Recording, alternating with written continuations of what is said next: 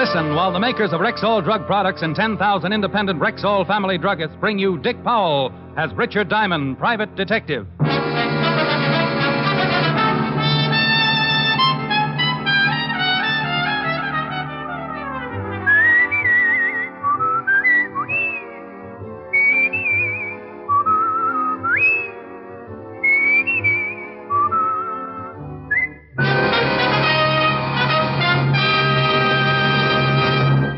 Good evening. This is Bill Foreman speaking to you for the 10,000 independent druggists who have made the word Rexall part of their own store names. They've done that because they recommend and sell the 2,000 or more drug products made by the Rexall Drug Company. The new Ann Delafield reducing plan is a good example. This plan is one of our druggists' most popular sales items. It helps you lose quickly, easily, up to 5 pounds a week, and where it shows. No wonder our customers like it. It's the work of famous health and beauty expert Ann Delafield, who has successfully reduced more overweight people than any other expert alive. That's why you can be sure of a safe, sound, scientific plan with no drugs, no calorie counting. You get vitamins, special appetite-reducing wafers, and a big beauty book to guide you. See how easy it is to be slim. Ask about the Ann Delafield reducing plan at Rexall drugstores everywhere. Good health to all from Rexall. Now, your Rexall family druggist brings you a transcribed half hour with Richard Diamond, private detective, starring Dick Powell.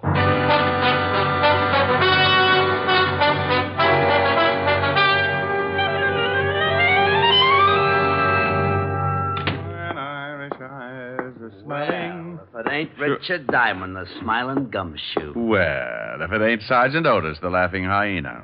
The lieutenant in? Yeah, go on in and spoil his afternoon. You know, Otis, I think you've got the kindest, most wonderful face in the whole wide world.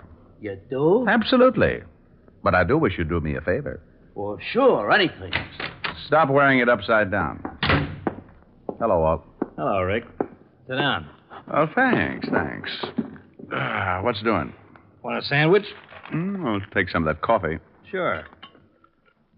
Something on your mind, Rick? No, just got tired of sitting around the office. No business? Not in a week. Got any sugar? Oh, yeah, I forgot. Here. Yeah, Otis?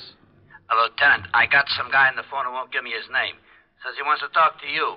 Matter of life and death. Okay, put him on. Right. Homicide, Lieutenant Levinson. I'm going to say this once, so listen carefully. Tonight, somewhere in New York City, I'm going to kill a man, and there's nothing you can do about it. What? Promptly at 8 o'clock, somewhere in this city, I'm going to kill a man. Hello? Hello? Something wrong? Some guy says he's going to kill somebody at 8 o'clock tonight. Oh, dandy. Crank. Did he say who his victim was going to be? No, just a crank. I should have humored him. Made suggestions. My landlord, for instance. Be a little gruesome if he really did it. Yeah. You'd have a hard time protecting 8 million people from a killer you don't know anything about. Hope it was just a crank. Otis, Yeah, Lieutenant. if that guy calls back, put him through and trace the call. Right. It sure would be miserable if that call was on the level. Oh, relax. I'll have some more coffee. I had some more coffee. Walt worried a little, not a lot, because the big precinct caters to a good number of cranks every day. We talked about old times, and around 6, I matched Walt for dinner. He stuffed himself at the automat until I ran out of change and begged for mercy. Then he dropped me off at my flat on 53rd and went back to the precinct. I showered, shaved, slipped into my blue suit, and headed for the door.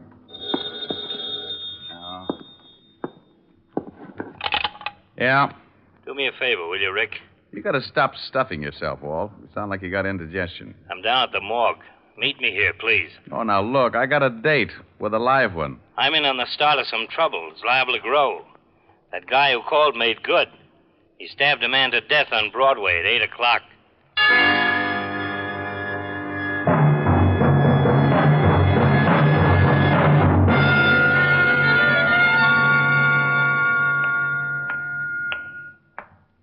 Here he is, Lieutenant.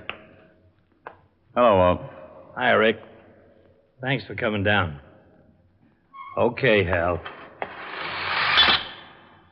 Who is he? Or, who was he?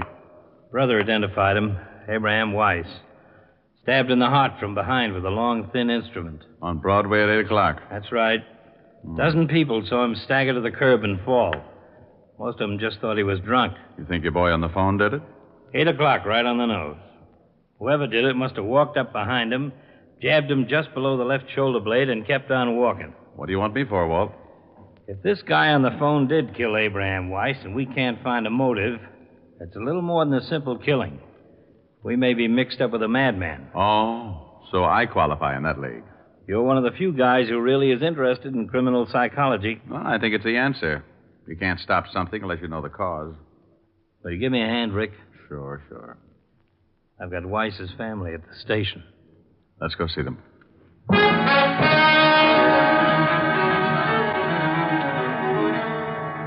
Why?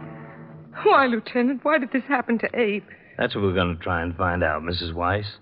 We were hoping you might help us. Oh, he didn't have any enemies. He was a good man. We have 3 children. I left them with Mrs. Bilotti, my neighbor. It's going to be hard on them. You're sure your husband didn't know it?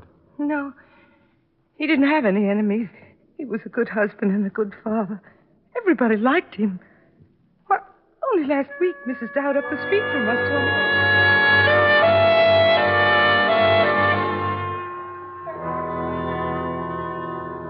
We'd like a list of your brother's friends, Mr. Weiss. Where he worked, people he had business with, anyone you can remember who might give us a lead. Been sitting out there thinking about that. There just isn't anyone that I know would want to kill Abe. He was a good guy, did his job, took care of Louise and the kids. He didn't bother nobody. How long were Louise and Abe married? No, 6 years, maybe a little more. Nice girl, Louise. Oh, the best. A good wife. What happens to her now? I'll take care of her. You're not married, huh? No. Quite a job taking care of a widow and 3 kids. I'm doing all right. It's the least I can do. You got a girl? Yeah, why? Maybe going to get married, huh? Well, I'm engaged. I've been thinking about it. It'll have to wait for a while, I guess. Until Louise gets back on her feet. Okay. Tell us about some of your brother's friends. Well, I guess his best friend was Art Brearley. They was awful close for years. He told us about everyone he could think of. Gave us a dozen names and addresses we could check. Like Louise, Martin couldn't figure why anyone would want to kill Abraham Weiss. The next was Mrs. Rebecca Weiss, tired, the hurt in her eyes enough for all the mothers who had raised a son and lost him. We'll try not to keep you too long, Mrs. Weiss. It's all right, Lieutenant. You want to help? Would you like a glass of water? No. When will I be able to see Manson? It's right that I should see Manson. A few questions first, if you don't mind. I know you're trying to help. Just a few questions. As many as you like, Lieutenant. Not long with Mrs. Rebecca Weiss. Nothing that would help to catch her son's killer. So we checked the people who had known Abraham, and there were plenty. His boss gave us a few more names to add to the long list. All of them friends who couldn't imagine why anyone would want to kill a nice guy like Abe. At 7:30 the next morning, Walt looked at reports and poured more coffee. Here. I'll put sugar in it. Thanks. If that phone call was on the level, why would a guy kill like that? Call us and tell us he was going to do it. What'd be his reason? Well, couldn't guess. But if that guy who called did do the killing, you can bet he'll phone again. Why? Well, he bragged he was going to do it. He'll want the credit. Well, I gotta get some rest. A couple hours anyway. Let's both get a couple.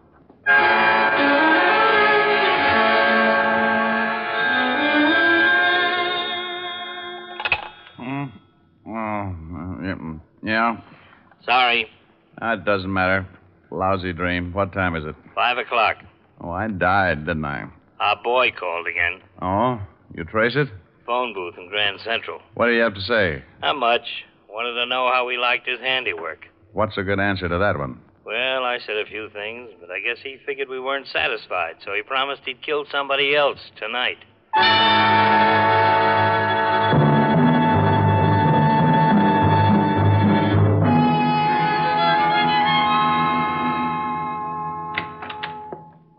Hello, Rick. Seen the papers? No. Here.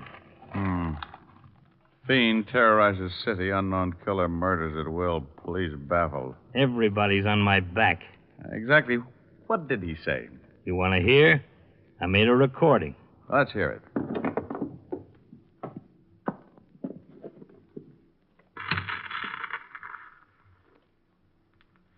Okay, Otis, put him on. Hello, Lieutenant. Yeah? What do you think now, Lieutenant? I did what I said I was going to do, didn't I? Look, who is this? The man who called yesterday and said he was going to kill someone at 8 o'clock last night. I don't believe it. Well, certainly you do. You'd like to stall so you could have this call traced. Well, you'd better listen. I want everybody to know just how stupid the police force really is. I'm going to kill again tonight, and there's nothing you can do about it. Look, you, whoever you are, if it's the last thing I ever do, I'll... Tonight at 8, another innocent victim will die because the police can do nothing about it. Hello? Hello? Otis! The call came from a phone booth in Grant. He said another innocent victim. Yeah, so he's a nut.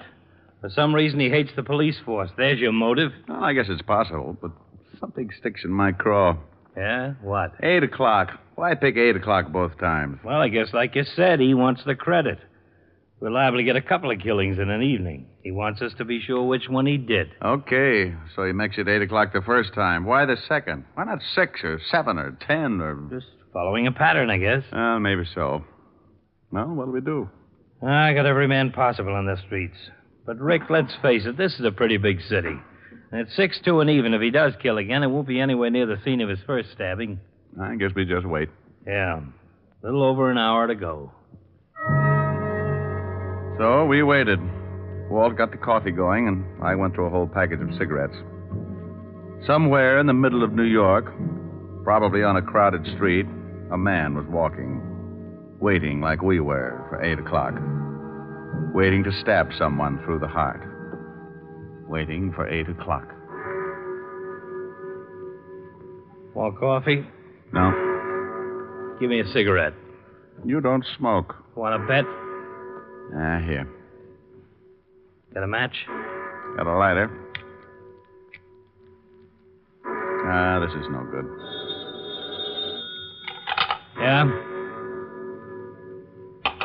Let's go. Where to? Entrance to Madison Square Garden. Man stabbed to death in the crowd going into the fights. Right at 8 o'clock.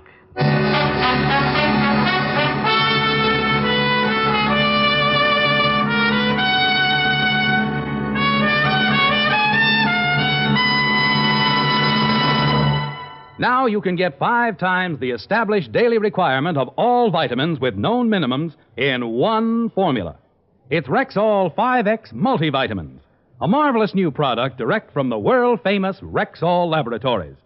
In this new, carefully balanced formula, Rexall scientists have provided a tablet that is 5 times stronger than the minimum daily requirement of all vitamins with established minimums, plus red crystalline B12. Rexall family druggists are so anxious for you to reap the benefits of this amazing new vitamin formula that they invite you to try it for 10 days at their cost. They offer you a 10-day trial size, a regular $1.79 value in itself, free of extra cost, with a purchase of the regular bottle of 50, both for only $6.95. If, after 10 days, you do not notice a marked difference in your general health and well-being, return the unopened bottle of 50 tablets, and your full purchase price will be refunded. Take advantage of this special introductory offer on Rexall 5X Multivitamins, the tablets that give you 5 times the established daily requirement of all vitamins with known minimums, plus red crystalline B12. Ask for 5X Multivitamins at Rexall drugstores everywhere. And now back to tonight's adventure with Richard Diamond, Private Detective, starring Dick Powell.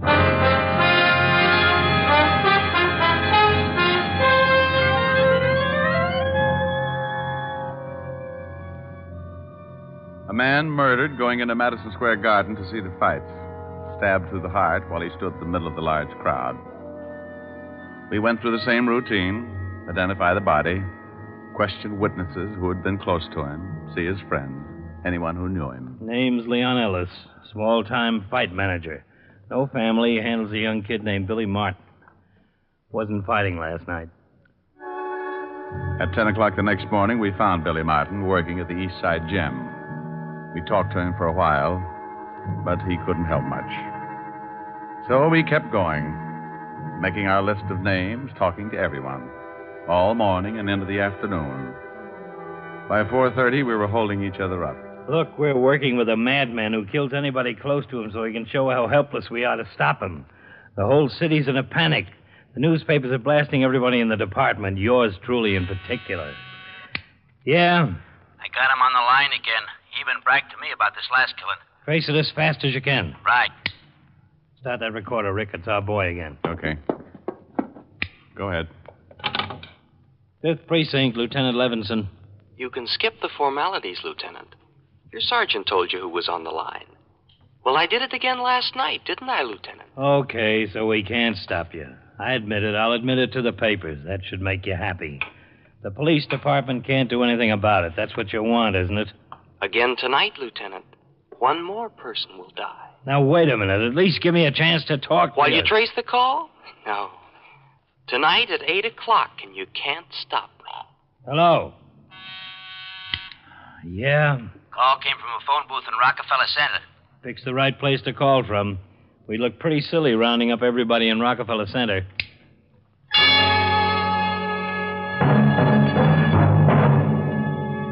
Walt looked sick, and I felt it. What could we do? We knew nothing about our killer or where he'd strike next. Walt called in the reporters and gave them the story. The papers would blast the department, but it was the best way to warn the public to stay off the streets. The department was alerted, radio stations were given bulletins to broadcast, and Walt and I climbed into a prowl car and started cruising. At 8:05, it came in. Attention, all units in the vicinity of Zone 12. A 211 in front of 415 West 64th. 415 William 64. Ambulance, dead body. Car 73, come in, please. 7-3, go ahead. 211 at 415 West 64 is a stabbing, Lieutenant. Roger. That's it, Rick.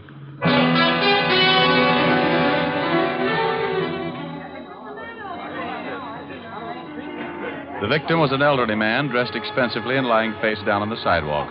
Again, no witnesses to the killing. Most of the people who had seen the man fall realized almost immediately what had happened because of the publicity on the last two killings. But like one man said... Well, how are you going to see who killed him in a crowd like this? Maybe 100 people on the block when it happens. Oh, you guys better start doing something.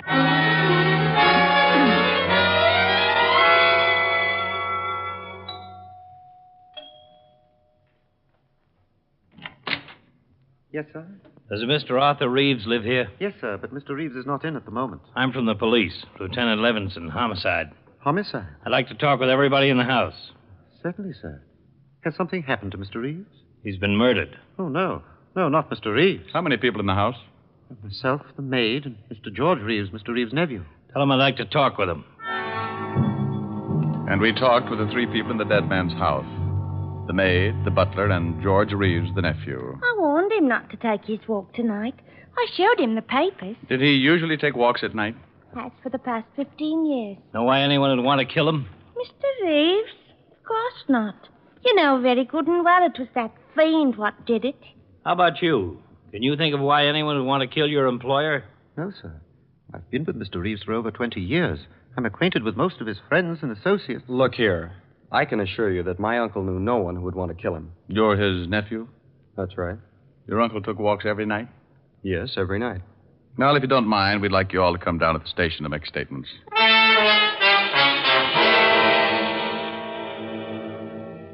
Okay, we got the statements, another list of names, and a long one. None of these killings tie together. Nobody on the first list has any connection with anybody on the second list. Let's face it, if that madman calls again, we can't stop him. Oh, take it easy, Well, will you? can we? I want to talk to the maid, the butler, and the nephew again. Why? It's just the same as all the others. I want to talk to them, okay? I'm sorry. Getting jumpy. No, you're tired. So am I. Otis, send in the maid. What are you doing? Fixing the recorder. I may want to listen to it again. So we again talked to the maid, then the butler, then the nephew, and the tape recorder picked up everything they said, and it sounded very much like everything everybody else had said after the first 2 killings. Walt let them go home and went up to talk to the commissioner. When he came back, he looked pretty discouraged. I'm sure on the griddle. Salvador, turn in my badge. I want you to listen to something. Oh, sure. I've cut out sections of tape, stuck them together. Mr. Reeves took walks every night after dinner, and dinner was always at 7? That's right. Then he always left sometimes close to 8? Yes, 7:30 or 7:45. He was never gone more than half an hour? No. What time did he leave tonight? About 7:45. Weren't you worried when he didn't come back within half an hour? Well, certainly. Both the maid and I were very anxious. Were you all in the house between 7:45 and the time we arrived? Yes, sir. Where was Mr. Reeves' nephew? In his room. He went up right after dinner. How wealthy was your employer? He was very wealthy. Mr. Reeves, who inherits your uncle's fortune? Why, I do. Was Mr. Reeves ever longer than half an hour with his walks? Never more than a few minutes, one way or the other. Who handles your uncle's affairs, Mr. Reeves? Well, Richard B. Gregg. He's been my uncle's attorney for many years. Young Mr. Reeves has always been excitable. Gotten a lot of trouble in the past. Yes, he argued with his uncle many times. No, Mr. Reeves didn't come down and ask why his uncle had been gone so long. Certainly I worried about my uncle, but I thought he might have stopped along the way for something or other. Okay, so you took out pieces of the testimony and stuck them together. So what? Just this. Every one of these killings have taken place at 8 o'clock. I know, and it's worried you. Now, this is the first time that one of our victims was certain to be out on the streets at 8 o'clock. Coincidence? Maybe. Mr. Reeves was a wealthy man, very wealthy. And the nephew gets his money, and the nephew was in his room at the time of the killing. Who saw him? The butler and the maid both say he was up there. So he climbs out a window. His uncle was killed only 2 blocks from the house. Plenty of time to stab him, get back through the window. You're really reaching out, aren't you? Sure I am. What do you want me to do? Well, the nephew's voice certainly doesn't match the ones we got on the threatening phone calls. So he disguises it. I got an idea. What? Let's put a tail on all 3 of these people anyway. It's not much. It's all we've got so far. I'm going out to check on something.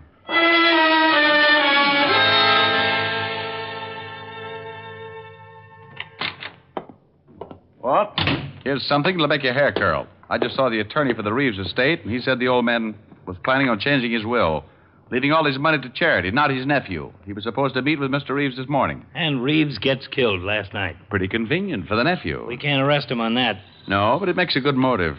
You think the nephew would kill 2 men and then his uncle, just so it would look like a madman had picked out another innocent victim? You gotta admit it'd be pretty clever. There's an understatement. Yeah? He's on the line again, Lieutenant. I'm tracing it. Oh, no. Our boy again. There goes your theory. Hello? You can't do anything, Lieutenant. I've killed 3 men, and you can't stop me. I'm going to kill again tonight at 8. Hello? Was him, all right. Tonight at 8. Rick, we've just got to do... Yeah? Call came from Grand Central again. Okay. Well, what happens to your theory now? Well, he might do it again. Expect you to react just this way. Who's tailing George Reeves? Harrison. When does he report in again? Checks in on the hour. Last time was about 20 minutes ago. 40 minutes to go, huh? No way of contacting him? No.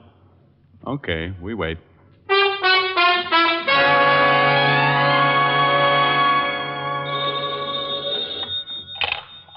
Yeah? Yeah? Where was he at 4:46? Don't let him out of your sight. Well? At 4:46, George Reeves made a phone call from a booth in Grand Central Station. He's home now.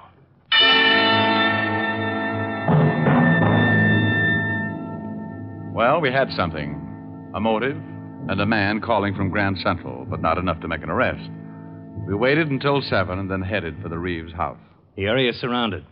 He'll have 2 men on him no matter where he goes. He's still in the house? According to Harrison. No, I want to do more than pick him up with a knife. Here he comes. Yeah. Climbing into his car. Attention, cars 31415. Suspect heading east. Proceed east on your streets. We tailed him, keeping in contact with the other cars as they stayed parallel. When Reeves turned off, we went on ahead, notified the car in our right or left to pick him up.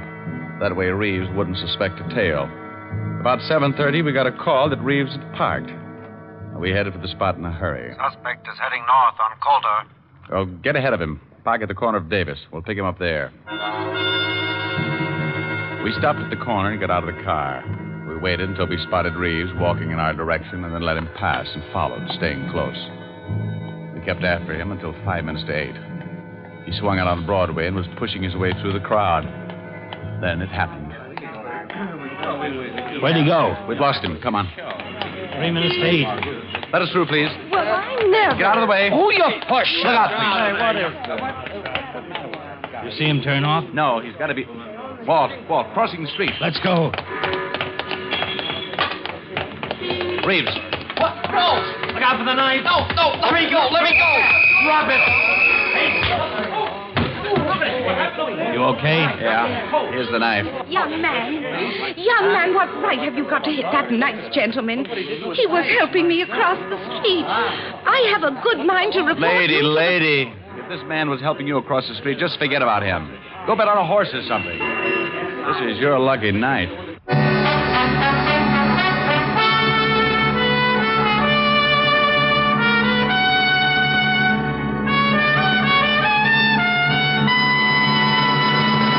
Right when you need it most, Rexall scientists have developed a wonderful new product, Rexall Sunburn Cream, available now at Rexall drugstores everywhere.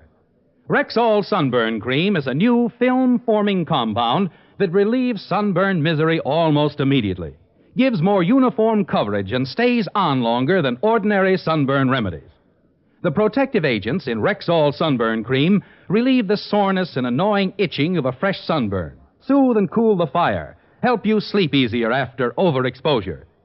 During these summer months, keep Rexall Sunburn Cream in the family medicine chest. It's available now at Rexall drugstores everywhere, the stores with the orange and blue sign. Good health to all from Rexall.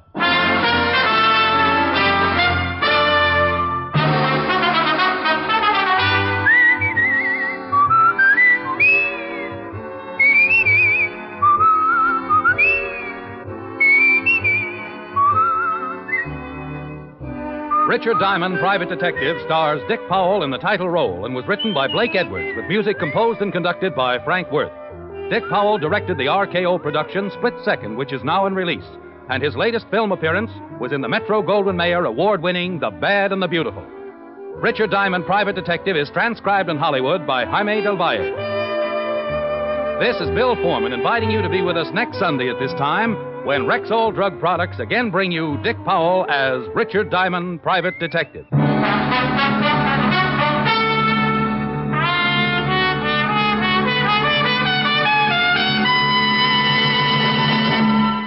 Attention people on sugar-restricted diets. At last you can get a non-fattening sweetener in granulated form. It's Rexall Sweetenette Sprinkle, the easy-to-use sugar substitute in a shaker. Just sprinkle it on food for all the taste, none of the calories. And there's no bitter aftertaste. Remember the name, Rexall Sweetenette Sprinkle, at Rexall drugstores everywhere.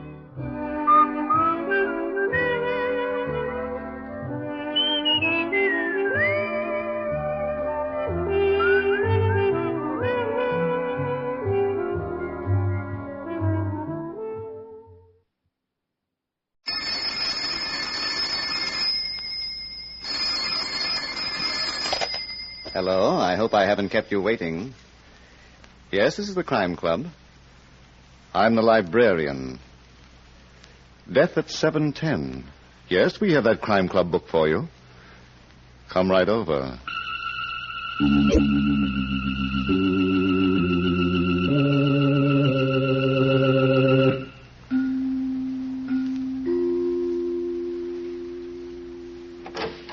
Ah, you're here.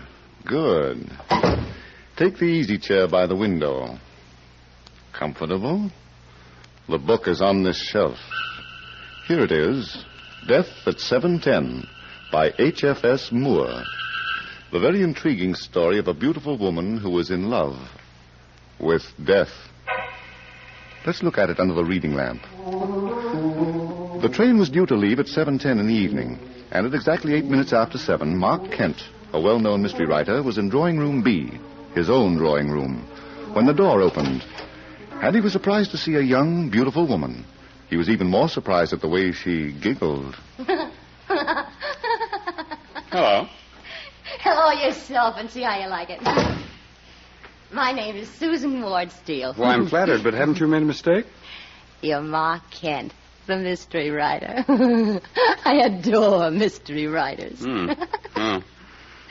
Well, your pictures don't do you justice. How about getting me a drink? Don't you think you've had enough? Oh, be a good boy and get me a drink. I better get you back to your compartment. I'm going to Reno. A long trip. I saw you come on the train. I knew it was going to be interesting. I'm not going to Reno. You should have seen Gerald's face this morning when I said goodbye to him. He's my husband. Such a pain in the neck. Look, Susan, do you mind... And you should have seen Claire Ellis's face when I told her that I was going to marry Pierce Carlton. And my stepbrother, Robert Ward's face, when I wouldn't let him have the money. So many faces, and all so long. Will you do me a favor, please? Oh, Pierce will marry me. You just watch, Mark. In 6 weeks, when I come back from Reno, he'll never tell me again he's not the marrying kind. Yeah. How about that drink you promised me? I didn't, Susan. I want a drink. I've got to have a drink. Later, please. Anything. Water. Ginger ale. Take it easy, kid. Take it. I've never been so thirsty. Please. Water. Ginger ale. All about Chicago and Point Swift. Susan. Albany, Prescott. All about... No. Conductor, hold the train. There's a dead woman on board. 4 days later, Mark Kent was in a room at police headquarters with Captain McNair, his friend. They were comparing notes, the results of intensive investigation, and some speculation. We start with the atropine, Cap. That's what killed her. Yeah, 1 pill. That's usually enough. Now, here's what the book says about atropine. An organic alkaloid which causes death in humans without coarse anatomical change. No pain. That's right. Symptoms include dryness of mouth and throat, giddiness, wild talk.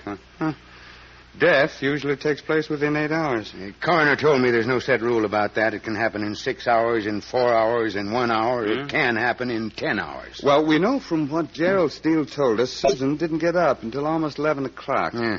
Cap, are you willing to do some speculating? If it doesn't mess up the facts. What facts? All right, go ahead. But remember, you're not writing a book. This was a real murder, and I'm a real policeman. Now, we've got a pretty good idea of the kind of man Gerald Steele is. There's no record that he ever had a job. His wife, Susan, was very rich. So?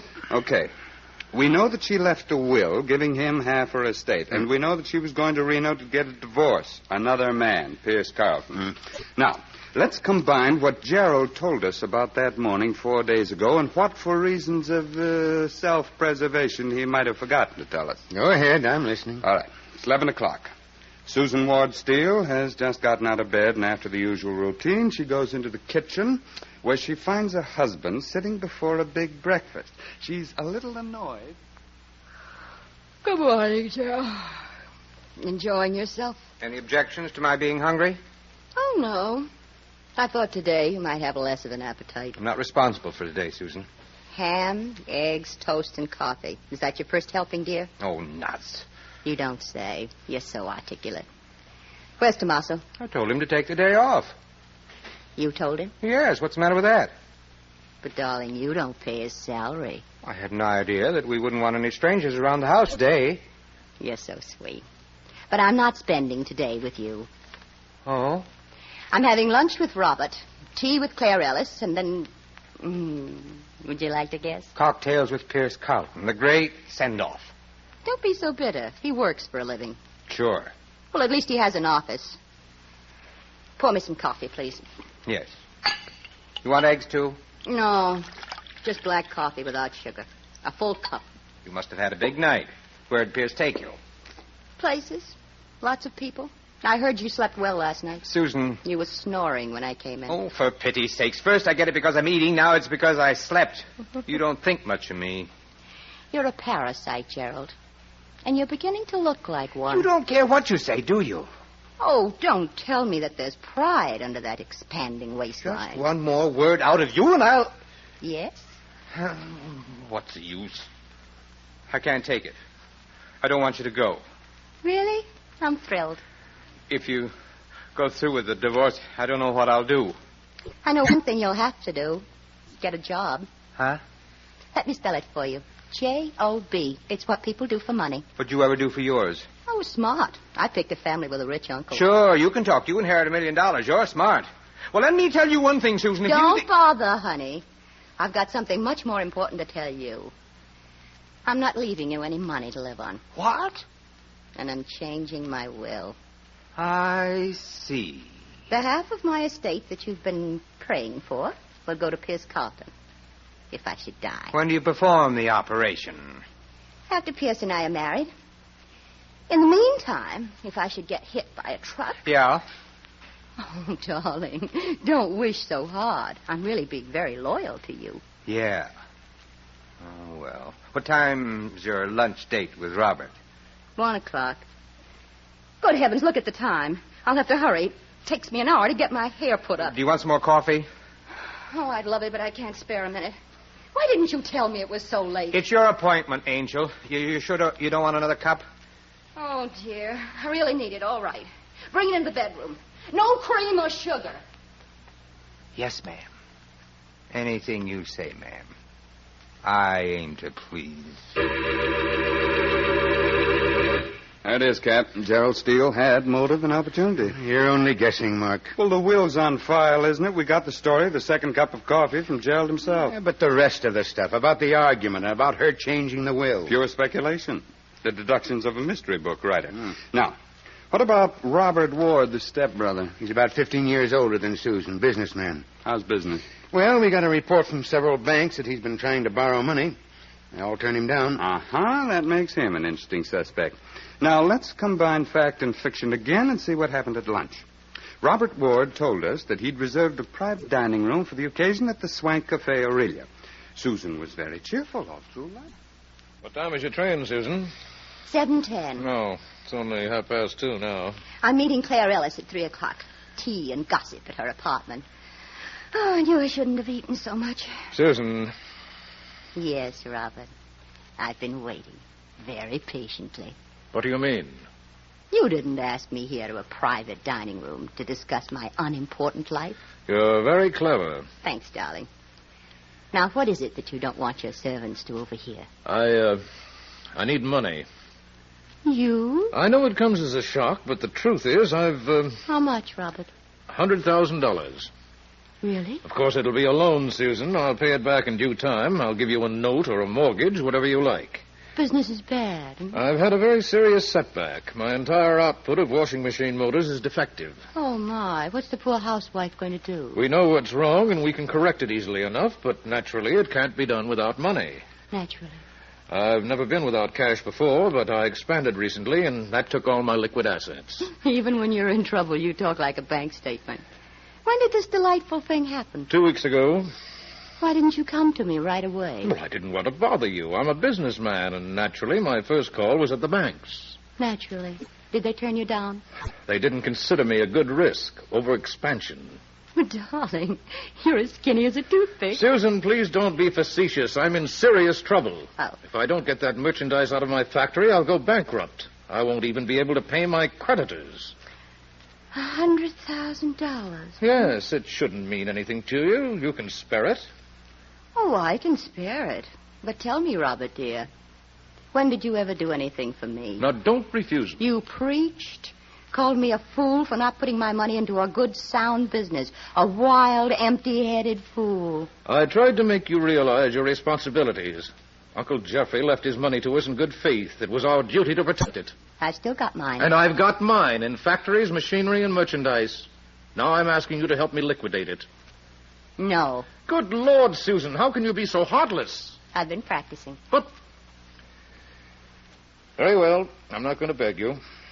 Don't give up hope, dear. I've taken care of you in my will. Thanks to Uncle Jeffrey, you have no choice. Half of your estate must go to me. And half of your estate should go to me. But where is it? You can look for it after I'm dead. Oh, what in the name of thunder did I do with those things? What things? My pills, my box of pickup pills. Oh, here it is, my vest pocket. So you've come to that, huh? Just these last 2 weeks, doctor's prescription. I've been living in the devil's own basement, tired and depressed. What do they do for you? They give me a pickup, that's all. Get the tired feeling out of my system, clear my head. Perfectly harmless. Sounds interesting. Would you like one? Why not? I had a big night, and I've got a bigger day ahead of me. One pill will keep you going for hours. Flip it into the back of your mouth and wash it down with water. After you, darling. Very well. I never take chances. Well, here's to you. How soon before it starts functioning? Very soon. And now I think we ought to go, Susan. I don't want you to be late for your appointment with Claire Ellis.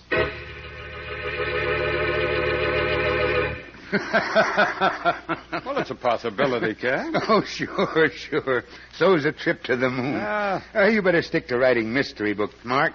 If you make a mistake, nobody burns, except maybe your publisher. Did Robert Ward take a pickup pill while you were grilling him 3 days ago? Now, wait a minute.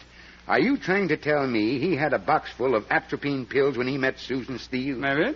And that he passed them off as pickup pills? Maybe. But according to your own speculation, he took one of those pills himself.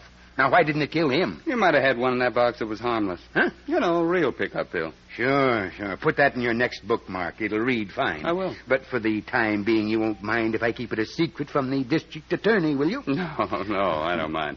Shall we go on? Go ahead. I'm on 24-hour duty. Well, the next stop that Susan Steele made was Claire Ellis's apartment. Now, what do we know about Claire? She served tea and ice cream cake. But not because she liked Susan. Oh, you've got a private line to her inner thoughts, huh? Didn't you notice how she was defending Pierce Carlton as you were questioning her? I noticed it. Yeah, he's the man Susan Steele expects to marry. And Claire's in love with him. Now let's see what we can get out of the situation in which two women in love with the same man meet for tea a few hours before one of them dies on a train, the victim of murder by slow poison. I'll get the tea things, Susan. They're in the kitchen. Oh, there's no rush, Claire. I'm not meeting Pierce until 5. The lovely, romantic orchid room. I told the sweet boy I must have orchids on our wedding day. Slews and slews of them. Susan, you know why I asked you here? Of course. To plead with me. We used to be good friends. Used to be? I'm sorry to hear that, honey. Susan, don't marry Pierce Carlton. He doesn't love you, Susan. Pierce and I were practically engaged when I introduced him to you. Why did you make a play for him? You had a husband. I was smitten. You were smitten. Believe me, darling, I've been living in a delayed paradise for 3 whole months. You've never loved anyone but yourself, and the only reason you went after Pierce was because he was mine. He was a conquest. Does it make any difference? You'll never be able to keep him, Susan. Pierce is in some kind of trouble. You have money. Did he tell you all about it? Well, he told me. Doesn't that prove something? Well, what is it, Susan? What's wrong with Pierce? It's confidential, dear. Between sweethearts. I'll get the tea if you still want it. Oh, I want it. I'm a glutton for punishment. I hope you won't have to take much more of it. Ever.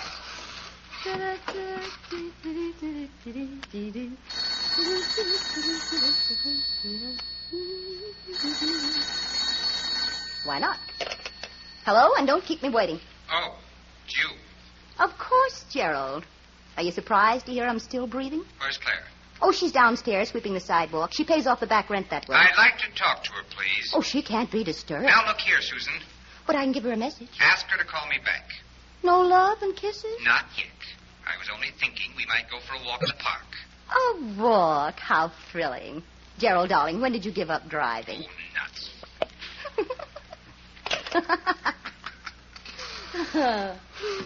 You might have held that phone for me, Susan. Who called? Pierce.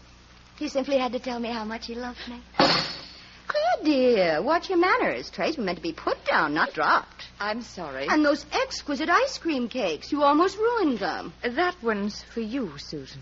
Thanks, dear, for remembering that I adore blueberries. I never forget a lot of things. Motive and opportunity. Love and ice cream cake. Eh, Mark? Well, that's how it looks on paper, Cap. You think Claire Ellis buried the atropine in the cake? Oh, she did. She's darn clever. But I don't know anybody who chews ice cream. If she did. Now, how do you figure out the business about that phone call? Well, Claire Ellis told us that Susan had received a call from Pierce. Go on.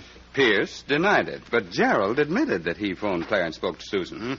Claire didn't know about the call, therefore Susan told her it was from Pierce Carlton. Q.E.D. Whoops, not yet, Cap. We've still got to prove a murderer. Now, what about Pierce Carlton? He's in the stock brokerage business with his father. Good, solid family background, old stock. And that doesn't keep him from being a playboy, does it? I'm not interested in what he does, Mark, only in what he did 4 days ago. And in what he did before that. That goes without saying. My boys are checking. I think they're going to find that he's in a mess. A money mess. Anything's possible with you around. Okay. What happened the day we spoke to Claire Ellis? Your eyes popped. You saw a beautiful woman. Could be, but she was upset. Every time you mentioned Pierce Carlton, she had jitters. Why? Somebody told me she's in love with the guy. I told you, Cap. Oh, sure, I knew. I couldn't have gotten it from the facts. She kept saying over and over that Pierce was innocent. He had no reason for killing Susan. Cap, that girl knows something. So does everybody else in this case, except me. About Pierce Carlton, I mean. And I'm sure she didn't know it the day Susan was killed. Who told her? I don't know. What? Mark, did I hear right? Did you say you don't know? Let's go on to item number 4. Susan and Pierce at the Orchid Room. Dinner before train time. Soft lights, orchids on the table. A perfect setting for romance.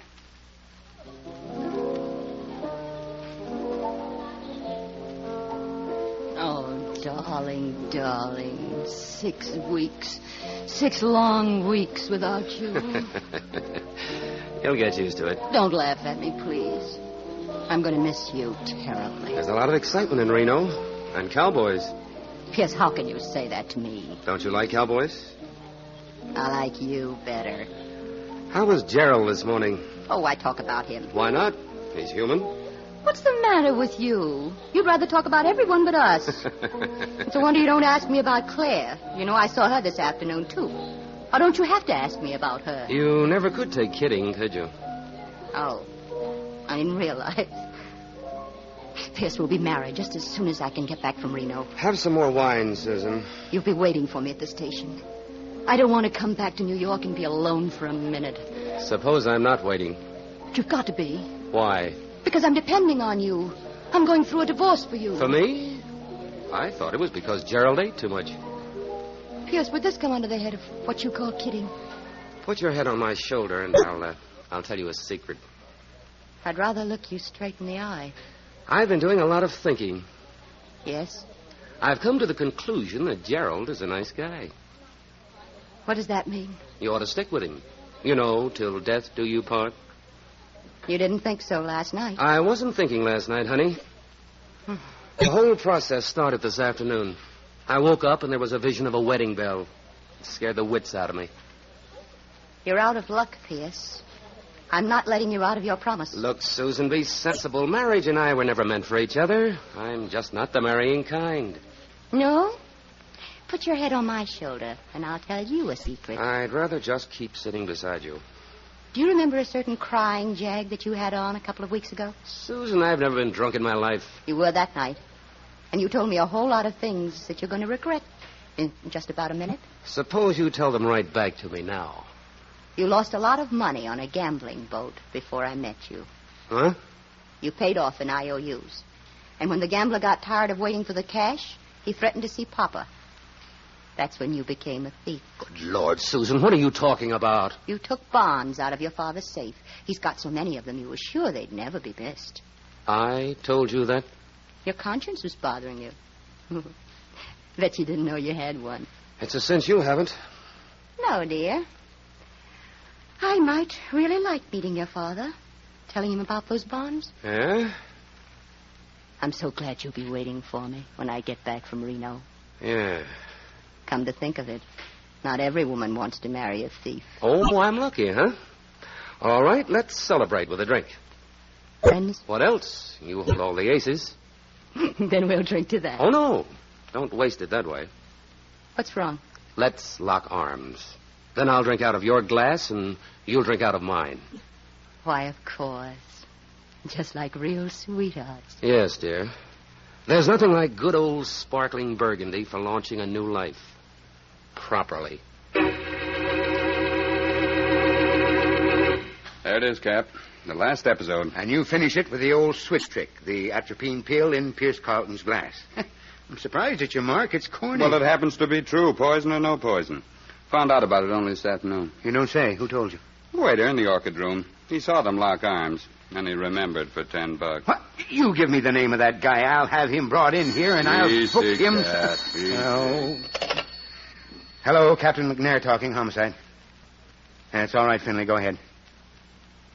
What? Are you sure? Mm-hmm. Okay. Check in at headquarters and file a report. I'll take care of the rest. What sign of the horoscope were you born under, Mark? I don't know. Why? Well, you're either very smart or very lucky. Pierce Carlton lost $80,000 on Jimmy Bryson's gambling boat 4 months ago. Finley just got it from Bryson himself. The debt's been paid. That's how it is, Cap. When you go by character, you can't go wrong. Maybe I ought to have a little more respect for you, huh? Well, just read my books and I'll be happy. Yeah. Now, let's see. We've got 4 suspects. Gerald Steele, the husband, who was going to be left holding the empty bag. And who was still in the will for half of the fortune. Right. Mm-hmm. Robert Ward, the stepbrother who needed money and was turned down. He's in the will for the other half. My money's on him. Maybe. Claire Ellis, the lovesick rival, and Pierce Carlton, who didn't want to get married, but who talked too much to Susan. Every one of them had motive and opportunity. What does your imagination advise us to do now? I got an idea, Captain. Can you get me a sample of Susan Steele's handwriting? Yeah, her signature's on her will. I've got a copy of it over there in the case file. All right, let's get the best handwriting man you've got, and then you and I will go to work catching a murderer. Mm-hmm. Does your imagination tell you where? Of course. At my apartment.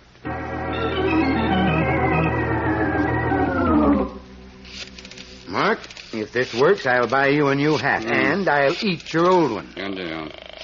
I'm supposed to be all alone, Cap.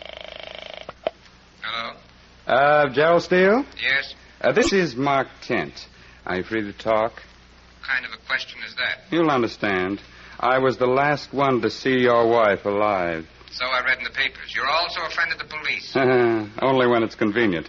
For example, I didn't tell them that Susan gave me a note before she died. A what? There's a name in it, a murderer's name. Look here, Ken, what's that got to do with me? It's for sale, Gerald. I had nothing to do with Susan's death. Oh, of course, but who's going to believe it?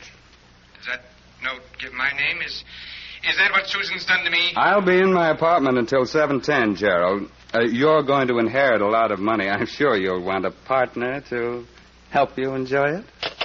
You certainly got your nerve with you, Mark. I've also got you for protection, Cap.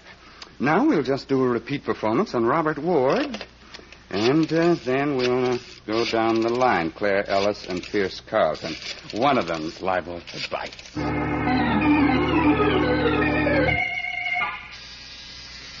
Stay in that other room, Cap, and don't wait for gunfire. Don't worry about me, kid.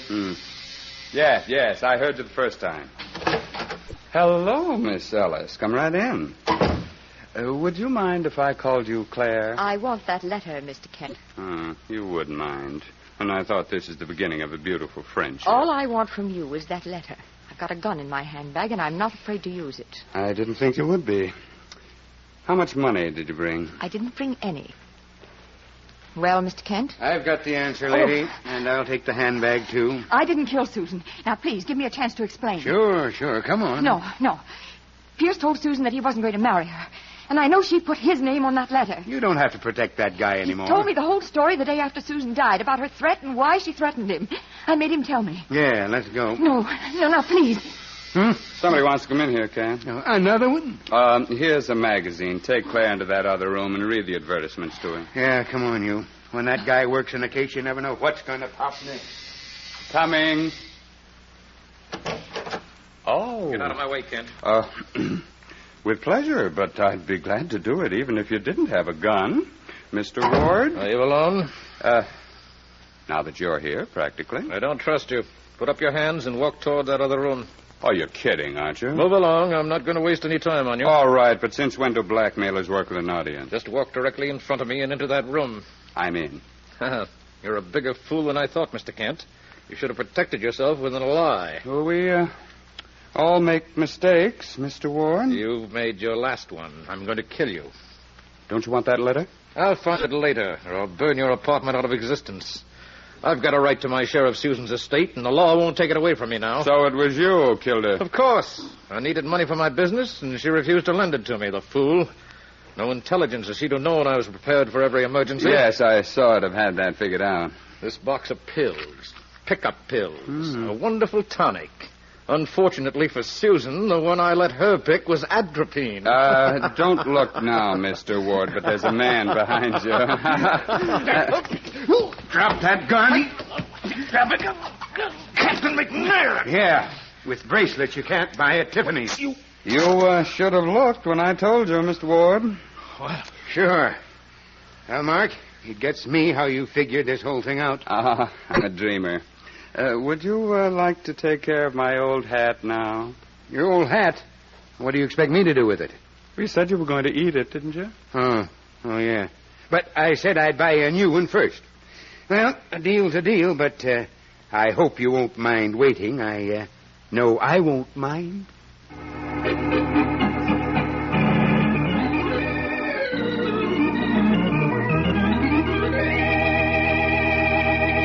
And so closes tonight's Crime Club book, Death at 7:10, based on a story by H.F.S. Moore. Stedman Coles did the radio adaptation. Roger Bauer produced and directed. Raymond Edward Johnson played the part of Mark Kent.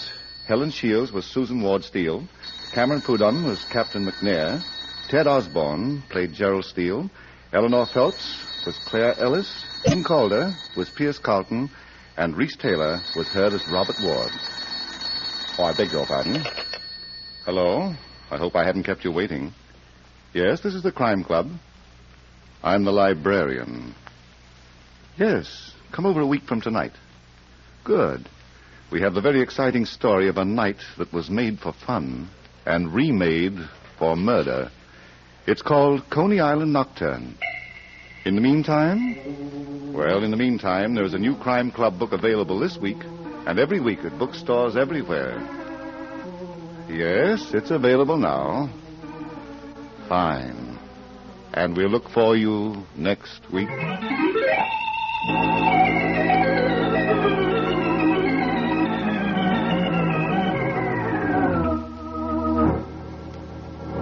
This program came from New York. This is the Mutual Broadcasting System.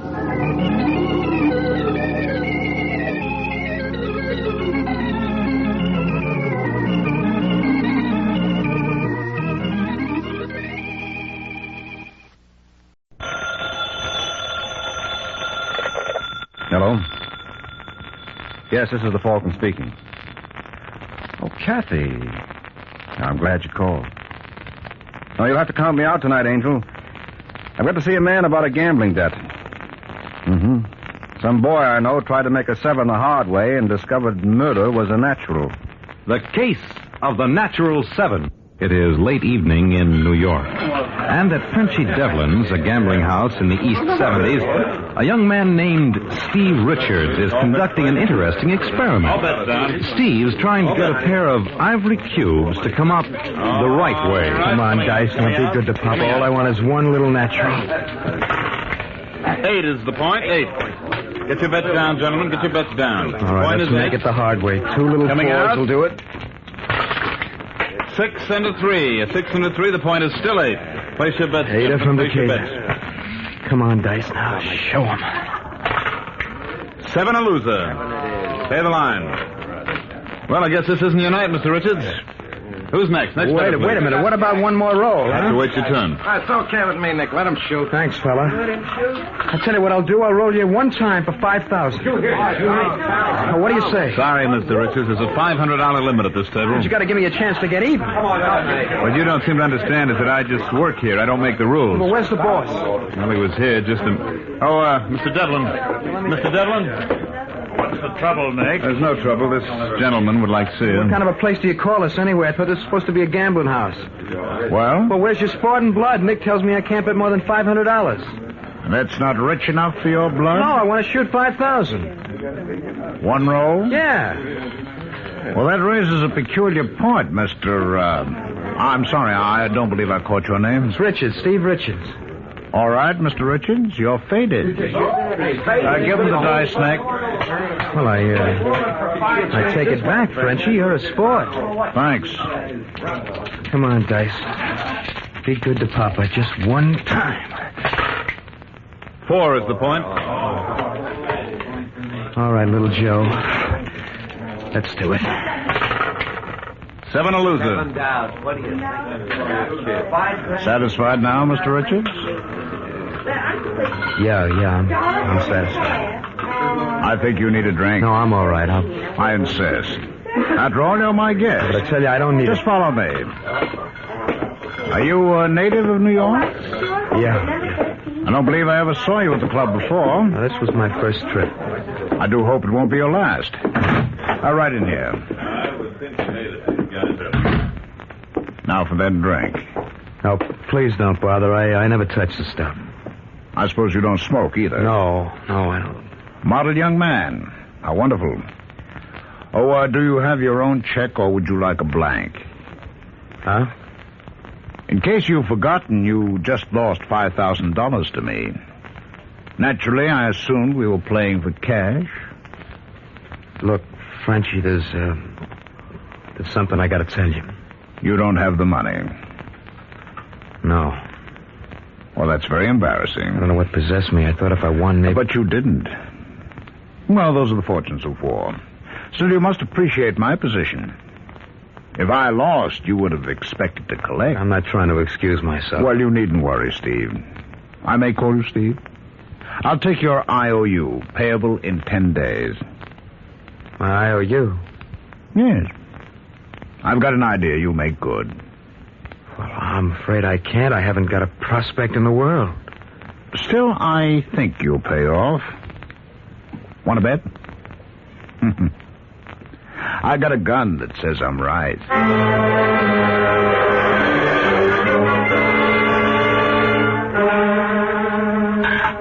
$46 left. 32 right. 24 left. And it should do it. Who's there? I said, who's there? You better come out from behind that safe. All right, mister, get him up.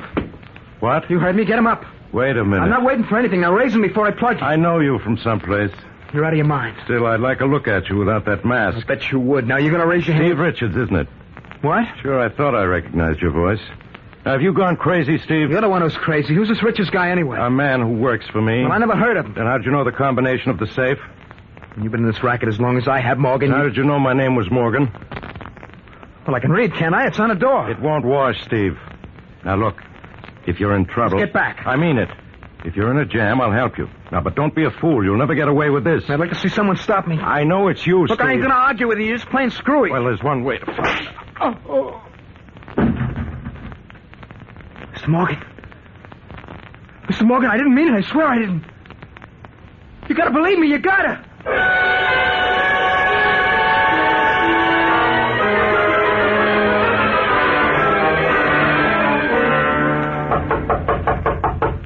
Who's there? Who's there? Can you come back later? I'm afraid not. All right. All right, just a second.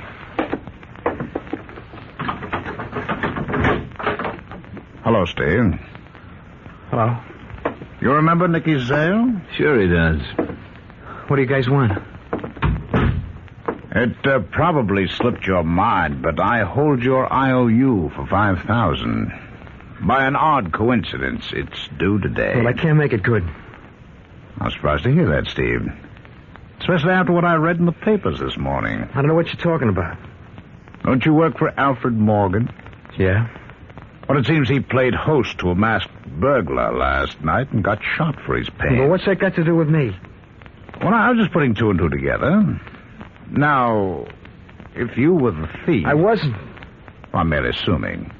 But if you were, then of course you'd have my money. I wasn't the burglar.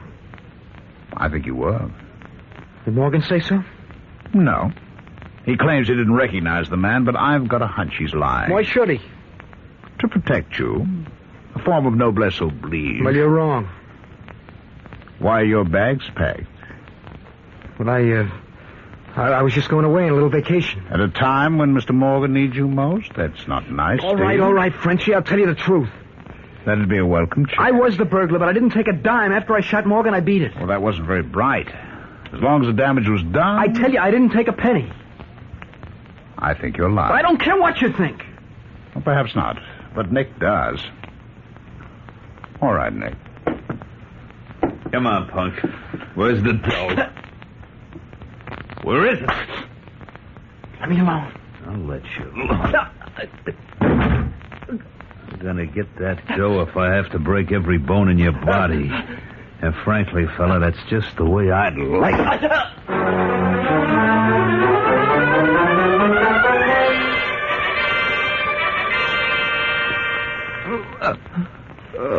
All right, Steve. Take a slug of this. Go on. It's good for what ails you.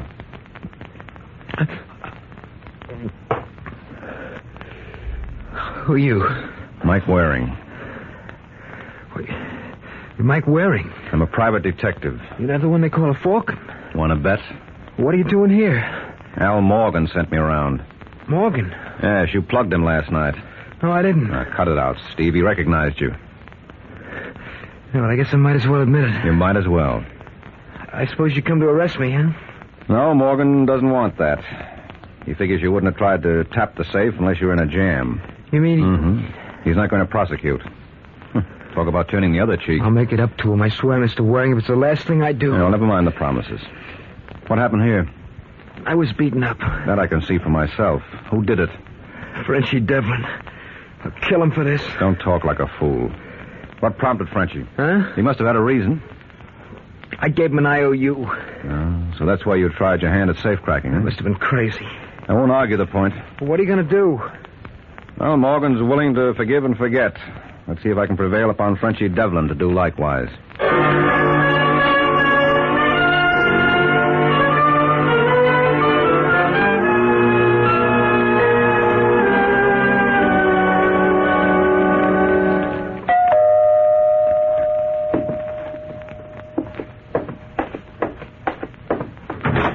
Yes?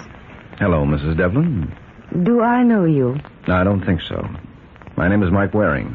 Well, how did you know I was Mrs. Devlin? I'm a detective. I beg your pardon? Well, I came up here to see Frenchie, and you opened the door, so I made a suitable deduction. Ooh, remarkable. No, elementary. May I come in? Please do. Where's your husband? Out. Let me take your coat. But you said Frenchie wasn't home. That's why I'd like to see you comfortable. Aren't you a friend of his? No, not particularly. As a matter of fact, I can't stand the guy. Careful, Mr. Waring. You must remember I'm his wife. Well, I don't imagine you work too hard at it. Oh, but I do. Can I get you a drink? No, thanks. Just tell Frenchie to lay off Steve Richards if he knows what's good for him. Pardon? He'll understand. Oh, you're not leaving. Oh, but I am. Why not leave your card? If Frenchie doesn't get back to you, maybe I will.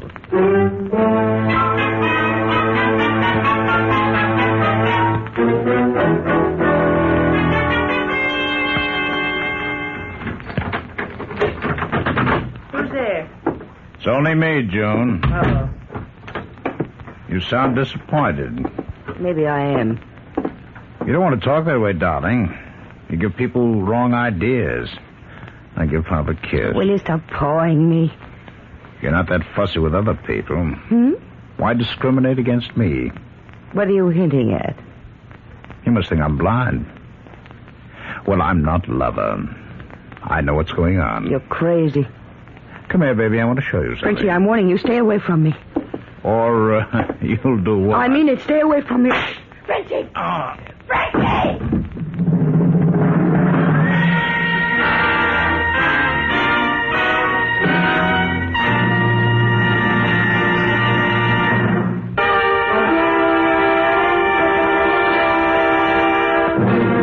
Now, back to the adventures of the Falcon. 2 hours have passed since Frenchie Devlin was murdered. And now, at police headquarters, the distraught widow pours out her version of the affair in the sympathetic ears of Sergeant Corbett. Now, Mrs. Devlin, I know how you feel, but you've got to be brave. I'll try. That's the ticket. Oh, Sergeant, you're so understanding. I never dreamed a policeman could be so nice. Well, we're not the monsters people think. Now, is there anything else you can tell me?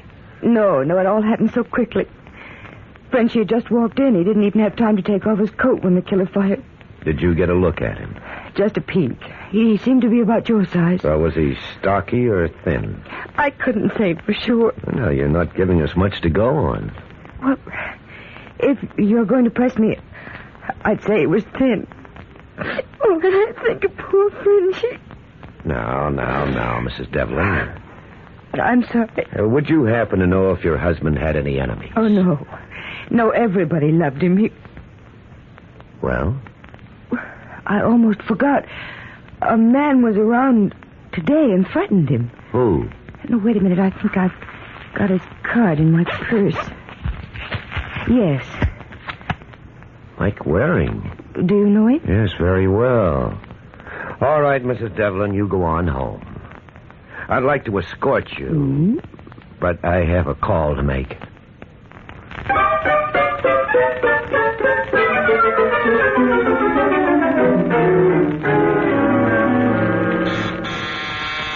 Just a second. Hello, Mike. Oh, Sergeant Corbett. Yeah, long time no see. Must be at least 2 weeks. What brings you to this neck of the woods? This. That looks like one of my business cards. It is. You remember handing any out today? No. Oh, wait a minute. Yeah? Yeah, I gave one to June Devlin to pass on to her husband. Was there a threat attached? What are you getting at? Well, brace yourself for a shock, kiddo. Frenchie was murdered. Once more? Oh, you heard me the first time. He was gunned at 4:30 this afternoon. Who did it? That's the question of the day. What gave with you two? Oh, it's a long story. Well, that's okay. I got loads of time. All right, hold on to your hat, because it gets a little involved. You know Al Morgan? Oh, the guy who was gunned by a burglar last night? Mm-hmm. Well, Morgan's a friend of mine. The boy who shot him was Steve Richards. Hey, look, if you've been holding out on me... No, don't go off half-cocked. There's nothing else I could do. Morgan won't prosecute. Why not? Because Steve works for him. Seems the kid was in a jam. He needed money. Who doesn't? Where does Frenchie fit into this? Now, Steve owed Frenchie the dough on a gambling debt. When the kid couldn't pay off, Frenchie and Nick Zale took it out of his hide. So you went over to ask Frenchie to lay off? Mm-hmm. That's very interesting. Well, personally, I thought it was kind of dull. Well, that's because you're too close to the picture. What's this Steve Richards look like? It's pretty hard to say. His own mother wouldn't know him after the workout Frenchie and Nick gave him. Is he about my size? Why? Because Mrs. Devlin got a fast look at the killer. According to her, he was about 5'9" and on the thin side. Does that fit Steve Richards? Fits a million people. Yeah, Mike, but we don't have a million suspects. Well, let's go see what this one has to say about it.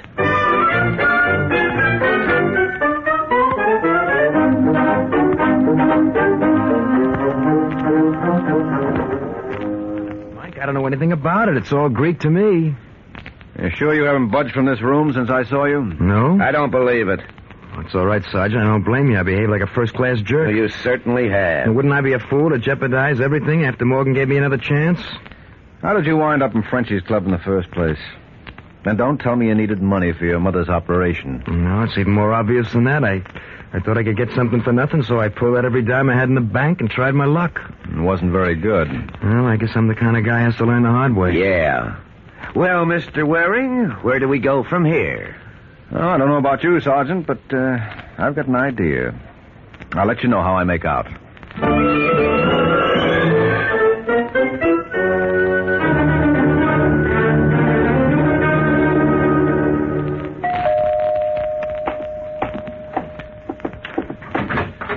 Hello, Mrs. Devlin. Well, if it isn't the bad penny. Mm-hmm. Come in. I understand I'm indebted to you. How so? Didn't you give my card to Sergeant Corbett? I thought you might like some publicity. No, not me. I'm the modest type. Corbett tells me you saw the man who killed your husband. Well, not exactly. Well, you got a close enough look so you'd recognize him if you saw him again. I think so. Mm-hmm. Would you mind describing how it happened? I told the sergeant. Well, now tell me. Well, Frenchie had just come in. He was going over to the bar to pour himself a drink. Mm-hmm. Just then the door behind him opened. Where were you during all this? Sitting right there on the sofa. You're lying, Angel. What? I said you're lying. Look at the layout of this room. Well? Well, your sofa is right next to the door. And the way the door is hinged, if you were sitting where you claim, you couldn't possibly see anyone behind it. You're crazy. If you'd like me to demonstrate? If I did, I wouldn't have you work on the door. Look, Mrs. Devlin. June. The police suspect my client of killing your husband. Your client? Yes, Steve Richards. So? So Steve's allergic to chairs, particularly those wired for sound. It's my job to keep him out of it. For which you get paid. That's right. If I'm not too personal, what are your rates? I get $100 a day plus expenses. Oh, that's no money for a man like you. Suppose I could triple it. What would I have to do to earn it?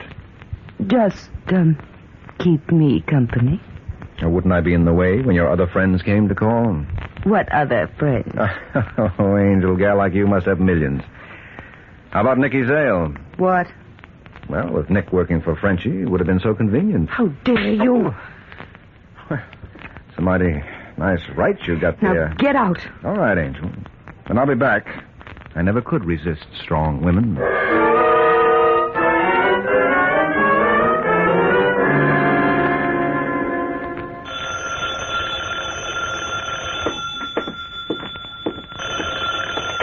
Hello? Nick, is that you?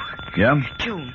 You got rocks in your head? What's the idea of calling me up? Now, hang up. Nick, I gotta see you. I told you to hang up. This wire may be tapped. Look, you don't understand. Mike Waring was just here. He doesn't believe that story I gave the police. What he thinks doesn't bother me. Well, he knows about you. Who told him? I don't know. He must have guessed. You don't guess about things like that. Nick, you shouldn't have killed him. What did you say? Oh, I'm sorry. I didn't mean that. I don't like that kind of talk. Oh, look, I apologized, didn't I? What are you going to do about Waring? You've simply got to... All right, June, I got the message. Now relax. I'll give it my immediate attention.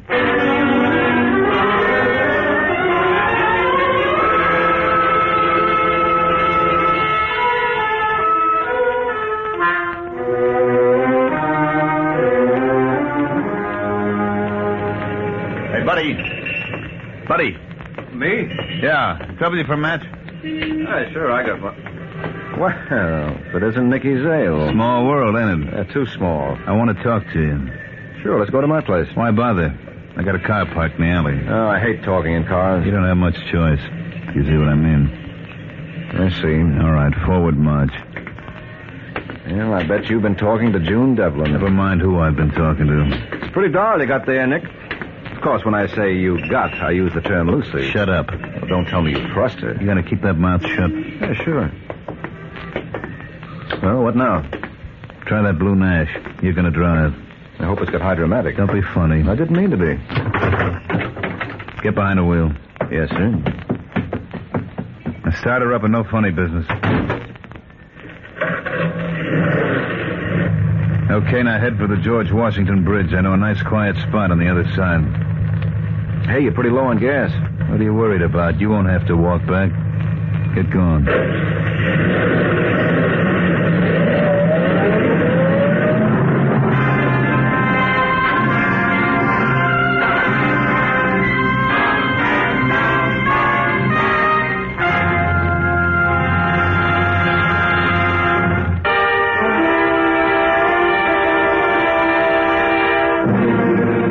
Back to the adventures of the Falcon.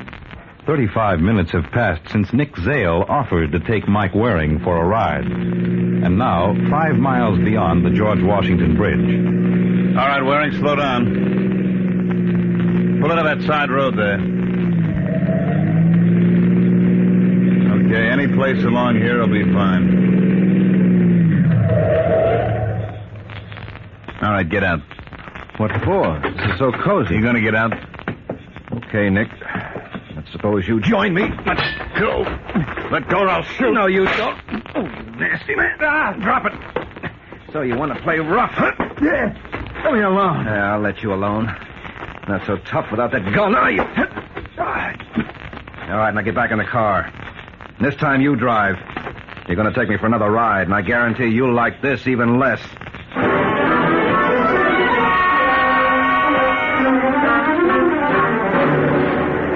That's all well and good, Mike, but you heard what the man claims. He says he just wanted to talk to you. That's all.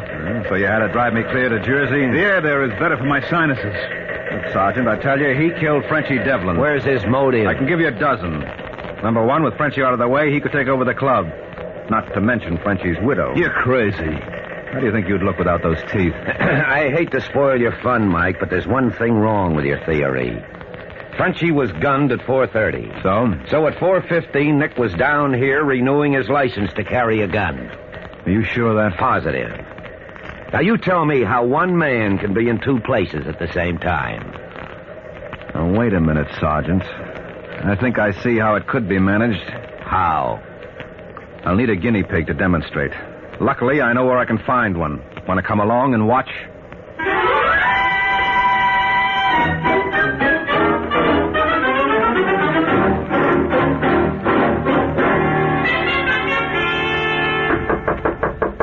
Come. Hello, Steve. Hi. You remember Sergeant Corbett? Yeah, sure. How do you feel? Well, much better, thanks. Well, we got it all locked up. Good. No, it's not as good as all that. We're going to need your help, Steve. Well, I'll do anything I can. All right, here's the problem. I latched onto Nick Zale as Frenchie's murderer, but unfortunately, he has a cast-iron alibi. How's that? Well, it seems Frenchie was killed at 4:30, and at 4:15, Nick was down at police headquarters. Now, it would take him at least 40 minutes to get from there to Frenchie's apartment, so, well, you see the problem that creates. Well, sure, how can one man be in two places at the same time? That's just what I asked. Yeah, well, I finally thought of the answer. What? He can't be. So that means we have to look to someone else. What do you mean? I'm afraid you're elected, Steve. What? You killed Frenchie. You got it all figured out, huh? I think so. The only reason I passed you by originally was because it seemed too obvious. Well, I figured on that. Well, you were wrong. Eventually, we had to come back to you. Yeah, but there's one thing you didn't figure on. What's it, Mike? He's got a gun. There's nothing to worry about, Sergeant. I noticed it the first time I was here, so I removed the shell. Well, you no good. Well, I couldn't afford to have you hurt yourself. Dirty double-cross. All right, let's have it, Steve. Thanks. Well, so this is the little gimmick. What the devil? It's loaded. But you said you emptied it. Well, I guess I can't be trusted. But you can't be trusted either, so that makes us even. Stephen, take care of him, Sergeant. He's all yours.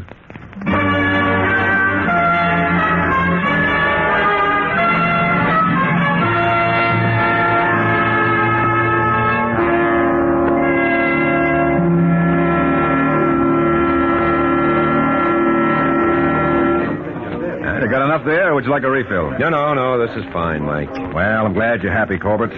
After all, this party is on you. On me?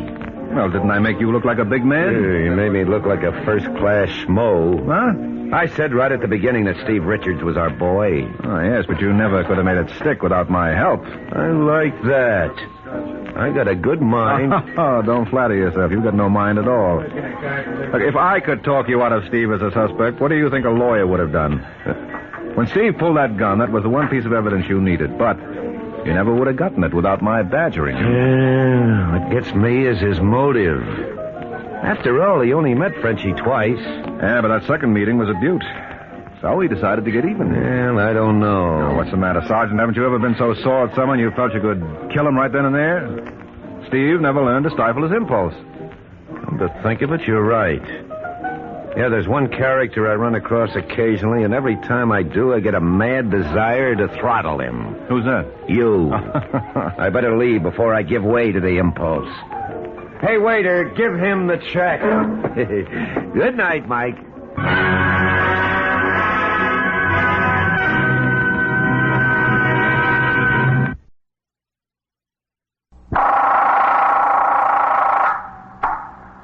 Precinct, Sergeant Burns. Stole your what? Your safe? Well, where is this? Where on Lexington? What is it, a store? You're in the muster room at the 21st Precinct, the nerve center. A call is coming through. When did you discover? You will follow the action taken pursuant to that call from this minute until the final report is written in the 124 room at the 21st Precinct. All right, the officers will be right over there. That's right. Just stay there. The officers will be right there. Yeah, right away. 21st Precinct. It's just lines on a map of the city of New York. Most of the 173,000 people wedged into the 9/10 of a square mile between Fifth Avenue and the East River wouldn't know if you asked them that they lived or worked in the 21st. Whether they know it or not, the security of their homes, their persons, and their property is the job of the men of the 21st Precinct. The 21st. 160 patrolmen, 11 sergeants, and 4 lieutenants, of whom I'm the boss. My name is Kennelly, Frank Kennelly. I'm captain in command of the 21st. Tours vary like the weather. Some are calm, 8 hours with hardly a murmur in the precinct. Others are stormy. The switchboard hums continuously, and the sector cars hurry from one run to another. This tour was a stormy one. When I came on the job at 7:30 a.m., a 3-alarm fire in an old brewery near the East River had just been brought under control. 2 city firemen had been overcome and taken to Metropolitan Hospital. At 8:16 a.m., a bus and a taxicab collided on 2nd Avenue. The driver of the cab and his 2 passengers were injured. Shortly after 9 o'clock, there was a call that a paint store on Lexington Avenue had been burglarized during the night. I was still at the scene of the accident when Patrolman Farrell, my operator, rang into TS from a call box and informed me of the burglary. We made the run to Lexington Avenue. The men from Sector 4 and Sergeant Burns were already on the job. Farrell parked between their cars in front of the paint store. You stay with the car, Farrell. Oh, hello, Captain. Well, what do we got, Ross? Safe job, sir. Yeah? Yes, they hauled it away. They just rolled it out the front door and carried it away. All right. Oh, watch the door, Captain. That's the way they got in and out. Okay. Sergeant Burns says the detectives might want to try for fingerprints. All right, stay on the job here. Keep the sidewalk clear. Yes, sir. What time do you usually open the store, Mr. Heelis? The same time, 9 o'clock. 9 o'clock every day. Hello, Sergeant. Captain. Mr. Heelis, this is Captain Kennelly. Oh, I have some mess to come to work to. Some mess. Mr. Heelis is the proprietor, Captain, Mr. George Heelis. He opened up this morning and found the place had been burglarized during the night. The whole safe they took. The whole safe. Well, you'd think the safe would be safe. The whole thing. Did you notify the detective, Sergeant? Yes, sir. I rang in as soon as I saw what it was. T.S. called upstairs to Vitaly, who was catching. He notified the safe and lock squad. He's on the way over here himself. Well, where was the safe? Right back here, Captain. Right back here in plain view. With a light on it. I always make a practice to leave a light on it. Yes, right here. In between brushes and wallpaper. What kind of safe was it, Mr. Heelis? A black one. No, I mean, do you know the name of the manufacturer and the style number? Oh. Well, tell you the truth, no. Well, when did you buy it? Well, let's see. I had it when I removed to this location. Had it about a year then. I've been here 9 years, so I got the safe about 10. It's important that the detectives have a description of the safe. Don't you have the manufacturer's name and the model number written down someplace? Well, yes, to tell you the truth, I think I do. I think I got the original invoice from when I bought it. Well, good. That's all they'll need. Where is this invoice? In the safe. That figures. How was the entry made, Sergeant? The street door was jimmied, sir. It was a neat job. They got a bar in between the door and the frame and just snapped off the latch. Yeah. Now, when I walked up to the door, I could see something was screwy, Captain. I just touched it and it opened. The lock was broken off. Listen, I got my insurance policies in the safe, too. How does that make me stand uninsured? Well, you don't need your policy. Just get in touch with your broker. Do you have any cash in the safe? Oh, yeah, sure. That's why I keep the safe primarily. How much? Oh, $600-700. Your receipts from yesterday? Oh, most of it. $450 is the receipt from yesterday. The rest is extra cash I keep around. Why? Why? Tell you the truth, Captain, it's a couple of $100 I had. I didn't want my wife to know about. You know, mad money. She knows everything I'm doing, how much I got in the bank down to the last nickel. You see, I'm the president, and she's secretary and treasurer of this little corporation we got here, Heelis Paints Incorporated. And she takes her job seriously, and I figured I'm entitled to a couple $100. She don't know know anything about. What is it, $600 or $700? I've got to have it definite for a report. Well, between, I don't know. I have to check the register and so forth. Well, what else did you have in there, Mr. Healy? Oh, a couple of dollars in stamps. Oh, for crying out loud. My war bonds. My war bonds was in there. Well, you won't lose anything there. You have a record of the serial numbers. Oh, yeah. Also in the safe. Well, you sure had a lot of faith in that safe, Mr. Healy. Well, who would have thought, you know? Listen, the government will make good on those, won't they? That's my hard-earned money in those bonds. What happened? Well, you better get in touch with the Treasury Department as soon as you can, Mr. Healy. Yeah, that's a good idea. As a matter of fact, we'll notify them ourselves. Anything else in there, Mr. Healy? My accounts receivable. Listen, how much chance is there of getting them back? I mean the bonds and the accounts receivable. I don't care about the cash. You know, this could develop into an expensive proposition. Treasury might give me a hard time, and without the accounts receivable, well, to tell you the truth, I'm a dead duck. Accounts payable, who cares? The people I owe, if I don't pay them, they'll let me know. But the people that owe me aren't going to come around here and volunteer the money. No, sirree. You think I can get it back, Captain? The contents? Besides the cash, I mean? You probably will, Mr. Healy. All they want is the cash. Your ledgers and war bonds won't do them any good. Oh, that's good news if it only comes true. What'd they do, Sergeant? Roll it along here? Yes, sir. You can see the tracks. Right down here and out the door. Must have had a pickup truck or a car waiting. A car? Well, they couldn't get that safe into a car. You know how big that safe is? Why, it comes up to here, up to here. Well, there must have been 9 guys to move it. Look, I haven't had it out of that corner for 2 years. It was so heavy. Look at the dust back there. Are you in the store all alone, Mr. Healy? That's right, all alone. Oh, except on Saturdays. My wife comes down to give me a hand and work on the books. You know, she's got a job downtown on Wall Street. On Saturdays, she comes to help me out. Mm-hmm. Have you always been alone in the store? Well, yeah, for the last 3 or 4 years. I used to have help, but it got more than the traffic could bear. I couldn't keep them. I always had their problems, plus my own. I figured it didn't pay. 12 guys there must have been to roll that safe out of here. Believe me, it was this big, and heavy.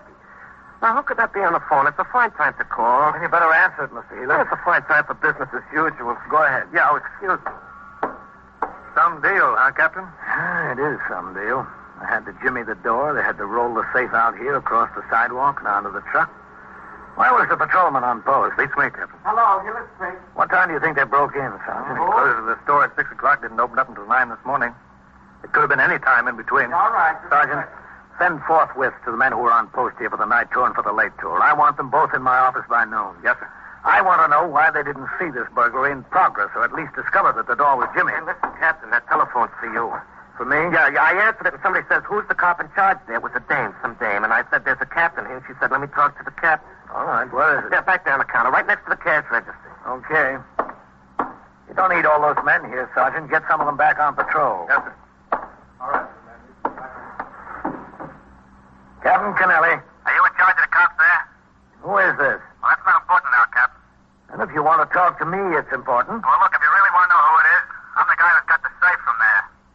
Is that so? Yeah, that's so. I want to make you a little proposition. Well, I don't know whether I want to talk about a proposition with you. Well, whatever we talk about, let's make it fast. I don't want to give you a chance to find out where I'm calling from. All right, I'll make it fast. What do you want? I want the combination. You don't want much, do you? Look, we've been trying to get into that thing all night. We've been trying to rip it. We've been using a torch on it. All we want's the dough, that's all.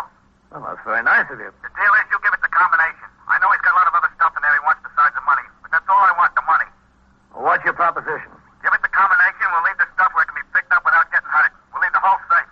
And if you don't get it? If we don't get it, the safe winds up the bottom of the river, and Helis never sees anything else he's got in there. That's fair, is it? How bad can you get? All right, just hold the phone a minute. No, I don't hold the phone. I'll call you back. Captain who? Captain Kennelly, 21st Precinct. I'll call you back there. Hello. Hello. What's the trouble, Captain? That was the burglar. The burglar? Did you say that was the burglar on the phone? Well, that's who he said he was. Oh, what does he want? He wants the combination to the safe. Well, that's a lot of nerve. What does he think he is? He can't get it open. He said if he gets the combination, you'll recover everything else in the safe except the money. All he wants is the money. If he doesn't get it, the whole thing goes to the bottom of the river. You mean I could get my accounts receivable and my war bonds back? Well, that's what he said. Well, who cares about the money? I'm covered with insurance for that. I'll go along with him. I'm inclined to do that. Well, I don't know whether I am, Mr. Healy. Now, look, whose stuff is it? I got a lot to lose. We'll talk it over with the detectives. We'll see what they want to do about it. I've been a long time in this job, Captain. I never heard of anything like this before. You learn something new every day, Sergeant. Every day in the year.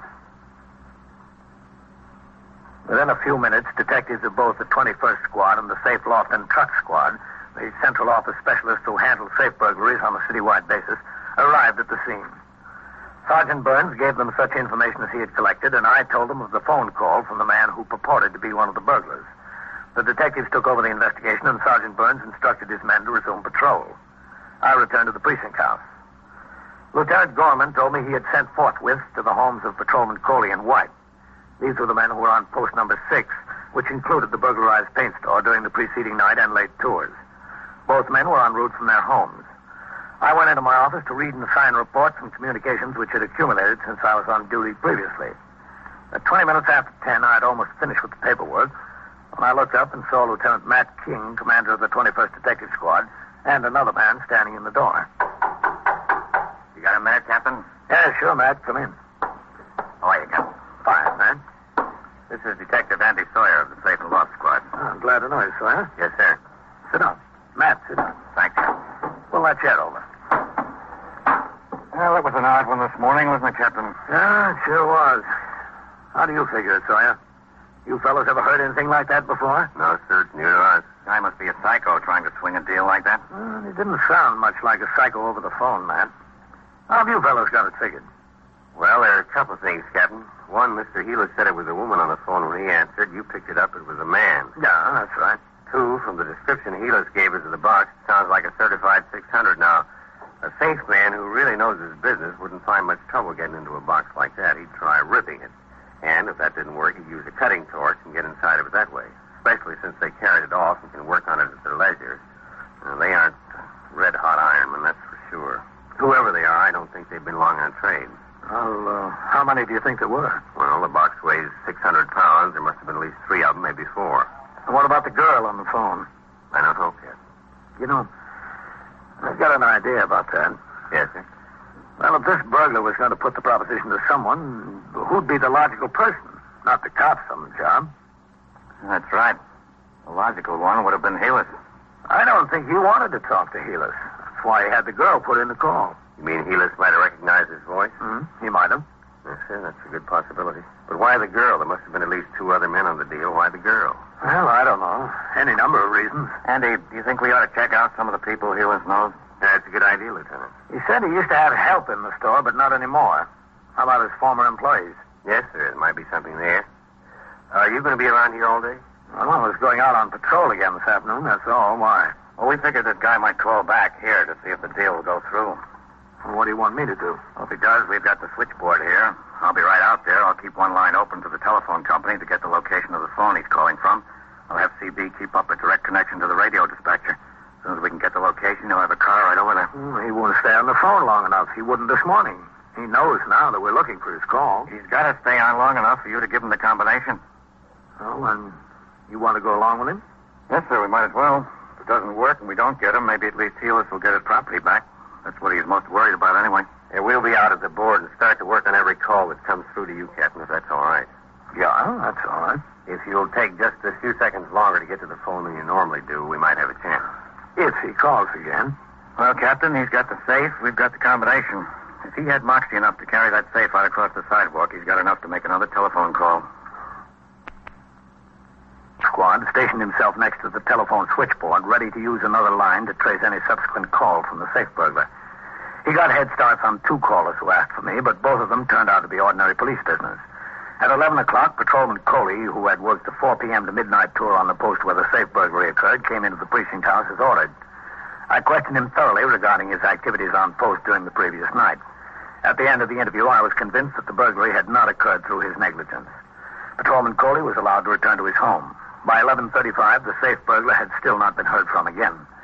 I finished my paperwork and started out of the office and into the muster room when I saw Patrolman White, dressed in civilian clothes, standing at the desk talking to Lieutenant Gorman. He saw me and crossed the muster room. Excuse me, Captain. Hello, White. I got a forthwith to appear at the precinct house, Captain. Lieutenant Gorman said you put out the order. That's right. Come inside. Yes, sir.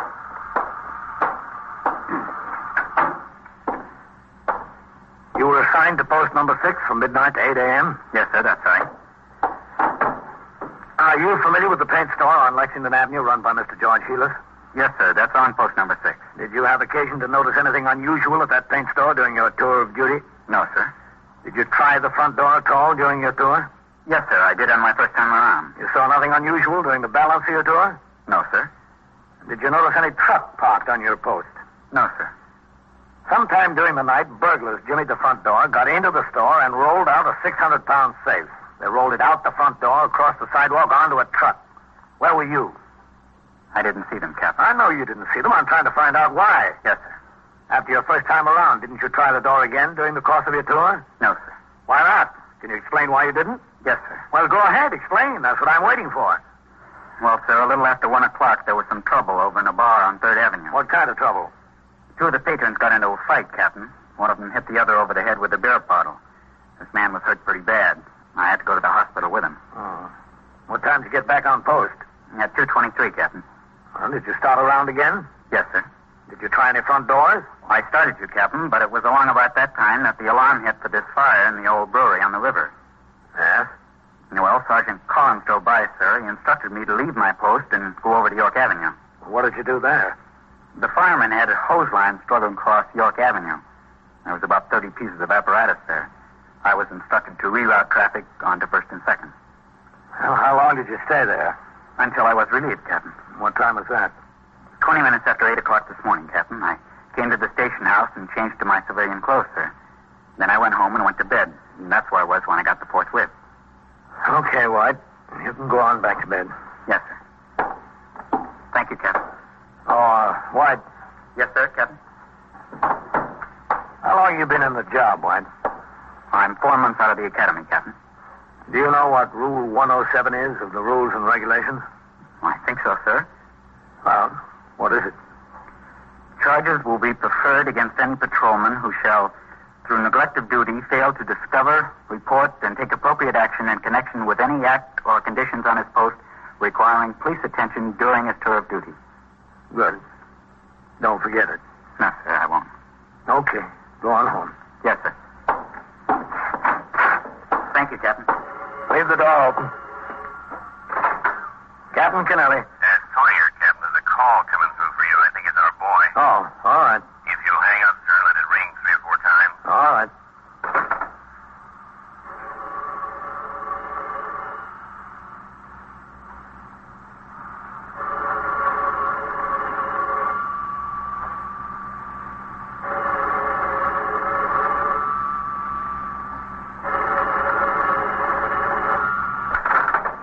Captain Kennelly. Now, is this, Captain? Yes, I think so. What about the deal? You ready to go through with it? Yes, we'll go through with it. All right, what's the combination? Now, wait a minute. First, I want your assurances that you're not going to throw that safe in the river. The man wants his property back. You'll get it back. Well, I just wanted to make Listen, sure. I know what you're trying to do. You're trying to stall for time. I'm not going to stay on this line long enough for you to trace the call. Believe me, now, I'm not. What's the combination? Well, just a second. Let me find it. Well, don't take more than a second. I'm telling you, don't take more than a second. All right, I'm getting it. What is it? Just a second. I'm telling you. All right, here it is. What? It's 2 full turns to the right. 2 full turns to the right. Write that down, honey. Stop at 71. Stop at 71. Back left past 71 and stop at 6. Back left past 71 and stop at 6. 6. Then what? Look, you're going to keep your promise, aren't you? I'll keep my promise if you keep yours. What's the rest of the combination? I haven't got all day here. I know what you're trying to do. Well, then right to 98. Is that it? Yes, that's it. Bye.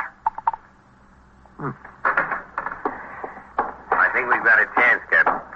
Well, I couldn't keep him on the phone any longer, Sawyer. He knew what we were up to. We made it, Captain. Good. That girl was with him again. Apparently she was standing alongside of him, taking down the combination as he repeated it back. It was from a pay station. Ah, that figures. Drugstore on Astoria Boulevard. A car from the 114th Precinct's on the way. Well, that's fine. Maybe they'll make it. I'll call the squad out there and ask him to take a look, too. Okay. I'll do it for the board. Oh, excuse me, Lieutenant. That's all right. Go ahead. We got the call, Lieutenant. Did you talk to him, Captain? Yeah, I gave him the combination. They traced it to a pay station and a drugstore on Astoria Boulevard. Well, he's probably gone by now. Yeah, a car is on the way, and Sawyer's calling out the 114th squad and have them go take a look, too. Astoria, huh? Ah, that's right. You know something, Captain? I've had Vitale and Novak over there talking to that Mr. Heelis for the better part of the morning. Yeah. We've been going on the possibility that maybe your suggestion is correct. That the man didn't want to talk to Mr. Heelis on the phone because he might recognize the voice. We asked him all about former employees and friends and relatives. Anybody that he knew that was familiar with the store or worked there. Oh, did you get anywhere? No place much, but one thing came out. What's that? His wife has a brother who's been in a little trouble. Oh, is that so? Yeah, he did one bit for grand larceny. He's been out for 2.5, 3 years. Hasn't gotten jammed up again since. Mm-hmm. Said his brother-in-law used to clerk at the store on Saturdays once in a while. Just help him out a little bit. Yeah. Said he wasn't much account as a clerk. Didn't know varnish from enamel. Said he hasn't seen his brother-in-law in about 7 or 8 months. Doesn't think his wife has either. Well, that's nothing in itself, is it? Helis would know his brother-in-law's voice over the telephone. Yeah. And his brother-in-law might think that Helis is a pretty good mark. Well, it's a possibility, but you still don't have much, man. Do you know where he lives, the brother-in-law? Where? Astoria. Well, I guess you want to talk to him. Yes, sir. I guess we do. In another minute or so, Detective Sawyer came into my office and told me that he had spoken to the acting lieutenant in command of the 114th Squad. 2 detectives from there were en route to the drugstore on Astoria Boulevard to see if they could locate the caller. It was determined that Detective Sawyer, accompanied by Detective Vitale of the 21st Squad, would go to Astoria and talk to the brother-in-law of the victim, Lee Goring. The fact that the brother-in-law lived in Astoria and had a criminal record was considered more than a coincidence. After they left my office, I turned my attention to other business at the precinct. At 1 p.m., I went on patrol and returned in time to turn out the platoon for the night tour at 4. The precinct was calmer than when I came on the job in the morning. The storm had abated. After the men marched out of the door, a call came from upstairs through T.S. Lieutenant King would like to see me in the detective squad. I walked through the back room where several of the men who had just come off duty were standing around talking. I climbed the rickety stairs to the second floor and walked into the 21st Squad. I saw Detective Sawyer sitting on the edge of a desk talking to a small, blonde young woman. I walked over to him. Well, I was just doing him a favor. That's all I was doing. Hello, Sawyer. Oh, hello, Captain. How are you? After all he asked me to do was to make a telephone call for him. If a girl can't make a telephone call for a man, well, what's this world coming to? Captain, this is Eleanor Hoffel. How do you do? I'm sure. Well, I didn't have anything to do with breaking into that store. I wasn't anywhere near the place. I didn't even know what it was all about. He asked me to do him a favor, that's all, and I did. I didn't know what it was all about. He asked you to write down the combination, too, when he got it from the captain here. You knew what that was all about, didn't you? Well, not exactly. He's not the kind that tells you everything. Have you got it wrapped up, Andy? Yes, sir, pretty much. Vitaly and I went out to this house in Astoria. We found the brother-in-law out there and her. I told you, I was just visiting. That's all I was doing. I was just visiting. We took a look in the garage, and what do you think was there? The safe? Yes, sir, the safe. I didn't know it was in there. I don't look in garages. Why should I look in a garage? I was just visiting him, and he asked me to do a favor. You can't kill somebody for doing a favor. Where's the lieutenant? In his office? Yes, sir. I didn't know what it was all about. That's the honest to goodness truth. Yes. Captain Kennelly. Come in, Captain. Thought you'd like to meet this man, Captain. You've talked to him over the phone. Lee Goring. Look, what are we waiting for? You got the safe, you got me. Book me, get it over with, will you? I'm tired. Because you were up all night last night? Because I was up all night last night, yeah. Wasn't a very smart thing to do, break into your brother-in-law's store, was it? That was smart enough. The stupid thing was leaving the safe in my garage. I should have found someplace else. Did you find out who was with him on that deal last night, Ben? Yes, sir, he's told us. Sure, I told you. I told you everything. Why should I keep anything back? They walked out on me. You think I want to be in and them out? Not me, brother. I weak and easy. When I go down for the third time, I take everybody with me. Why'd you pick on your own brother-in-law? I wanted to keep the money in the family. That was thoughtful, wasn't it, Captain? Yeah, very. We're sending a truck out after the safe, Captain. I'm kind of anxious to see it. Sawyer told me they clawed at it, hacked at it, and burned it with a torch, tried to knock the knob off. Couldn't make a dent in it. Must be a pre-war safe. Did they build them like that today? Who's got a chance with one of those things? And it's work. You know that's work? To get it out of the store, onto the truck, and out to the garage, then to go to work on it. You know we worked on that thing from 3:30 this morning till almost 8. We couldn't make a dent in it. Is that when you got the bright idea to call me? Yeah. Came over to New York, walked down the other side of Lexington Avenue to see what kind of rumble it was from the job. I saw all the cops' cars parked out in front. I went in the candy store and called. Who was with you, just Eleanor? Yeah, that's right, just Eleanor. I had the idea out in the garage, but the other boys thought I was crazy. They wouldn't have any part of it. I said to them, look, I'm not 2 feet from where all that money is, not 2 feet, and I can't get my hands on it. If you don't want any part of it, get out. I'll go it myself. So they got out. All that work and not a dime out of it. That's what gets me. Back-breaking work. You going to bring them in here, those boys? I'd like to see the looks on their faces. They take a fall, don't get a dime out of it. I'm laughing. It's a big joke. All right. Come in, Mr. Hewitt. Yeah, sure. I'm Lieutenant King. How are you? Pleased to know you. Lee, I don't know what to say. Say hello. I'm ashamed of you, Lee. Really ashamed of you. My own wife's brother to do such a thing. What do you want from me, George? I did it. What am I going to do? Say I'm sorry? You would really throw the safe from the river, your own brother-in-law's accounts receivable in bonds at the bottom of the river? I can understand how you would do it to me, but your own flesh and blood is my wife. George, don't knock yourself out. Why did you do it, Lee? Why didn't you come to me if you needed money? I needed money, but who needed a song and dance with it? Captain, do you understand it? I don't. A grown man, look at him. In his trade, he can go out and make $20, $25 a day. $25 a day, and he's got to get himself in trouble again like this. What's the answer? $25 a day. Well, Mr. Helis, the answer seems to be that he prefers night work.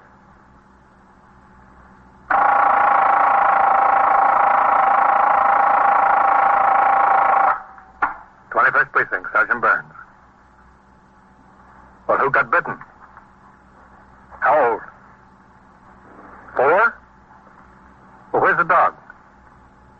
Is the dog there? Well, where is the dog? Where's that?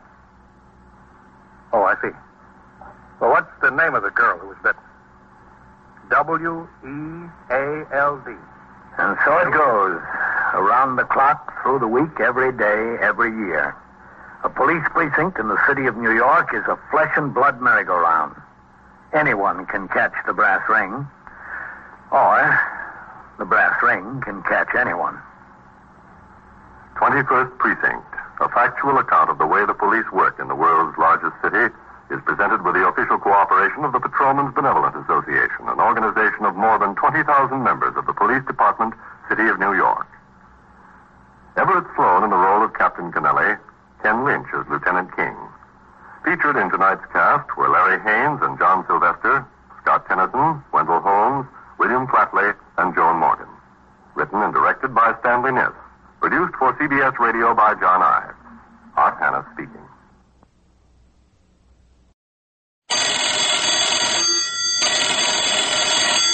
Calling all detectives. Most of the time, my services as a detective are paid for. But I had one case that started when I was thrown out by the police. That is the situation on this page from my casebook. The casebook of Jerry Browning, private detective. When you're a private detective like me, Jerry Browning, you learn that the face of guilt wears many disguises.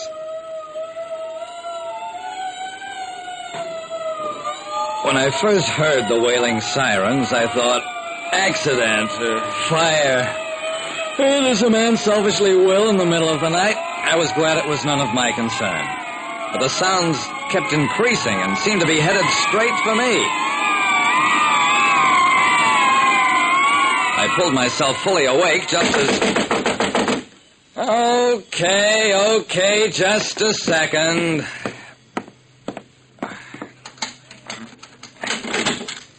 Sorry, mister, but you'll have to get up and get dressed. I'll wait. When a cop barges into your apartment at 2 in the morning and orders you to dress, even though you're a private detective, you start dressing. I had most of my clothes on before it occurred to me that the situation wasn't exactly according to Hoyle. Then, hey, what's this all about? Just a second. You can't come in here and order me around. No? Listen, mister. We got a killer cornered someplace in this building, and if you want to be around when the shooting starts, just suit yourself. Just suit yourself. When a cop ordered me to get dressed at 2 in the morning, I learned that the police had a killer cornered in my apartment building. I grabbed up my jacket, then reached into the night table drawer, as I do every morning, for my gun. Hey, what do you think you're doing? Give me that gun. Give me it before I let you have it now. I let him have the gun. It was no time to be arguing with a nervous cop. Who are you, anyway? Jerry Browning. I'm a private detective. Never heard of you. Go on out into the hall. Walk in front of me now.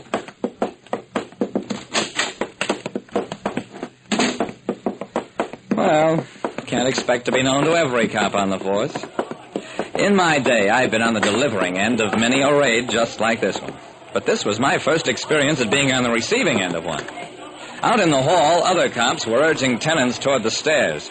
My cop prodded me with his gun muzzle. Sergeant! Hey, Sarge! I got a guy here trying to pull a gun on me. A big, beefy police sergeant dashed up and grabbed my neck in a half Nelson. Make one move, Prescott, and I'll break your back. Put the cuffs on him, O'Rourke.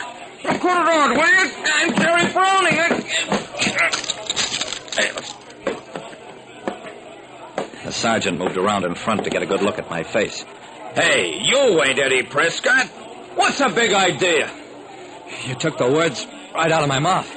I tell you, I'm Jerry Browning, a private detective. I got a right to carry a gun. Where's Lieutenant Dawson? He'll identify me. He's home in Atlanta on leave. You sure you know Dawson? Know him. I solved half his cases for him. I live here. And if you had half as much brains as muscle, you'd realize I can help you. The sergeant shrugged. Okay, don't get excited. Take the cuffs off him, O'Rourke. I might have known we wouldn't take Prescott this easy. I turned to my cop. Give me back my gun. The cop hesitated. Gave me back my gun with the reluctance of one who promptly expects to get shot with it. I put the gun into my pocket. Now, Sergeant, what's this Prescott guy look like? Look, mister, you may be all the world to Dawson, but you're just a pain in the neck to me. Go on outside with the rest of the tenants. Scram! Come on, Ann. Pangini, this floor all clear? Hurry them people up.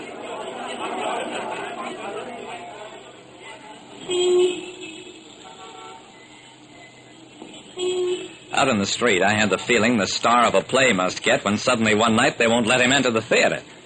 Cops shoved me along until I was well beyond the police line, distinctly a spectator.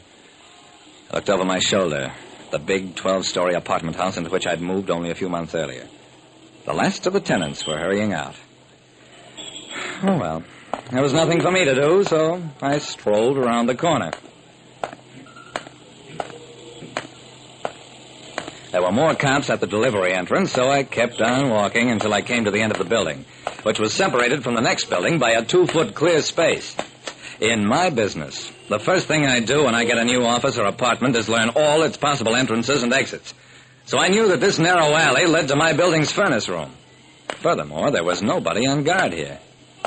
For a moment, I thought of calling one of the cops at the delivery entrance. But the likelihood of another roughing up made me change my mind fast. I slipped into the alley. Reached the coal chute entrance of the furnace room. Raised a tiny window. Lowered myself into the furnace room. And only then realized I was right back inside a building from which I'd been thoroughly and forcefully ejected only a few minutes earlier. I looked up at the furnace room's coal chute window. Much too high for me to reach from the inside without something to stand on. I was trapped in a building with a killer. And outside there was a small army of cops waiting to pull 100 triggers at anything that moved or made a sound. Long about then it occurred to me that maybe I was just a shade too smart for my own good. I heard footsteps coming down the furnace room stairs, reached the landing, and draw closer. I looked around wildly. No possible place to hide. I started to reach for my gun, just as the dim light picked up the glint of blue trousers. Policeman's uniform. I took a chance. There's a tenant down here. Don't shoot! The cop came up to me fast. He was tall and young and looked almost as frightened as I did. What are you doing down here? Don't you know you might get killed? Yeah, I'm a new tenant. I got confused. How did you get down here? You didn't come down the stairs. I might as well admit it. I came in through the alley between the buildings, got in through the coal chute window. None of your men were on guard there, and I thought... The cop grabbed my arm. An entrance unguarded? That's impossible. Come over here by the window. Give me a hand. I want to see. I gave him a hand with a gun butt in it. Then I took one more chance. Police! Hey, police! I got him! I got Prescott! Down here! In the furnace room! Yeah. It was Prescott, all right. In the uniform of a cop he'd grabbed in a hallway and slugged, dragged behind the stairs, and stripped of his uniform in a desperate attempt to break through the cordon. How did I know he was the killer? It was easy. For somebody who'd been on the receiving end of a raid. No real cop would ever have dreamed of accepting my story under the circumstances in which Prescott found me. I'd learned that earlier. The hard way. Like I said, when you're in a bad spot and innocent, the only other person who can really be sure you're innocent is the guilty man.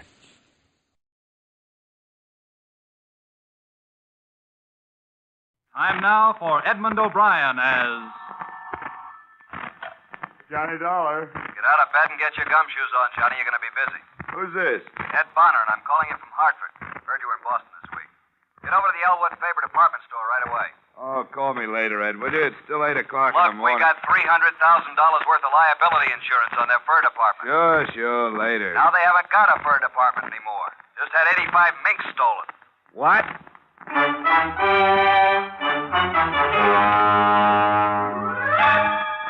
Edmund O'Brien, in another transcribed adventure of the man with the action-packed expense account.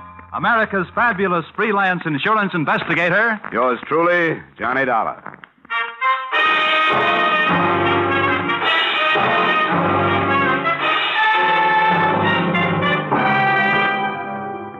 Expense account submitted by Special Investigator Johnny Dollar to Mr. Ed Bonner, Mutual Liability Company, Hartford, Connecticut.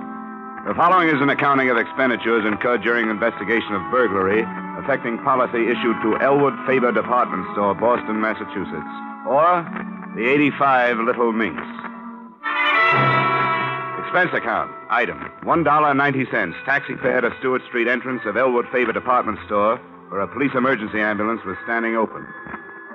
2 police officers were helping a man in a white coat load a blanket-wrapped figure onto the ambulance litter. I got my first information from the intern.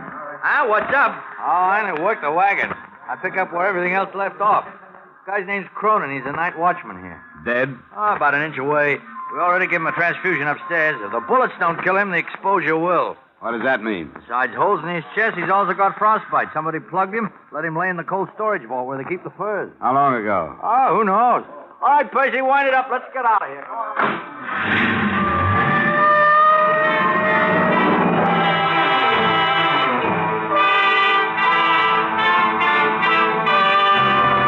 An assorted group of reporters and cameramen seemed to be converging toward a freight elevator just inside the store entrance.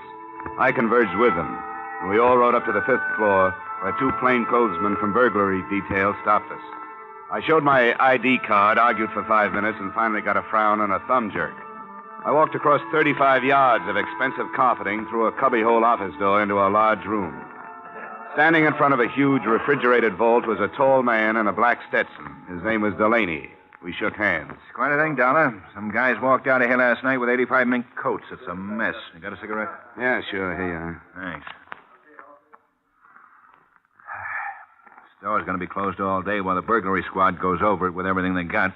You can do what you have to do, too. Thanks, Lieutenant. I appreciate that. What do you figure, freight elevator or stairs? Either or both. I don't know. They must have had a panel truck or a big limo in that alley. Yeah, I noticed that on my way up.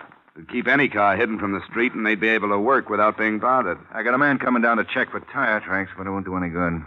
Whoever they were, they did it quiet, and they did it neat. Neat? Yeah.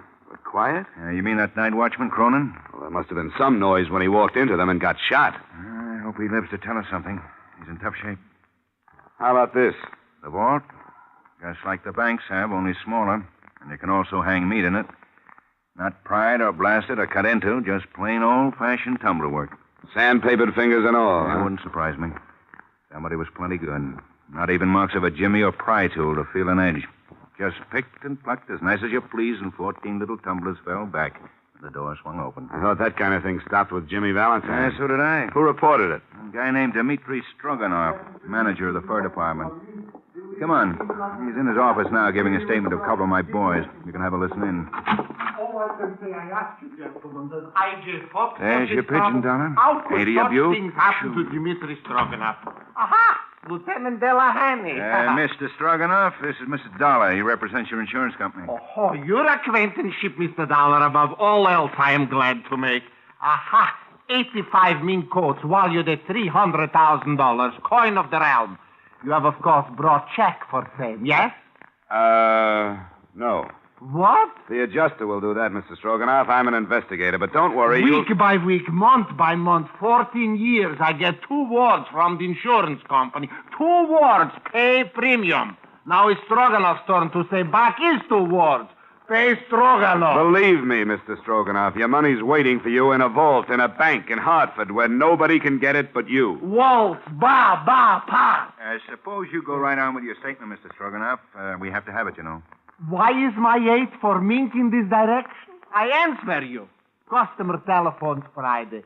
Send over Mink coat right away, she says. I send. Night comes, she wears coat to party. To breakfast next morning, she's also wearing coat. Maybe eggs she's eating.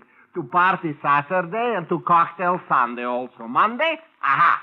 My husband does not like coat. I'm sending back, she says. Mink. Real tough, Mr. Stroganoff. You can never tell what people will do next. Dmitri Stroganoff can tell. Look, if you'll just answer a few questions... This morning, even as I arise, comes to me a feeling of doom. Yes. Yes. Well, now about... Something is going to happen bad, I said to myself.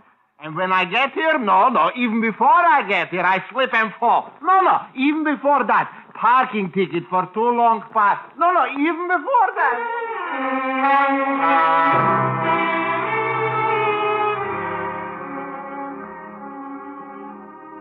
He went on like that for quite a while, and the police stenographer took down every word. His whole testimony typed up into 23 single-spaced pages. But only the following was of any use. Stroganoff arrived at the store at approximately 8:45, found the vault door open and inside the wounded watchman Cronin, also the mink coats gone. Stroganoff notified insurance company. Stroganoff notified police in that order. Expense account, item. $1.35 for 2 ham sandwiches, 2 bottles of beer, all of which I shared with Lieutenant Delaney in Stroganoff's office. All kinds of heists. Jewels, trucks, cars, banks. But this is the best so far.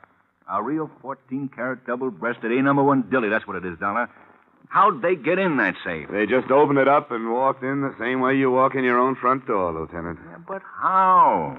Who's that good? Who? Well, there's the creepy kid. They always say he's that good. You and me both know Creepy died 12 years ago at Dunamore. And there was Dancing Dan Marathon. Dancing Dan? He couldn't open a 2-bit padlock if he had the key. Who is good, Johnny? Who could do it? I wish I knew. Stroganoff's the only one in the store who knows the combo. The only one. But I don't know. But you aren't taking any chances. Didn't I see 2 of your men tail him out of here? You bet your life you did. And by the way, didn't you put in a call to your office and have him checked on? You bet your life I did. Cop work. All the time we got... Delaney. Yeah, hi, Richie. Well, give it to me. Yeah. Mm-hmm. All right, thanks. Hospital, Dollar. The night watchman? Cronin died 10 minutes ago without saying a word. I was hoping he'd be able to fill in some gaps. Well, he does. At least one. Which one? The other watchman's story about playing the radio. What other watchman? Al Reedy. Oh, I'm sorry, Dollar. Maybe you passed him up. Well, tell me about him. Was he shot, too? No. We questioned him first thing this morning. You see, Cronin made the rounds, and Reedy held down the office. Reedy didn't know nothing about anything last night. He was listening to his radio in his office downstairs. What gap does that fill? And Doc says Cronin got it with a .32. That'd fit. They don't make much noise, and a man leaning into a radio close. Reedy, huh? Well, where can I find him? Right here. He's waiting in the locker room. Why, do you want to talk to him? Yeah. Mind? Oh, help yourself, Dollar. Thanks. Oh, Dollar. Yeah? You're looking for $300,000 worth of mink coats. I'm looking for a killer. Don't be a wise guy when you do your poking around, huh? I'll try to keep my nose clean, Lieutenant.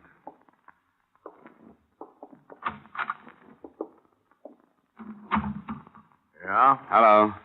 You Al Reedy? You another cop? In a way, yeah. In what way? Insurance investigator.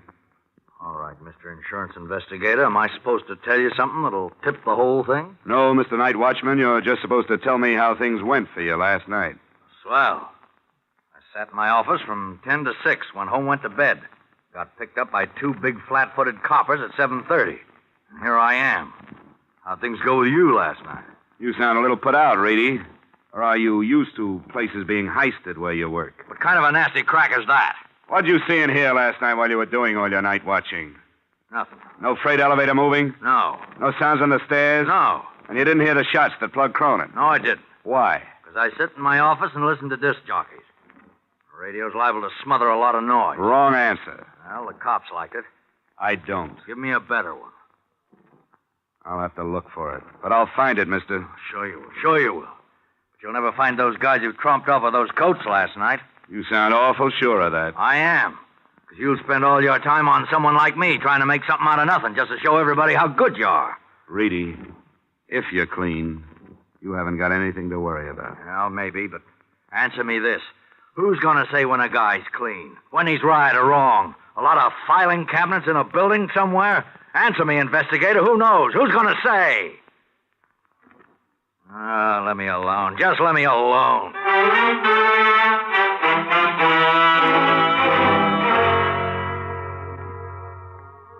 I didn't know what to make of Al Reedy, but I did know I wanted to know more about him. At the personnel office, I pulled out his application card. It looked good enough, and then I suddenly put it back.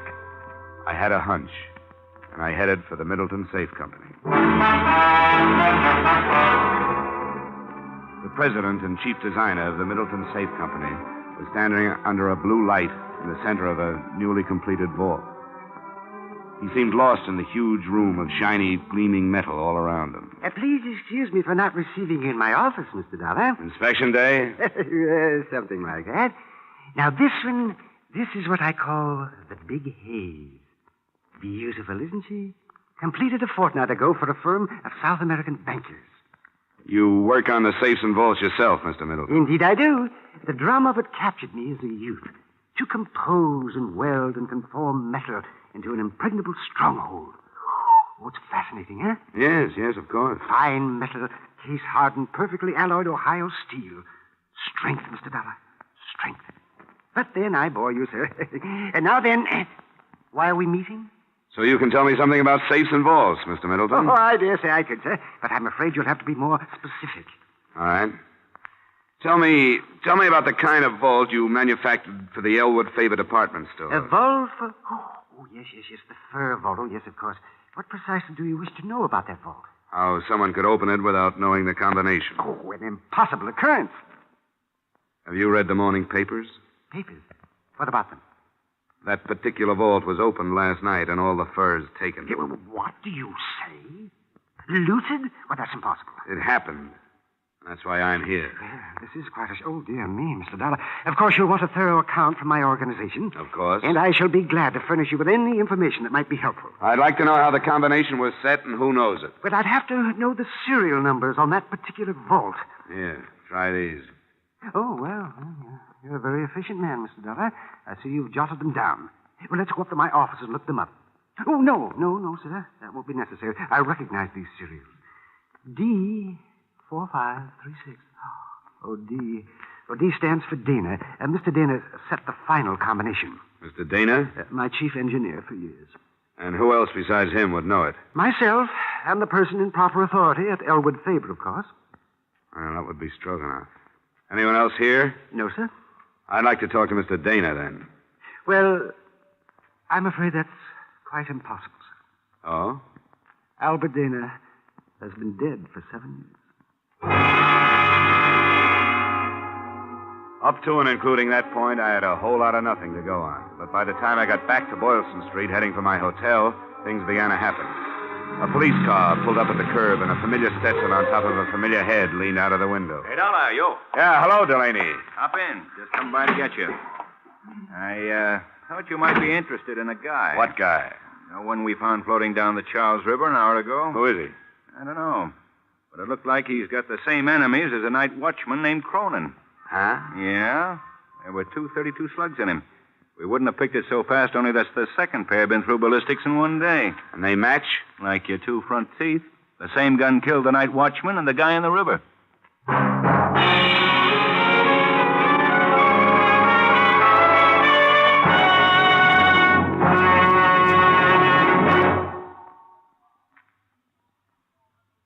In just a moment, we will return to the second act of Johnny Dollar. But first, it's a family night on the Bing Crosby Show again this Wednesday.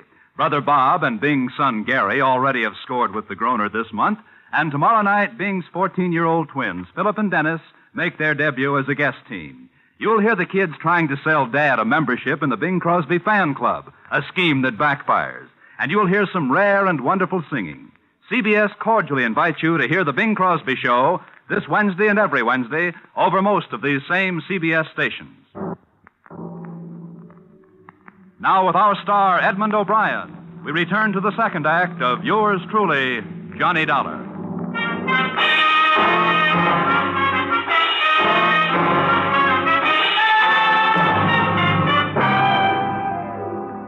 I spent half the night at the city morgue and police headquarters with Lieutenant Delaney, examining the body they found in the Charles River and trying to identify him. All the labels were ripped out of his clothes and the laundry marks were cut off. We were left with just his physical characteristics and fingerprints. The mug file didn't duplicate him, and the prints didn't check with anything in town, so they sent them to the FBI in Washington. I got to my hotel at 4 a.m. to get some sleep, and I got it. 3 of the shortest hours' worth I ever had. Dollar? I'll tell her when he comes in. This is Ed Bonner, Johnny. How would you like to be fired? Huh? Oh, yeah, Mr. Bonner, sir. What can I do for you? Turn up with 85 mink coats. What have you been doing since yesterday? Sleeping?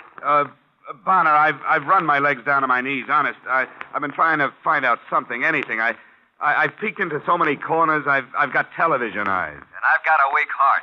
Unless we find those furs in 24 hours, we have to pay off Elwood Faber $300,000. Well, what are you going to do? Take it out of my pay? We have to. We'll start by selling your body to a medical school. Please, Johnny, do something. Bonner, what's Elwood Faber's financial position? AAA. Couldn't be better. They wouldn't steal him. How about the fur man, Stroganoff? He's always had money. Family. All right, Bonner, I'll keep after it. I'll call you when I get something. Johnny, don't take my shouting personally, but this is a big one. Give it everything you got. I forced myself to get out of bed, take a shower, and get my clothes on. I started for the door and had no idea where I was going Aha, Mr. Dollar. when somebody did my thinking for me. To see you personally, I, Stroganoff, maestro of the Elwood Faber Fur Department, am here. Do you have any news? News? Every paper in the country it should hit. Twice. Never in my 30 years of association with that foul little beast, the mink, has anything like this happened. What happened? You wouldn't believe me. Look, I'm pretty gullible. Well, it's incredible. I don't blame you for not believing me. Are we going to keep up this game, or do you tell me? Don't get huffy with Stroganoff. I will tell you. This morning, wrapped in dirty cardboard box, is arriving at the Fur Department. Guess what? A mink coat. Incredible? Incredible indeed. You mean one of the coats was returned by mail? Right. Well, that's encouraging. I am not overjoyed. You still owe me for 84 coats.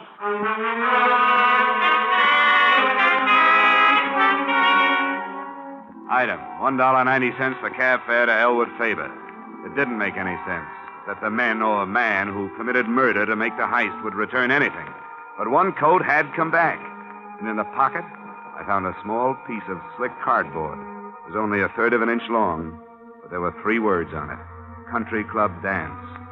I was lucky. The country club secretary had a guest list, and one name on it stuck out like the nose on Jimmy Durante. Patricia Reedy. Yes? Oh, Miss Reedy? Yes.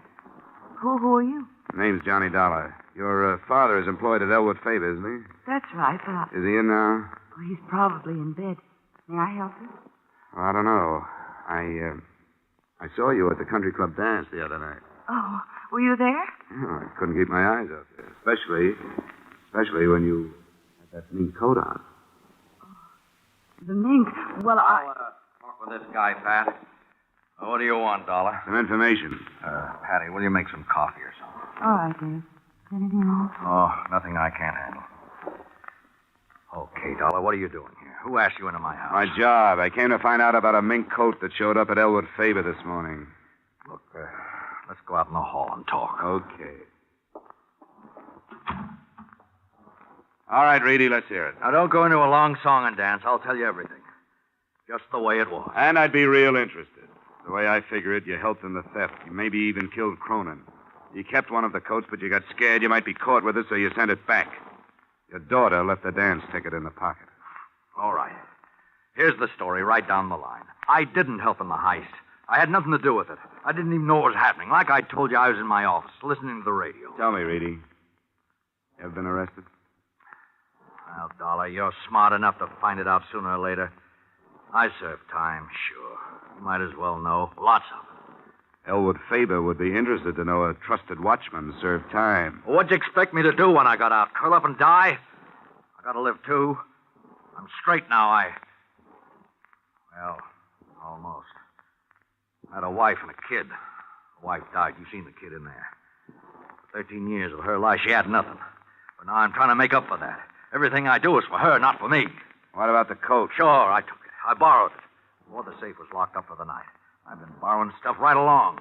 Whenever my kid needed anything, I always return them in good shape. Told Pat they let me do it. She don't know nothing. That's kind of a strange philosophy. I don't even know how to spell philosophy. But I do know this. That girl in there has a life ahead of her. Her mind's behind me. I got to give her every chance I can to look good, to act good, to use her brains, to meet the right people and go to the right places. Not just for dough, you understand, a millionaire husband. But just for a right guy and a fair crack at happiness. Uh-huh. Oh, you guys are all the same. You work from a little book, printed directions. Everything's black and white in life. Nobody's human. Oh, well, that's that.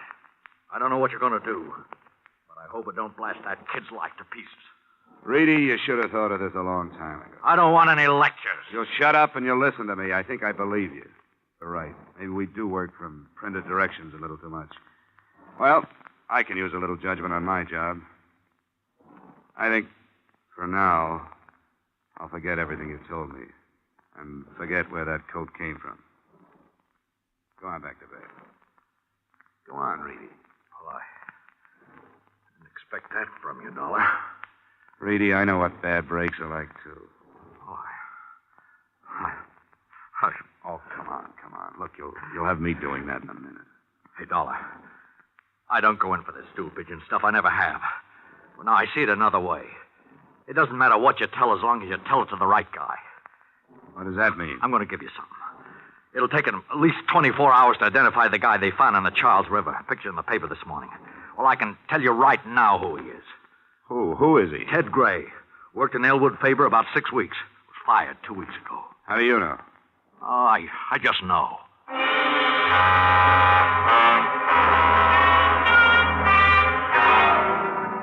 Personnel at Elwood Faber confirmed Ted Gray had worked there and was fired for insubordination.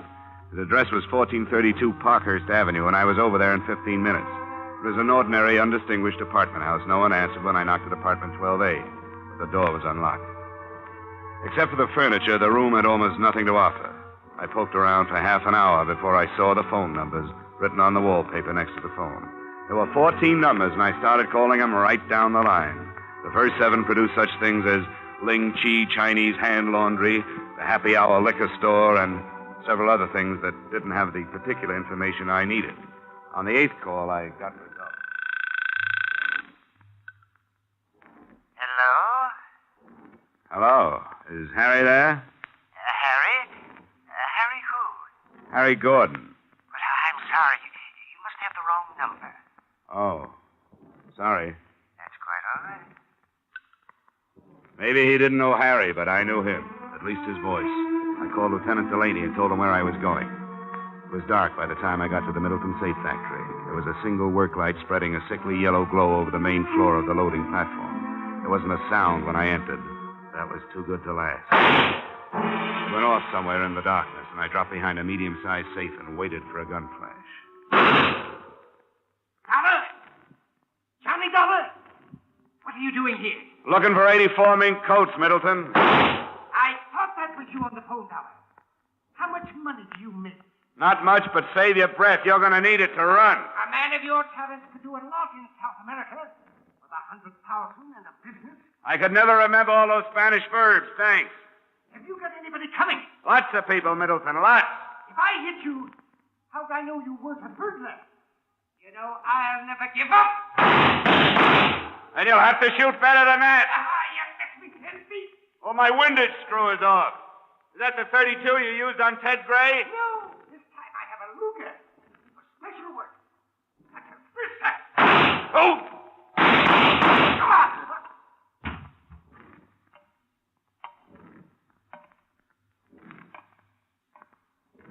That Luger didn't help you much, Middleton. What an ignominious end. good life. Well, I could never find what I wanted. Look, I know why you kicked the watchman over, but why your own boy, Gray? He was in on the deal with me, but held out a coat for himself. That shows you how wrong you can be. It wasn't Ted Gray. You see, Middleton... Oh. Dollar! Over this way. Yeah, you've been shooting up the town, Dollar. Now, what's this? Jessup K. Middleton, he's your boy. Yeah, boy, for what? For the fur heist and the bodies at the morgue. How do you know? Well, there's a safe full of furs on its way to South America somewhere. If you hurry, you might stop it at the port of New York. Why would he kill the guy in the river? And who was that guy? Ted Gray. He was the man who cased the Elwood Favor job. He reported 85 coats ready to go. And when only 84 showed up, Middleton thought he was holding back on him. Well, okay, Johnny. Thanks for doing all the work. I was just lucky, Delaney. You sure were. You could have been hit where it hurt worse. Come on, let's have the ambulance doctor look at that shoulder.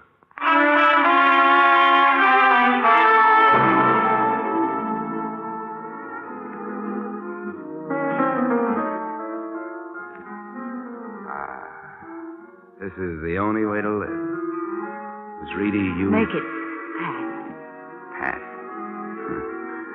You know, you're great on your feet. Well, what about you, Johnny? Dancing with your arm in a sling. Well, I took the no hands course at Arthur Murray's. Pardon me, Mr. Dollar. There's a phone call at your table. Oh, thanks, waiter. Come on, Pat.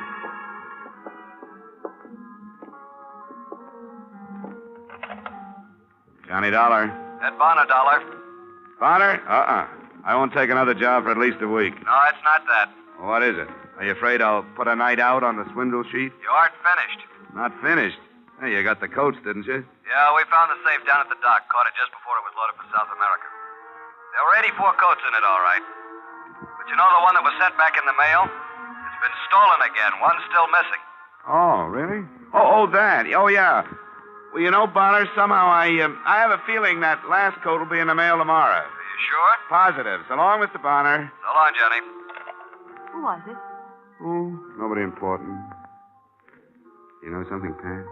You look just grand and mink.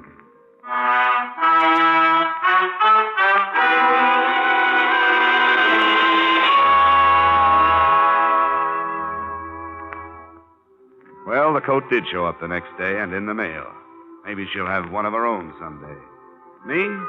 I stuck around Beantown for a few days to get a better look at the Bunker Hill Monument, Paul Revere's home, and her deep blue eyes, which began hinting at wedding bells. So, expense account item, $11.75 back home, but fast.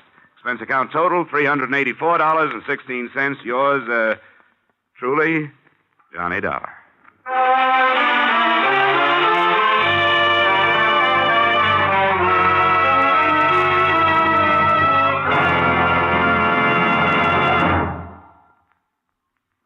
Yours truly, Johnny Dollar, stars Edmund O'Brien in the title role and was written tonight by E. Jack Newman and John Michael Hayes, with music by Leith Stevens. Featured in our cast were Harry Bartell, Joseph Kearns, Hans Conried, Bill Johnstone, Howard McNear, and Gloria Blondell. Yours truly, Johnny Dollar, is produced and directed by Jaime Del Valle.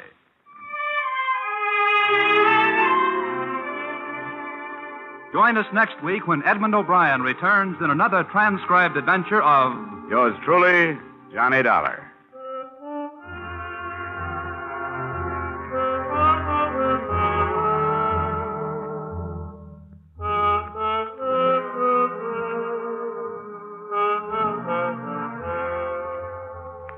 If you've got a piece of string handy, you better tie it around your fingers so you won't forget to file your income tax return. The deadline is March 15th, you know, and March 15th is right at hand. So to avoid penalties, file your returns promptly, but don't be in such a hurry that you forget to sign your name or attach your withholding statement. Now stay tuned for the adventures of Philip Marlowe, which follows immediately over most of these same CBS stations. This is CBS, where you meet Gene Autry every Saturday night, the Columbia Broadcasting System.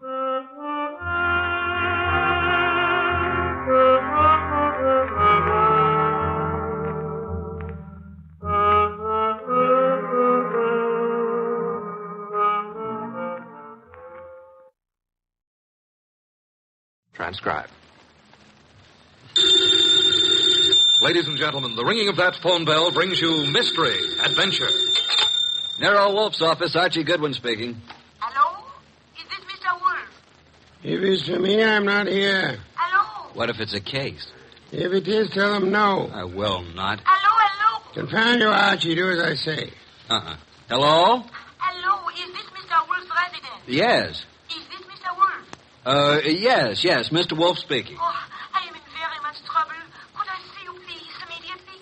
Well, now, yes. What kind of trouble, miss? Give me that phone, Archie. No. Hello? Sorry, I had to turn the radio down too loud, you know. Oh, may I see you right away? Well, I give you $1,000 as a retainer fee. Yes, indeed. I'll take the case. Come right over. The address is 601 West 35th Street. I cannot, Mr. Wolfe. I just cannot come there. Well, where do you live? I am staying at the Pole Hotel, room 304, and I... Hello? Boss, that was a shot. Hello? Hello?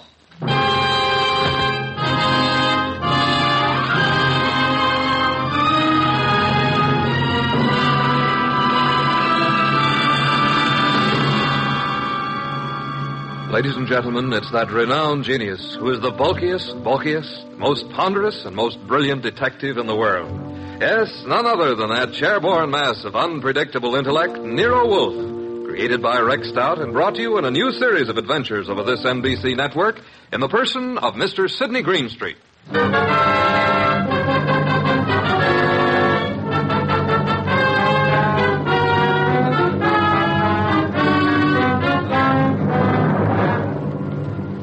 We've usually referred to this story as the case of room 304. The girl on the phone had a decided foreign accent. I wasn't quite able to decide what nationality she was, but it sounded like French. Anyway, there was what sounded like a shot, and then dead silence for a second or two. Hello? Hello? Hello? Well, Archie, another woman? Bah. Mr. Wolfe, I heard a shot, and then the line clicked off. Trouble. Women, always trouble. I said I heard a shot on the phone. Indeed. I'm going over to her hotel and see what goes on. By all means, Mr. Wolfe. Yeah. Huh? Now that I've been insulted to the tone of being called a radio... I'm sorry, Mr. Wolfe, but we needed the money, and this was $1,000. If you'll excuse me, I have to attend to my orchids, Mr. Wolfe. What about the girl, the shot? Fascinating, isn't it? You figure it out. Okay. I've got to get over there. Room 304, Pole Hotel. So long, boss. Good luck, Mr. Wolfe. Please phone me from time to time.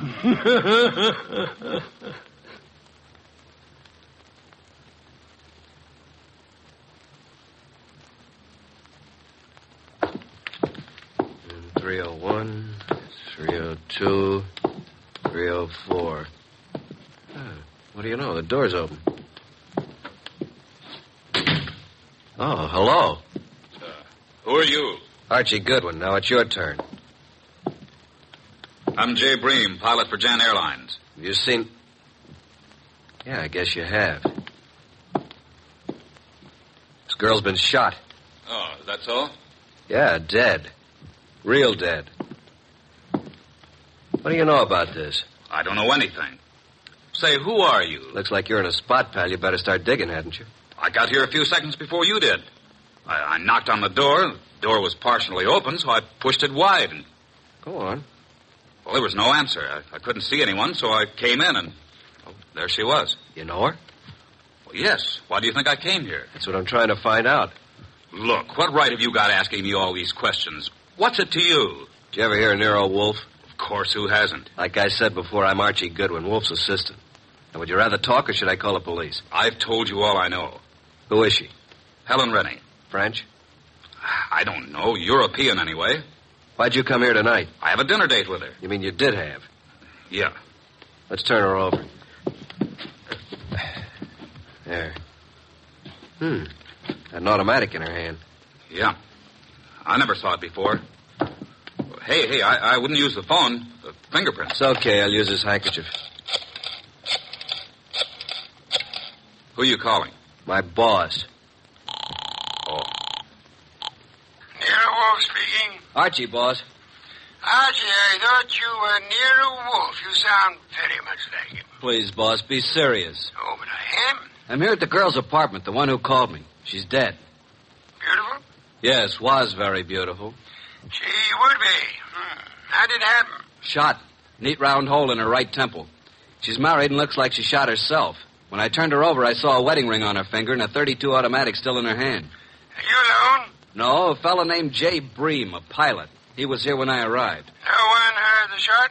Apparently not. No one showed up yet. Very interesting. What do you do now, Mr. Wolfe? Should I call Inspector Kramer? No, say nothing to anyone. Get over here at once and bring Mr. Breen, the pilot, with you. Goodbye.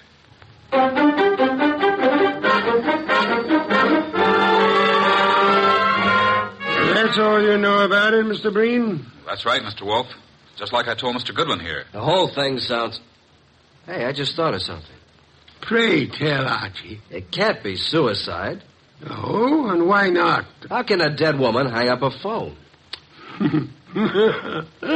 You finally arrived at that, Archie. Amazing.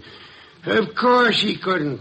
She was murdered. Murdered? Yes, Mr. Bream. But I thought she committed suicide. Please, Mr. Bream, it'll be better if you don't think. Where do you stay? 321 West 19th, apartment 5. And your job? I've 10 days vacation. Started yesterday. One thing, Mr. Bream, I suggest you don't leave town. Furthermore, talk is not advisable. I strongly recommend that you adopt precautions. Yes, sir. Show Mr. Bream to the door, Archie. Yes, sir. Right this way. Good night, Mr. Wolfe. Good night. I didn't want to tell you in front of Mr. Bream, but I found this in her purse when I sent him for a sheet to cover the body. $1,000 check. Made out to Mr. Nero Wolfe. Well, boss? I think it's time we phoned Inspector Kramer. Should I? Who else, Archie? Who else? My apologies. I forgot how heavy that phone really is. Archie. Oh. Do you want me to talk to the inspector? I'll do the talking. Should I hold the phone for you? Then get me some beer. Inspector Kramer. One moment. Here you are. It's Nero Wolfe, Inspector. I think you had better go over to the Paul Hotel. Why? I believe you'll find a dead woman there. A dead woman? What is this, a gag, Wolfe? I'm afraid not, Inspector. Well, how did you know about it? Have you been over there? Telepathy, Inspector. Mental Wolfe, I'm too busy today to listen to nonsense. Telepathy. Don't give me that kind of stuff. If I find a body, I'll lock you and Goodwin up. You watch your blood pressure, Inspector. Never mind about my blood pressure. One thing, Inspector. Yeah? Would you hold off the press for the present? Why? What are you holding back, Wolfe? Will you stop your idiotic jabbing to what I ask? Okay. By the way, Wolfe, I suppose you know the girl's room number. Naturally, Inspector. It is room 304. So hurry. Oh. Dear Inspector Kramer, he's so fond of me. Archie. Yes, sir? I suggest you call the bank in the morning and find the person who is handling Miss Renee's account. Try to bring all her canceled checks over here. And what if they won't hand them over? Then Kramer will get an order issued to do so. Simple?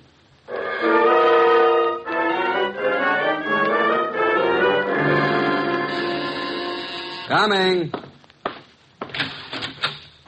Well, where's Wolfe? Where do you think he'd be? In his big chair. Good evening, Inspector. I expected you before this, Inspector. What kept you so long? If I told you I had a flat tire, would you believe me? Now start giving, Wolfe. What did you know about the dead girl? Inspector Kramer, do sit down. Relax. Nervous tension is such a deadly thing. Now listen here, Wolfe. Would you like some beer? Most soothing, you know. Come on, what's the dope on this case? Fill the inspector in on the details, Archie. I was here talking to the girl over the phone. There was a shot, and then I went over to her hotel and found her the same as you did, dead on the floor.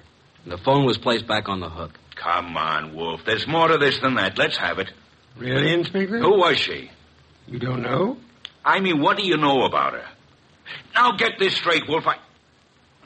Please, Wolfe. What's this all about? A girl's been shot. Her name is Helen Rennie. What's the dope? Did you have a ballistics report made on the gun? Well, not in this short time, but I will. How did you make out your report? Suicide, naturally.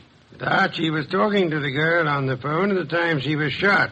So she chooses to kill herself talking to your assistant. Why, you big, flat-footed... Inspector, precisely how can a dead girl hang up a phone? Why, she, You see, Inspector, quite impossible. And now I suggest you make out your report murder. Murder? Wolfe, tell me, why is it you're always mixed up in these cases? That, Inspector, would be as difficult to answer as it would be to convince Archie of the danger of the female of the species. Oh, what's the use? No one ever answers my questions. I give up. Oh, Inspector, I do hope you will bring the girls' canceled checks tomorrow if they don't turn them over to us. What? The inspector is just going. Archie, please see him to the door. I'm not helpless. Good night, Inspector. Good night.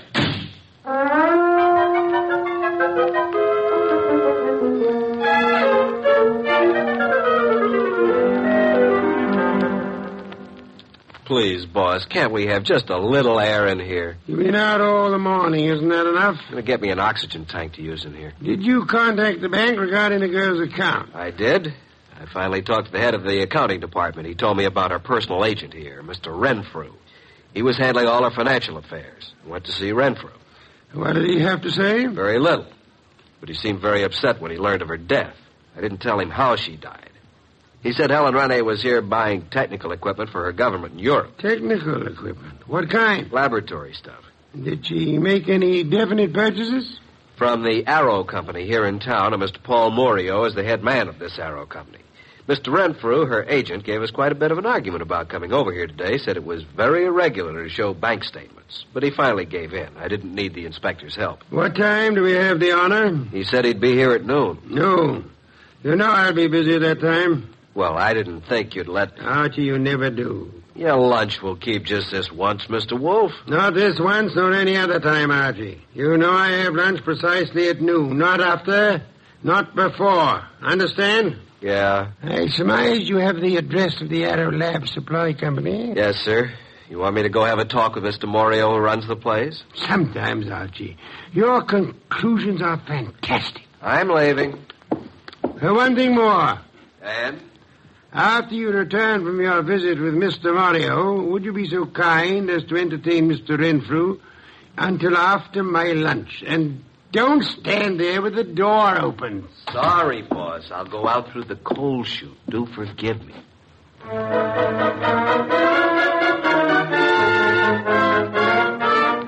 Arrow Supply Company.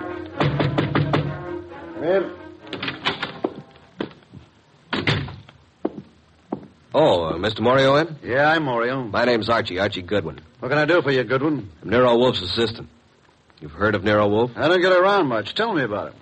How should I answer that? Any way you like. Nero Wolfe's a detective. Did you ever hear of a Miss Rene? Stop shadowboxing, Mr. Goodwin. What's on your mind? I understand you sold Miss Rene some laboratory equipment. Is it a jail term? Now, listen, Mr. Goodwin, I have a nice, respectable business here, so what do you want? Spill it. When'd you last see Miss Rene? 2 days ago. Talked to her since? Once on the phone. What time was that? Yesterday morning. You called her from your office here? No, from my hotel room. Now, look, let's quit playing cat and mouse. Why all the questions? Miss Rene is dead. Dead? Who did it? Now, wait a minute. You don't think I had anything to do with it? What makes you think anyone did it? It'd be the only reason cops would get into it. You know, Morio, I'm beginning to wonder just how long you've been in the lab supply business.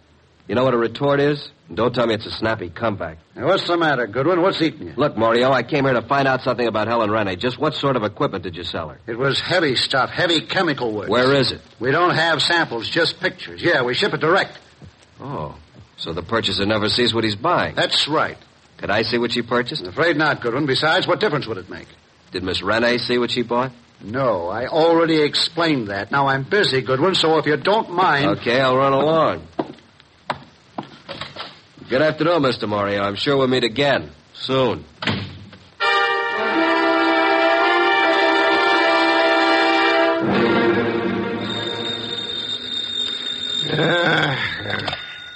Nero Wolfe speaking. Archie, boss. Yes, Archie?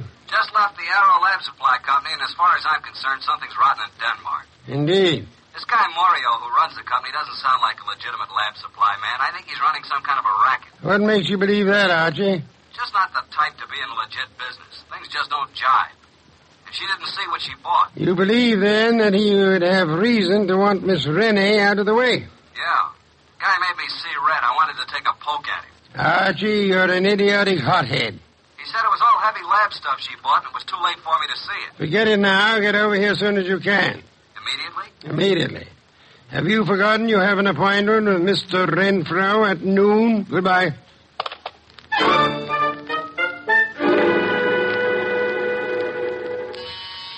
Coming. Hello, Mr. Goodwin. Mr. Renfro. Well, who's this? My goodness, come in. Yes. Come in, my dear. Thank you. Mr. Goodwin, I brought my secretary along. I hope you don't mind. Mind? Why, Mr. Renfro, how could anyone object? Mr. Goodwin, Miss Bennett. Hello, Miss Bennett. First name? Jean. Do you always use this approach, Mr. Goodwin? Only at noontime, and my name's Archie. Well, this is a happy surprise. Please sit down, Jean. Allow me. Thank you. Well. Wasn't it Mr. Renfrew you wanted to see? Yes. Mr. Wolfe will be down shortly, Mr. Renfrew. Please be seated. Thank you.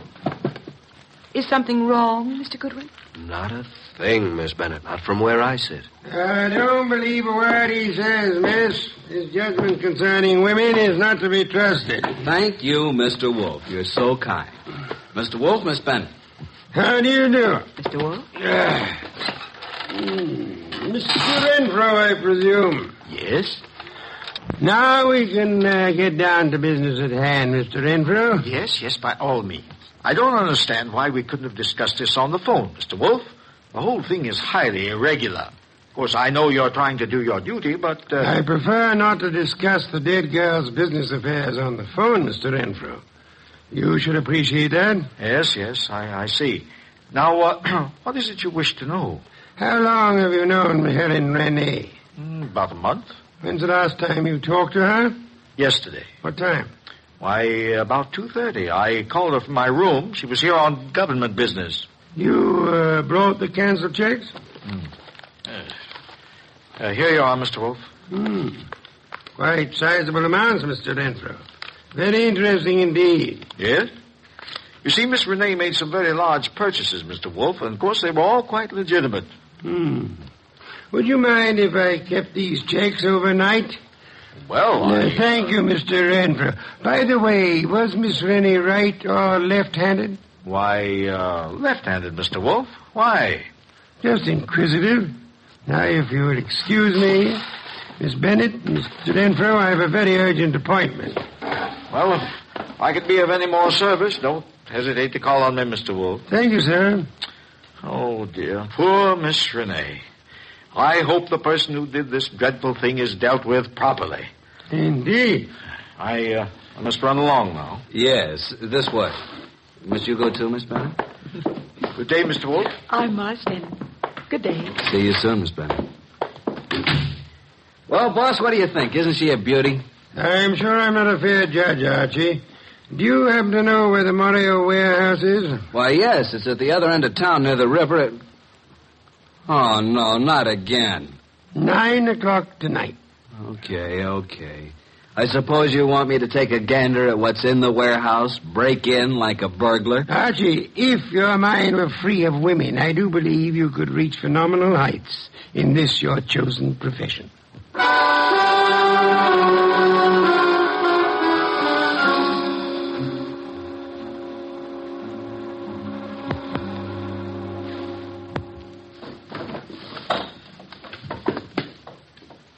Nothing around here with a bunch of old tubes and glassware. I hope Wolfe knows what he's doing. I don't. All right. Stand where you are and reach. What's it? Lift the lights on, Joe. That's better. Now, sing up and tell me what you're doing here. I beg your pardon. I'm a little deaf. I couldn't hear you. I said, what are you doing here? Oh, Ellen. I was supposed to meet her here. Make sense, will you? You think I can? What's the matter, Mac? Visitors? This bird refuses to talk. Well, then knock it out of. You two talk it over. Don't bother telling me how it comes out. Wait a minute, you. You ain't leaving. All right, you win. This night is just full of surprises. Ain't it? Let's see what you're talking. Hey, who do you think you're shoving around? Just full of questions, ain't you? You know, someday you're going to end up by getting into trouble. It's illegal to push people around. I guess you better understand. Hey, are you kidding? Get the point? Now, get up. Now, talk. Why, you... You're still going to play, huh?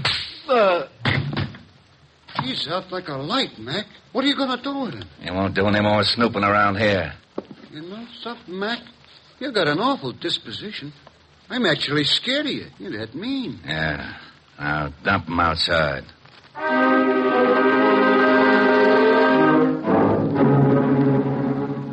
Hey, boss. It's me, Archie, remember? Archie, these interruptions are detestable. Can't you see I'm busy? Is that you, Archie? I've been busy, too, boss. Look at my face. I had an accident. From your appearance, I'd say that someone else had been busier. All right, Mr. Goodwin, as long as you insist upon interrupting my meditation, start at the beginning. Mr. Wolfe, I arrived at the warehouse. I went inside. I saw a lot of packing cases and a bunch of old glassware, worn-out junk. 2 men jumped me. I came to lying in the alley. I staggered to a cab and made it home. End of story. Archie, your repertoire of words is most astonishing. And your description of Morio's warehouse is without doubt most enlightening. I thought you'd like it. And now, Archie, I suggest you get Fritz to give you a piece of beefsteak for that eye of yours. And after that? I've arranged a gathering for 5 o'clock tomorrow afternoon. Then I shall repair to my bed to suffer in silence. You should be more careful on these nefarious expeditions. You might get hurt sometime. Yes, I've been a careless fellow, Mr. Wolfe. Good night. Good night, Archie. Pleasant dreams.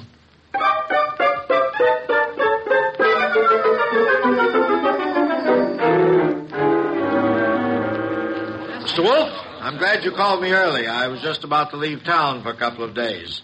What is this conference about? Not at this time, sir, if you please. I'm glad you could come along, Miss Bennett. I'll be happy to assist in any way I can, Mr. Goodwin. Archie? Right. Well, good evening, Mr. Morio. I knew we'd meet again. It's no fault of mine, Goodwin. Please come in. Come in, Mr. Morio. You don't want to keep the rest of the guests waiting. What do you want with me? What do I want? Nothing. Mr. Wolfe, this is Mr. Morio. Sit down, sir. Take the red leather chair. For special guests, Mr. Morio. Yeah? Now, gentlemen, you're probably wondering why I asked you here. Naturally, you know it has to do with the death of Helen Renee.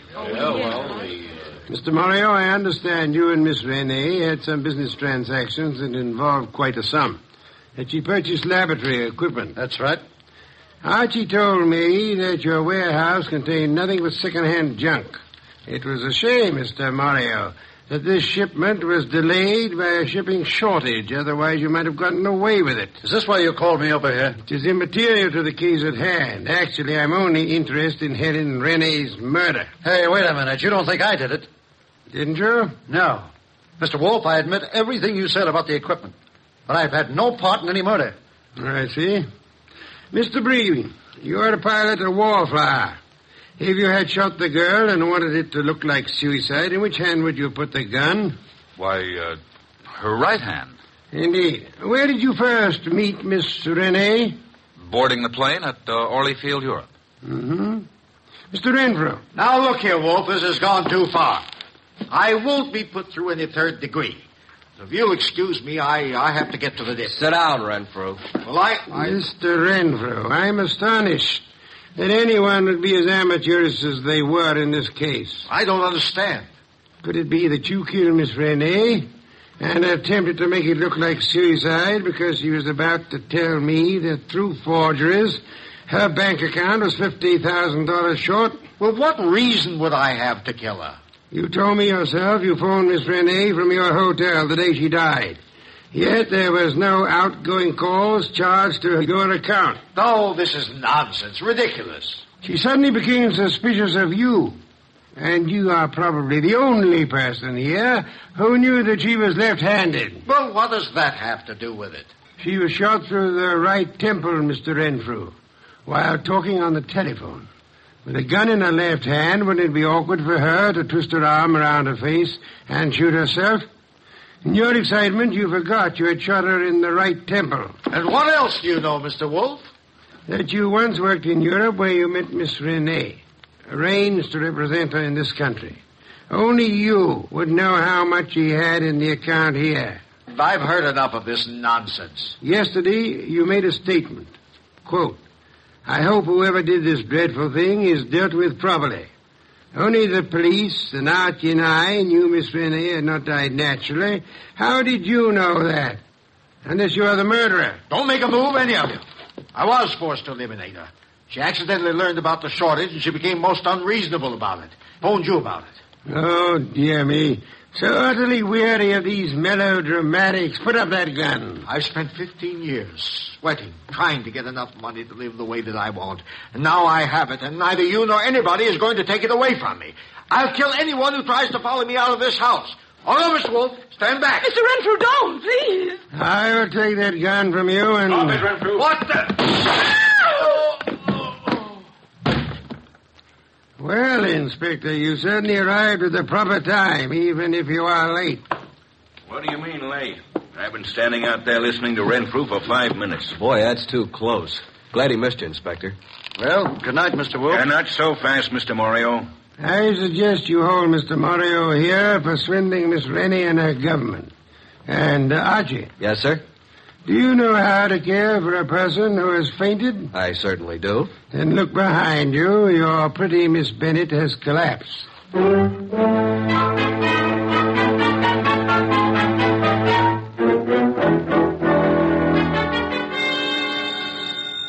I'll get it. Hello? Is this Miss Jean Bennett? Yes. Is Archie Goodwin there? Why, yes. Just a minute. It's for you, Archie. For me? Mm-hmm. No one knows I'm here. Hello? I thought I'd find you there, Archie. How'd you know I was here? I figured that by the skill you expressed on reviving a patient from a deep faint. Archie, on the way home, I want you to stop at the delicatessen and pick up the following things. Ham, beer, cheese, olives. My boss. How do you know you were here? Pure deduction. That's why he's called the world's greatest detective. Really? Come here. Yes. Archie, you shouldn't have...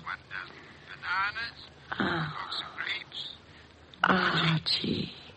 Archie, you listening to me? Oh, well, guess you didn't hear a word of it. Good night, Archie.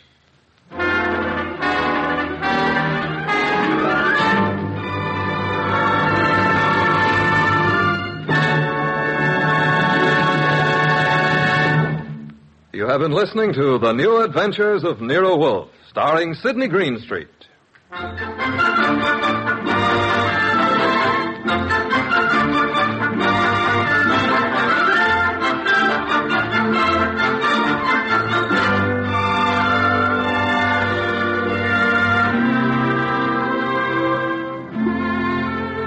Tonight's transcribed story by Virgil Reimer was based on the characters created by Rex Stout. This is an Edwin Fadiman production, produced and directed by J. Donald Wilson. In the cast were Harry Bartell as Archie Goodwin, and Lucille Alex, Val Brown, Bill Johnstone, Hal Gerard, Betty Lou Gerson, Vic Rodman, and Ed Daly. This is Don Stanley speaking. 3 chimes mean good times on NBC.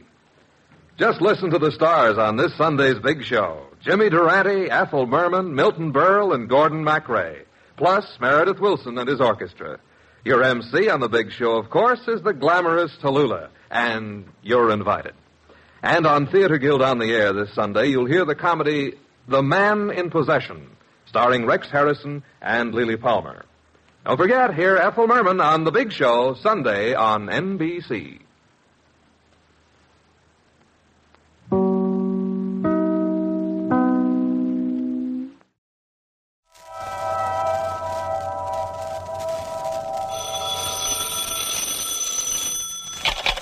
Hello, YUkon 28209. Yes, this is Candy Matson.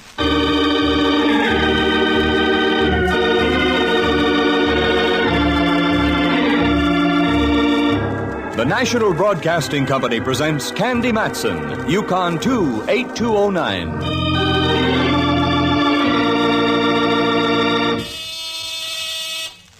Just a moment. Oh, people can barge in on you at the... Now, where's that... Oh, it's better than nothing. Wait a second.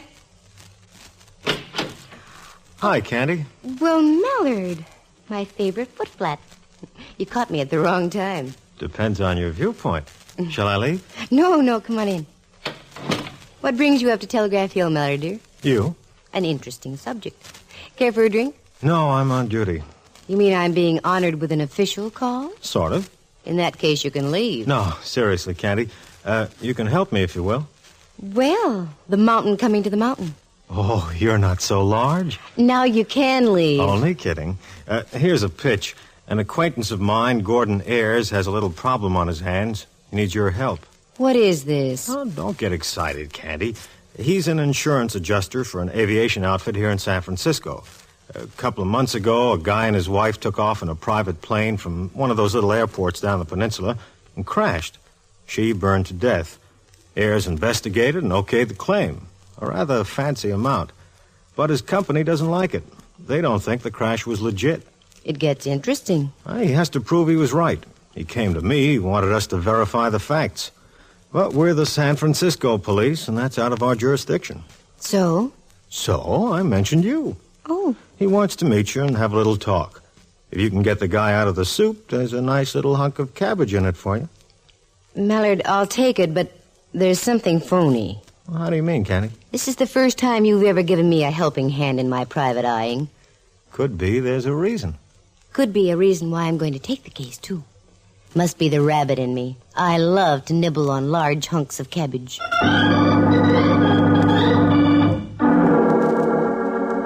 Do you recall the lyrics from that old song, the one that goes, "He floats through the air with the greatest of ease"? Well, that's what happened to Candy Matson, one of San Francisco's better-known private investigators. She found herself floating through the air all right, but not with the greatest of ease. As a matter of fact, it was one of the most hair-raising experiences this pert little gal detective ever ran into. Well, why go on about it? Here she is to tell you about it herself. Well, that's the way it started. Inspector Ray Mallard, an old friend of mine, and that's all I can call him, darn it, an old friend of mine, dropped by and insisted I meet this Gordon Ayres, an aviation insurance adjuster. Two things induced me to take the deal: Mallard's big spaniel-like eyes and the money angle.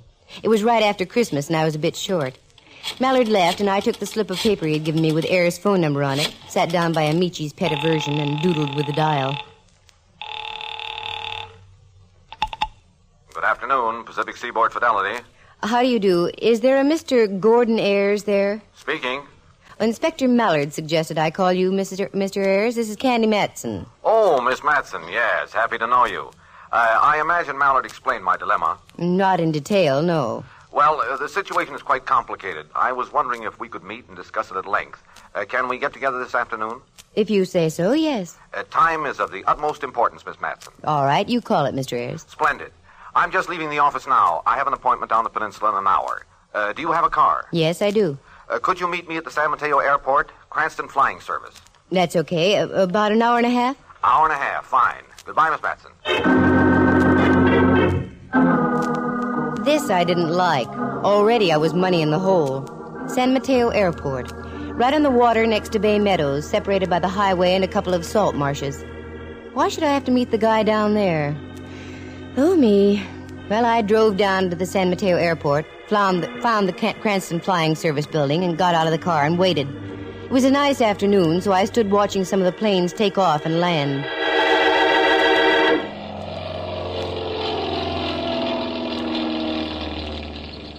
Pardon me, you aren't by any chance... Oh, no, of course not. No, I'm not by any chance. I'm Candy Matson. Are you Mr. Ayres? That's right. I didn't expect anyone quite so young. Well, did you want to talk, Mr. Ayres, or just stand there like a sea bass out of water? Oh, pardon me. I want to talk, of course. By the way, have you ever flown? On commercial airlines, many times. Why? Would you like to take a little hop this afternoon? What's that got to do with why I'm here? Plenty. It'll give you a picture of what I'm up against. In what do we fly, and who's going to be our guiding angel? Well, we'll probably fly in that Cessna over there, and I shall do the piloting. Well, I don't know. Have you been flying long? About 20 years. Oh. And I also flew for Uncle Sam in the late mess over Germany. Okay, I'll take your word for it. Good. Let's go into the office. Mother told me there would be days like this. Candy, she used to say, never leave the house without your parachute.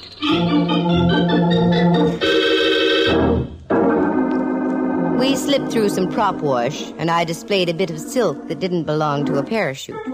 Then into the building that housed the Cranston office. It was typical. A glass-topped counter with various flying trophies hung about the walls. Old propellers, silver cups, pictures of planes, and assorted certificates.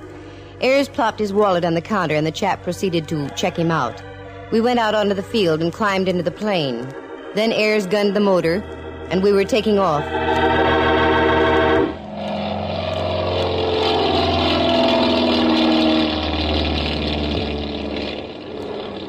This is all very cozy, Mr. Ayres, but what's the idea? There's a very definite reason for it, Miss Matson.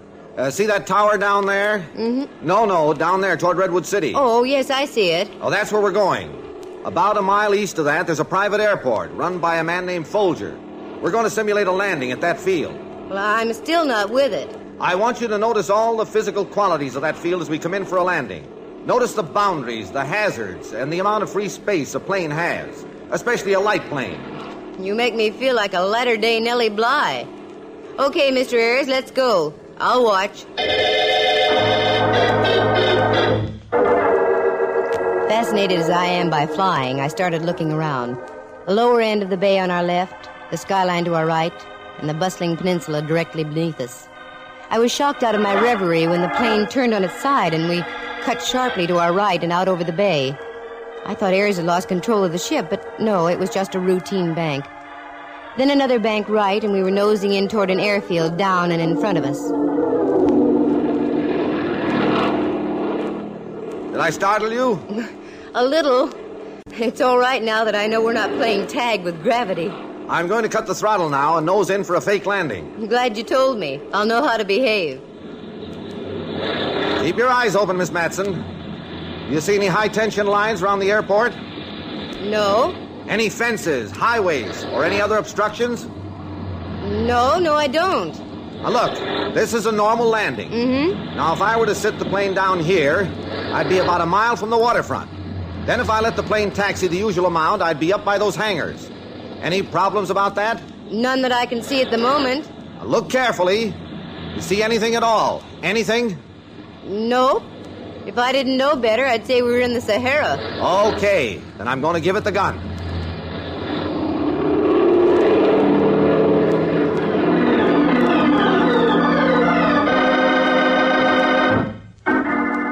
Without the wheels touching the ground, we were climbing into the sky again and back toward the San Mateo airport. In less than minutes, Ayres brought the plane in for a neat landing, and we were over a very dry martini in a little spot in Burlingame.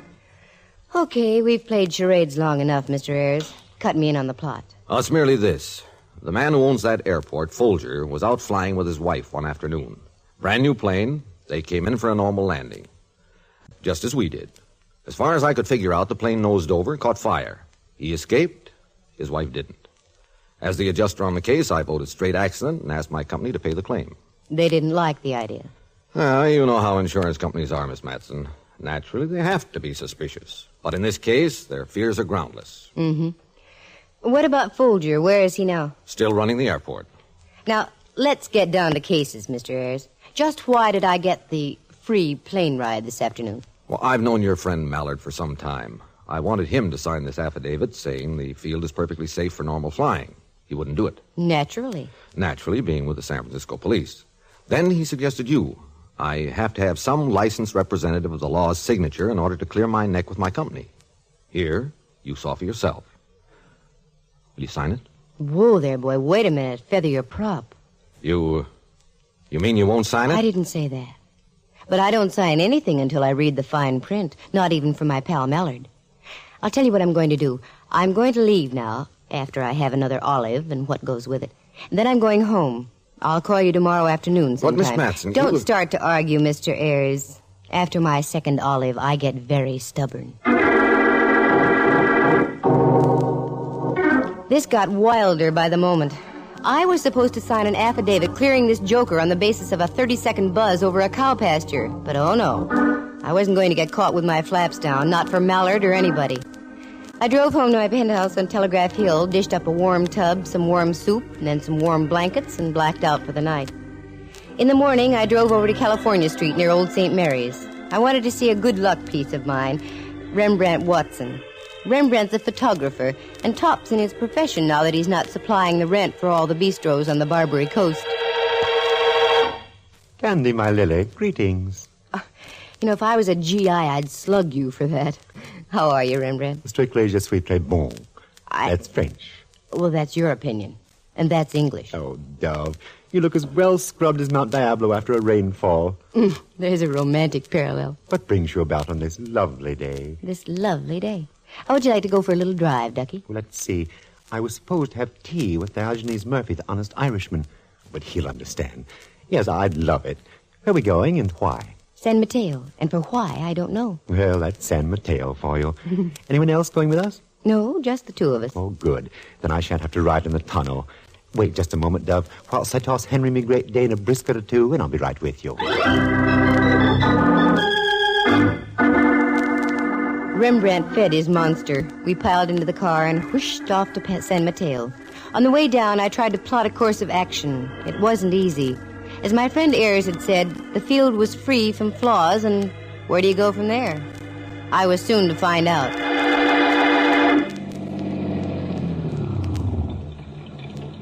Is this our destination, Dove? That's right. Arid little spot, what? Yes. Reminds me of the recruiting posters I used to see for the Foreign Legion. Come on, Rembrandt. I want to see something. What, dear? The other side of this hangar over here. What's over there? The burnt fuselage of a plane. Candy girl, your sense of the macabre knows no bounds. Can't help it. This is business. Is that the one? I should imagine so. Quite a mess, isn't it? Ooh, what a horrible way to go. Look it over, Rembrandt. Anything strike you as strange? Wait a moment. Yes. Why are there tattered pieces of fabric on this side of the plane, and on the other, nothing but melted steel frame? Good point, Laddiebuck. And another thing. Look inside the cabin there. The safety belt on the other side. Intact. So it is. And I should sign affidavits yet. Wait till I see that Mallard. Pardon me. Was there something you wanted? Oh, how do you do? I don't like his looks, dear. Did you want a ride? Is that why you're here? We have Cubs, Cessnas, just about anything. No, nothing like that. Then, what is it? I happen to own this airport, and I don't like people poking about. The owner? Well, then you must be Mr. Folger. Why, yes. That's right. Who are you? Santa Claus. A little late. Come on, Mr. Folger. Let's go into your office. I'm sure we have a lot to talk about.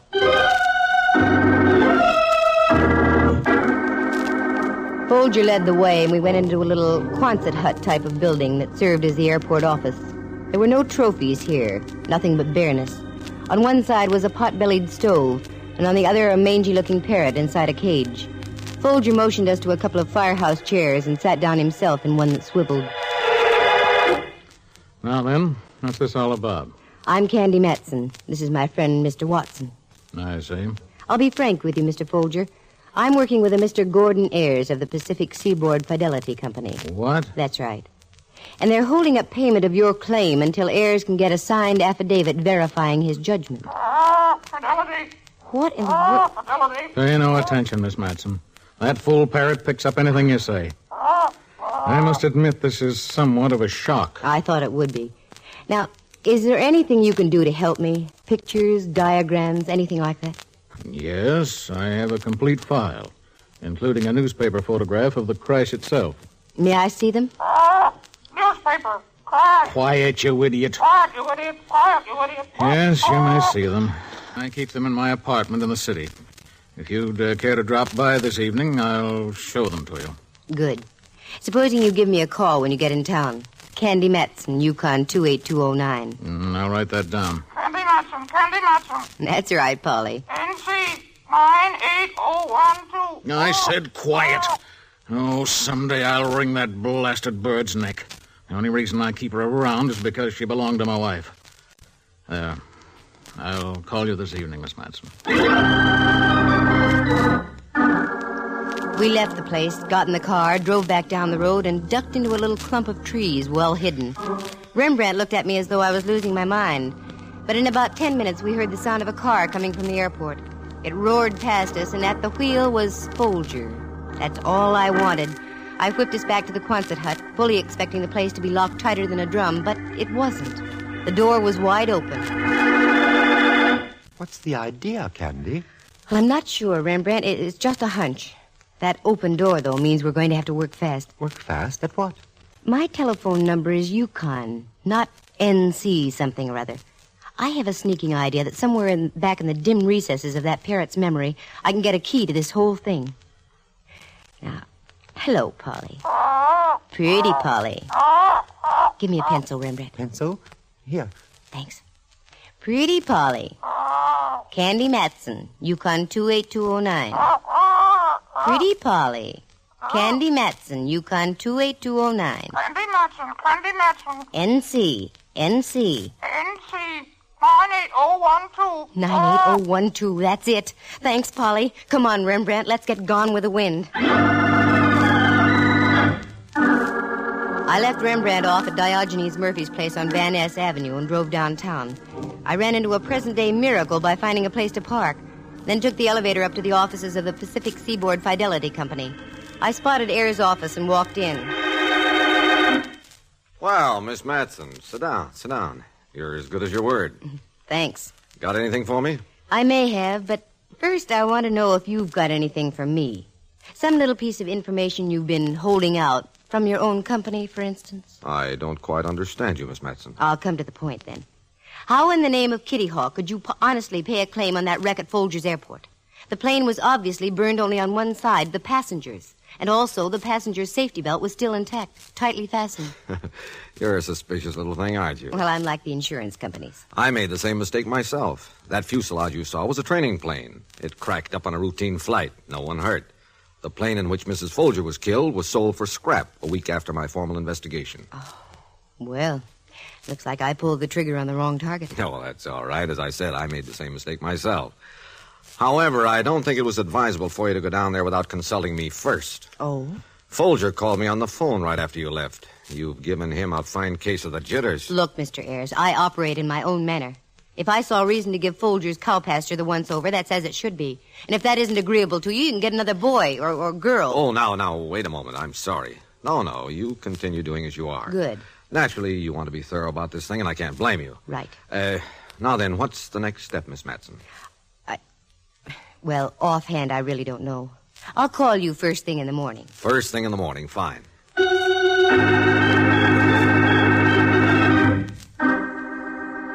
I knew what the next step was, but I wasn't telling Ayers or anybody. This was more than just working for a commission. I felt I was on to something now, and I was going to follow through. I called a friend of mine at an aviation insurance brokerage and got enough night work to keep me going until next St. Swithin's Day. I took my material home and started in.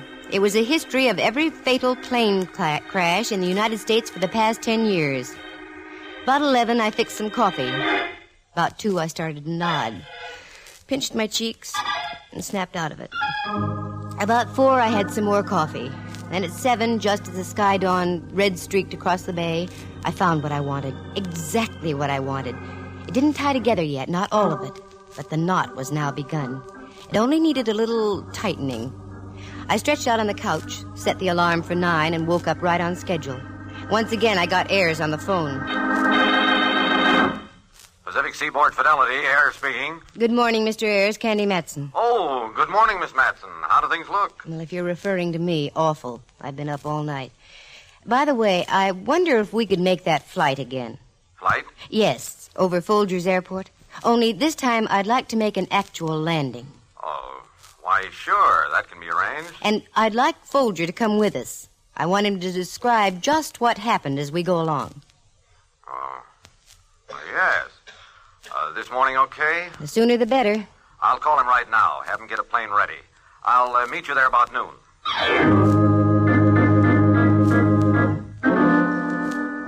Now I had to work fast. I called Mallard, explained the situation, and he agreed to get one of his radio technicians and come along with me. We drove back down the peninsula, and I left them both at Cranston's flying service where they went to work. Then I continued to Folger's airport. It was a little before noon, and Folger had the ship out on the runway warming it up.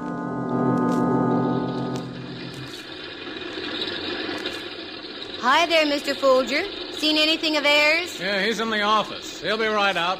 Come on, you can get in. Okay.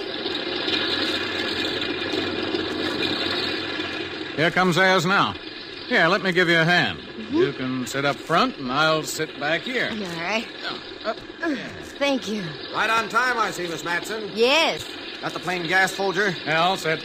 Well, I guess we can take off. Here we go.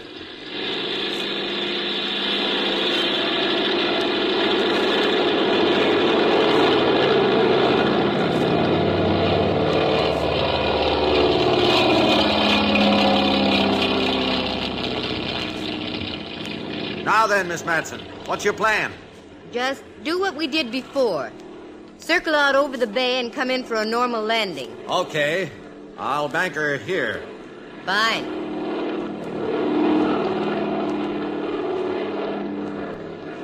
Now, is there any way for Folger to take the wheel? I beg your pardon? I said, is there any way for Folger to take the wheel?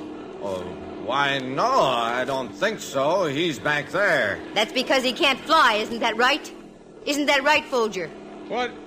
What's she talking about, Ayers? I don't know. She must be out of her head. But I'm not taking any chances with her. I'm going to set the ship down right now. The way you set it down with Folger's wife in it? So she burned beyond recognition? Why, you... I can get the whole story, Ayers. Look at Folger, white as a sheet. He's ready to talk right now, aren't you, Folger? Yes. I'll talk. I'll tell everything. Including the story about the same kind of crash in Toledo, Ohio? All right, you two, don't move. I assure you this gun is very deadly. You, Folger, open the starboard door. Go on, open it. Gordon, you don't know what you're doing. Oh, yes, I do. And neither one of you are going to live to tell about it. Go on, Folger, get up by the door. Go on. God, please don't do it.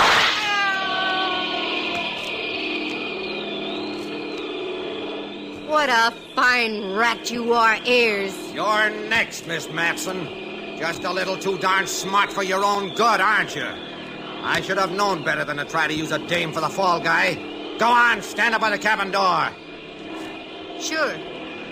Okay. I'll stand up by the cabin. Well, Candy Girl, let's see you get yourself out of this one. I hope Mallard's still listening to this mic. Mallard, you big dumb cop, can you hear me? I can hear you, Candy. What's wrong? I had to tap Ayers over the head. What do I do now? I don't know how to fly this thing. Wait a minute. I'll put Cranston on. Miss Matson, listen carefully. Take the wheel and hold it in the middle. Get your nose up a little. That's it. How am I doing? Fine. Now look down at the horizontal bar at your feet. Press the left one ever so slightly and turn the wheel left at the same time. Like this? Keep your nose up. Up. So it's just above the horizon. That's it. Keep it there. Better.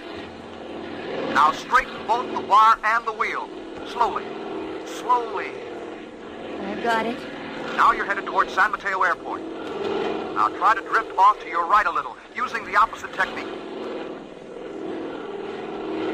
Better? You're doing fine. Hang on, Candy, you're going great. Now look for the protruding gadget on the right side of the dashboard. Mark throttle. Push it in about a third of the way. I'm falling. Mallard, I'm falling. No, you're not. Just do as I say. You're coming in for a landing. Now don't move the wheel or the bars until I tell you to. Oh, the ground's coming up awfully fast. You're coming in just right. Now ready? Pull back the wheel just a little. No, not too much. That's it. Okay, gal. Ride her on in.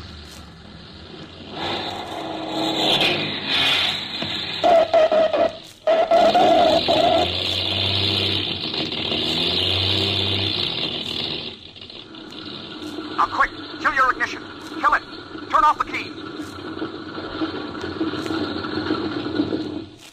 Candy, you made it. Candy, I said... Come on, Cranston, let's get out to that plane.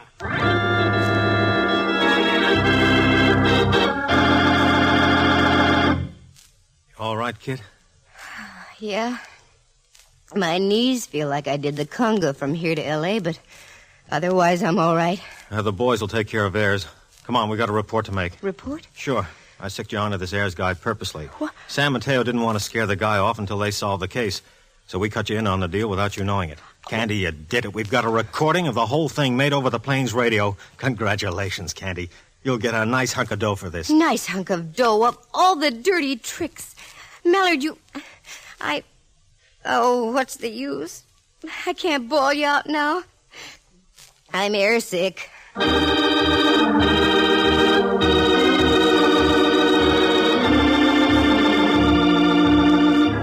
It was a very slick deal. Ayers was a top-notch insurance boy. About 5 years ago, he met up with Folger. This was in Toledo, Ohio. Folger was married to a very wealthy gal, but couldn't get his hands on any of the money. Ayers hit upon a pretty little method of mayhem back there. He took out a license plate under Folger's name, fireproofed his half of the plane, also the passenger's safety belt. Then one fine day, he came in for a landing, deliberately pancaked the ship, left the motor running, and let the crate burn, with Folger's wife in it. They collected plenty. In those days, they had the names of Smith and Jones or something like that, and Ayers was the insurance adjuster. They moved on to California, took the names of Ayers and Folger, and set about to do an encore on the same old act. Folger met another wealthy gal, married her, and set himself up in the airport business. Ayers got himself a job with a San Francisco insurance outfit, and voila, they were ready for another crack-up. My suspicions were first lit up when I saw Ayers' face. He had more scars and stitches than a well-seasoned hockey player. And that broken-up fuselage behind Folger's airport, that was another giveaway. It was a test model they'd used to make sure their plans were all set. But the real giveaway was the parrot. What a memory. NC98012 was the license number of the plane that crashed in Toledo, killing Folger's first wife. The parrot was also her pet, and Folger had kept it for sentimental reasons. He shouldn't ought to have done it, though, because through the parrot I traced the whole thing. It was a nice one-time racket, but they should have quit before the police tripped them up. Oh, yes, Ayers was convicted. And Pacific Seaboard Fidelity rewarded me quite handsomely. But that Mallard, deliberately using me for bait. I got even with him, though. I made him take me deep-sea fishing about a week later. Oh, did he get sick. Seasick. And I just stood there and laughed and laughed and laughed and laughed. Listen again next week at this same time. For excitement and adventure, just dial... Candy Matson, YUkon 28209. Heard tonight were Lou Tobin as Ayers, Harry Beckville as Folger, and Jack Cahill as Cranston. Henry Leff as Inspector Ray Mallard, and Jack Thomas plays the part of Rembrandt Watson. The program stars Natalie Masters as Candy and is written and produced by Monty Masters. Sound effects were created by Bill Brownell and Jay Rendon. Eloise Rowan is heard at the organ. The characters in tonight's story are entirely fictitious. Any resemblance to actual people is purely coincidental. The program came to you from San Francisco. Dudley Manlove speaking.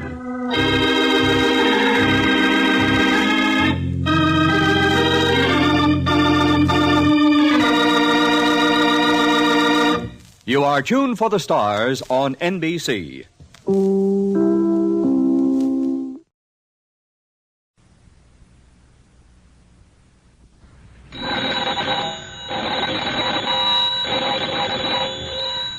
Granny's, Abner. I believe that's our ring. I don't get long. I believe you're right.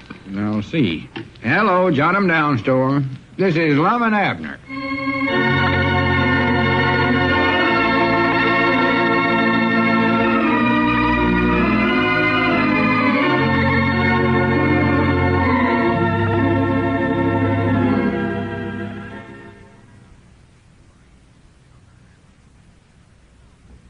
And now, let's see what's going on down in Pine Ridge. Well, Lum has decided that the only way out of his present dilemma is to head out for the hills and live the life of a hermit. all of Abner's suggestions and pleas to the contrary have had no influence whatsoever. As we look in on the little community today, we find Grandpappy Spears in the Jot 'em Down store and library trying to calm Abner down. Listen. Yeah, for pity's sakes, Abner, you're as nervous and jumpy as a rabbit's nose. Ain't nothing to worry about. Just 'cause Lum claimed he's going up in the hills and hermit himself. Well, I am worried, though, Grandpap. Oh, sassafras. I've heard him time and again say he's going to do that. Farthest he'll ever get is over there at Mac's filling station. He generally stops in there for a glass of that root beer that Mac makes and sits there and talks for 2 or 3 hours and comes home. Yeah, generally, Grandpap, but this time he's sure enough gone. Well, how do you know he is? Well, he left out of here yesterday afternoon. I ain't saw him since. Last night I called over at his place 2 or 3 times, never did get an answer. Called again this morning, about 5 minutes ago, and still didn't get no answer. Jimmy, don't reckon he actually did go up there, do you? Well, I know he did.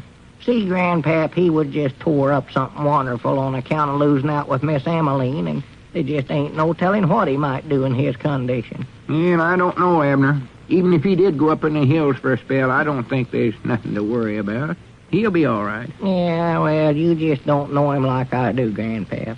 He'll get lost up there just short over on Star Plum today. Oh, sassafras. Well, Lum don't know his way around them hills, Grandpap. Well, he ought to, as many times as he's hunted squirrels up there. Well, he's squirrel hunted up there, but he's had somebody with him. You take Lum out in the hills, get him 2 blocks from town, and he just gets lost every time. Gets turned around up in the mountains always. Couldn't find his way back home following a bloodhound. Oh, I doubt that. Well, it's a fact. Once he gets to wandering around up there, why, he's liable to fall off of one of them cliffs just short of world, or get lost down in one of them caves, one. Yeah, there is a lot of holes up there, I'll admit that. Oh, he'll break his leg, I know he will. I've just got to go out and look for him. That's just all there to it, Grandpap. Well, you can't find him all by yourself, silly. Don't tell him what direction he might have went in. I dog it, I'll get up a posse, then. That's what I'll do. I'll get every feller and dog in this town out looking for him. Posse, you said. I thought you said possum. No, sir. Posse of men. Just hope it ain't too late. That's all I hope. I think you're exaggerating this a little, Abner. I ain't no such a thing. You just don't know Lum. He's helpless as a little half-growed young'un. If he hadn't had me to take care of him all these years, I don't know what would have become of poor little old Lum. Yeah, the way he's always talked, I got the idea that he's the one that had to take care of you, sort of looked after you. Well, I let him think that, Grandpap. It made him happy. And I'm glad I done it now, too. Just in case. Never see him again. Poor old... Oh, well, now, Abner... Bless his heart. Bless his little heart. Abner, I wish you wouldn't carry on like that. I feel like puddling up and crying. You're getting me to feel bad, too. Well, you ought to feel bad, Grandpap. He was your friend, too. A true friend. He was my friend, yes, and a good one. Yes, sir. If anybody's got a preserved seat in a better world, it's old Lum. Yes, sir, it is. Anybody makes a suggest to build a statue of him and put it up down there at the end of Main Street there by the flagpole, dog it, I'll be the first one to put in 50 cents. Might even put in $1, I don't know. Don't get carried away now. I'll do it. Well, wait a minute. We ain't sure he's dead yet now. No use wasting no dollar till you're sure. You better get busy and get up that searching party. Yeah, better do it. I reckon who ought to call first now? Oh, I don't know. I'd get a hold of Archie Hodgkins over there at the liver stable. He can furnish the horses. Yeah, that's a good idea. Then I'll call Uncle Henry Lunsford next, 'cause he's got that bloodhound, too. Yeah, get him. We can get Cedric to go along and carry the dog. Yeah, carry the dog. Boy, that hound ain't as young as he used to be, Grandpap. He gets tired out awful quick here lately. Well, who you going to get to go along and keep Cedric awake? Wait a minute, Grandpap. Hello? Who is this, Miss Hodgkins? Yes, Mom. Yeah, she's still running that place. Could I speak to Ari? Oh. Uh-huh. Oh, well, when he gets back, have him call me right away, Miss Hodgkins. It's a matter of life and death. Abner Peabody. Yes, Mom. Goodbye. Oh, me. Well, why didn't you ask his woman about the horses? Huh? She's the one that's in charge of everything over there now. All Ari does is just work there for him. Yeah, I know, Grandpap, but she said Ari'd be back directly. I'd rather deal with him. Yeah, Ari's woman and his mother-in-law's running the place. Well, I'd rather deal with Ari. Let's see, What's Uncle Henry Lunsford's ring now? Let's see. What is his ring out there at his place, Grandpap? Yeah, better call him down to the jailhouse. That's more than likely where he's at now this time of day. Yeah, that's right. That's a good idea. Doggies, wait a minute. Who's that coming up out there? Huh? Right there.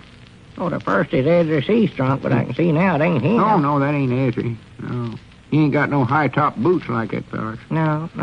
Doggies, I wished he wouldn't come in here right now. I just ain't got time to talk to nobody. No, sir, I sure ain't. Yeah, I'll take care of him for you. Yeah, talk to him. Leave it up to I'm me. broke I'll from handle it. Yeah, how do you do, sir? We're awful busy today. How do you do? I won't take up much of your time, but I think I have some rather important news for you. News for us? Yes. I've been looking for Lum Edwards. You have? How'd you know about him? Oh, a friend of yours, Mr. Huddleston, sent me over here. Oh, yes, that's right. I did tell Dick about it this morning. Tell me when you found him. How did he... no, don't tell me. I don't want to know. What did you say? Nothing. I just don't want to hear it. Poor old Lum. Yeah. Well, at any rate, I was up in the hills this morning looking over... Yeah, please don't tell me. I just can't stand to hear about it. Yeah. Well, I feel that I should tell you the reason I'm here. I know the reason. I see. I know. Well, George New certainly travels fast in a small town. Too fast. Well, I'd still like to explain things to you. Yeah, much obliged to you, but if you don't mind, mister, I'd just rather not talk about it. Some other time, maybe, when I get over it a little. Well, you're Mr. Edwards' partner, aren't you? Mr. Peabody? Yes, sir, that's me. This is Grandpappy Spears here.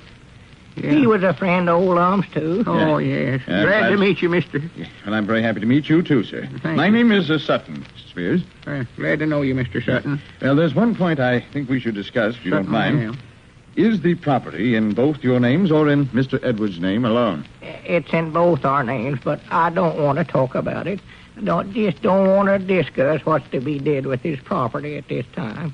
More likely everything will go to his Aunt Minnie up there in Sheboygan Falls. Yeah, he thought the world all of her. Yeah, I wish you'd just leave me alone for a few minutes. Wait a minute. Aunt Minnie, Sheboygan Falls? Yeah, he loved her. Well, I don't quite follow all this. Better not bother him no more right now, Mr. Sutton. You know how things like this upsets a fella. Yes, well, he's certainly upset, all right. I've never seen anything quite like it. Oh, my.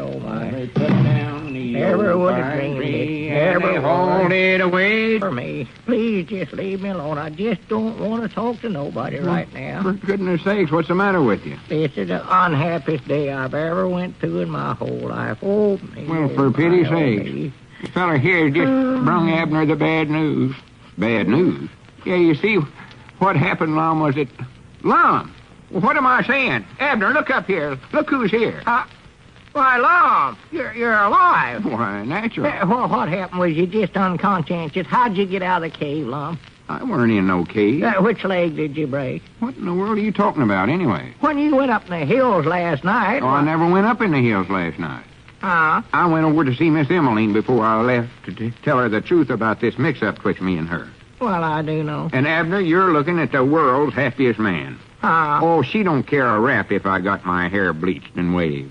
She said she was flattered to know that I thought enough of her to go to all that bother. Well. Why, do you know she even apologized to me for going to that dance with Frank Foster? Apologize? You beat that. Her apologizing to me. Well. I beg your pardon. Yeah, she said Frank was the worst dancer in 6 countries. Even taking off her shoe and showed me blisters she got from trying to keep out from under his feet. Oh, yeah, he's clumsy, Frank. Gets his feet all tangled up. I beg your pardon. But You low down varmint. What's the idea coming in here telling me Lum's dead? Tell you that Lum was dead? Yes, sir. Doggies, you ought to be horsewhipped. Stand up, or I'll fist fight you right now. Come on, put 'em up. Abner, for goodness sakes, calm yourself down. What's all this about, anyway? Why, this feller here come in here a while ago claiming his name was Sutton. Now, just a minute. Judging from the conversation I've just heard since I came into this madhouse, I think I'd better do the explaining myself. I think you'd better, too. Yes. I merely came in here to try to buy that piece of property up in the hills owned by Lum Edwards and his partner, Mr. Peabody. We don't own no property up there. Yes, we do, Abner. Don't you recollect we taken it in a long time ago from Squire Skimp on a bill he owed us? Oh, that thing. Yeah, but it never turned out to be nothing but a batch of rocks. Yeah, that's no good. Yes, well, in order to close the deal quickly, I'll just take that off your hands for $2,000. $2,000? You just made yourself a deal. What do we sign? Where's our paper? Just a minute, Abner. Not so fast there. I'm sorry, Mr. Sutton, but we ain't interested in closing no deal today. That property ain't for sale. Yeah. Well, how about $2,500? It ain't for sale at no price. I'm much obliged to you, but that's the way it is. Yeah. Well, all right. But if you change your mind, you can reach me at the boarding house. Good day, Mr. Edwards. Yeah, good day to you. Goodbye. For the land sakes, Lama, you touched in the head. That piece of land that we got up there ain't worth nothing, and you know it. Listen, Abner, nobody don't go around offering $2,000 for something that ain't worth nothing. What's it worth it for? I don't know what we got up there, but I grant we must have a lot of it, whatever it is. We sure got something. And me and you're going up there to find out what it is.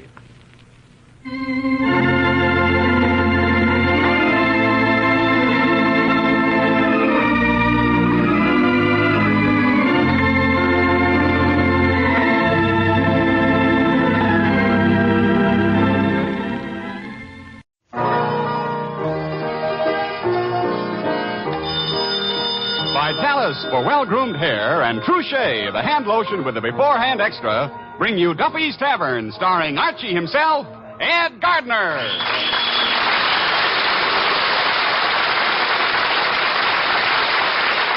Listen, this is important to every woman. Get more from your hand lotion by getting True Shea. For True Shea is the different hand lotion with the beforehand extra. True Shea not only makes your hands feel softer and smoother, but True Shea's unique beforehand extra actually chap-proofs your hands, too. As long as True Shea is on your hands while you're doing dishes or while you're outdoors, your hands will be protected against that red, rough condition known as chapping, water chapping as well as weather chapping. And you can continue this protection during prolonged exposure by using True Shea frequently. So for softer, lovelier, chap-proofed hands all the time, begin today to use True Shea.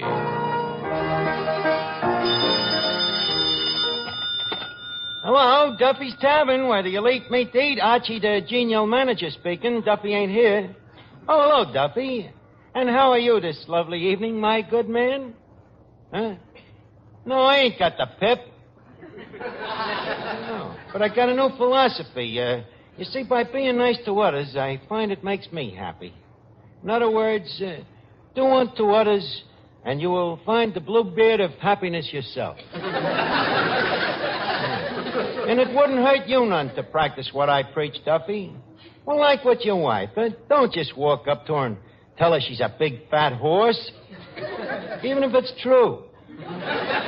It'd be so much nicer to say, my dear, it ain't that you're so big. It's just that the house is so small. Oh, certainly, Duffy. Don't forget, all men is cremated equal, and they would like to be treated as such. Well, think it over. I'll call you back. I got some work here that I got to cheerfully do. Okay, Eddie, get me a pail of hot water and a mop, will you? What, you gonna take a bath? No, I'm gonna mop up the place now. Let me get to work here. You? Going to work? Is it such a surprise? Well, up to now, it's been one of your hidden talents. Oh, yeah? Well, that's all been changed, Eddie. I'm even going to help you to do your work now. Hand me the mop. Okay, but don't get too close to me. Why not? Well, whatever you got, I don't want to catch it.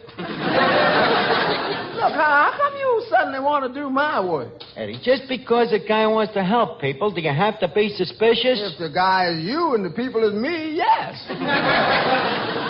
Eddie, I'll let you in on a secret. You see, I got a new philosophy. Considering others. You see, I've been taking an inventory of myself. You have? Yeah. How much you short? Look, I'm serious. If a guy is going to be happy in this world, he's got to help thy neighbor. He's got to be sweet, kind, considerate, and polite, and courteous. Well, if you ask me... Shut up, I'm talking. I find all you need to be happy is your health and a few good friends.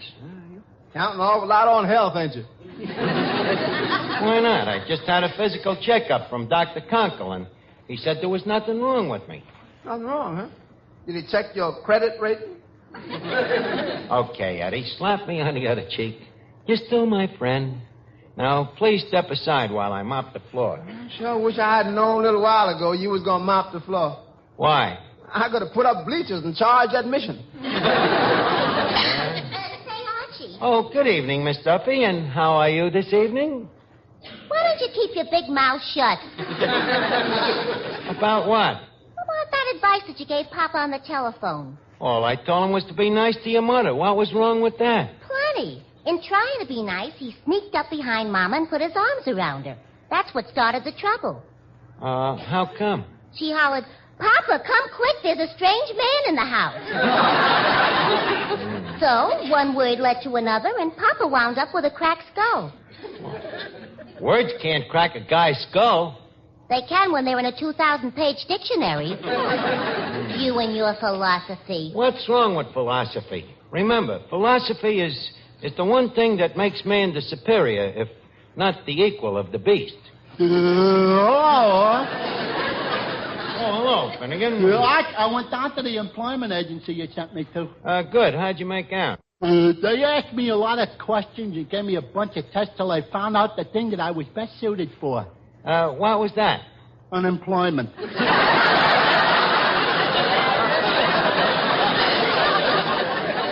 But Finnegan, you can't make a career out of unemployment. Maybe not, but it makes an awful nice sideline. But thanks for trying to help me, George. Well, Finnegan, your happiness is mine. Hiya, fellas. Oh, hello, Mr. Marie. Hello, Joe. How's the wife and kids and Vitalis?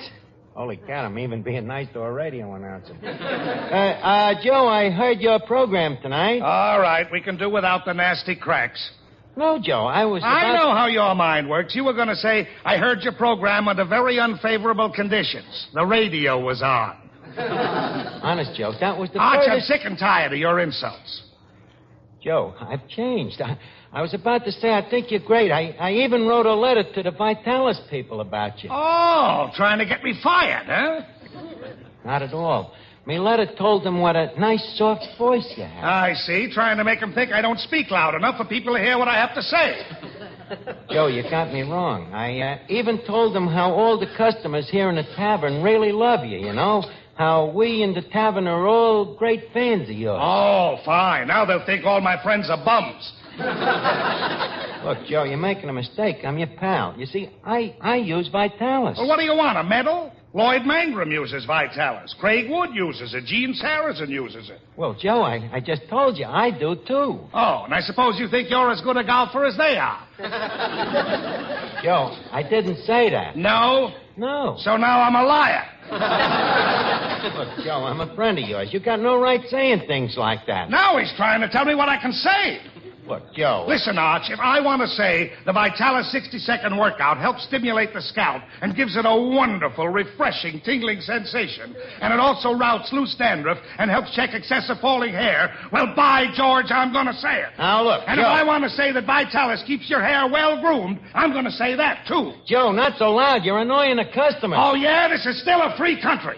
I'd like to see you or anybody else stop me from saying that Vitalis tames down dry, hard-to-manage hair.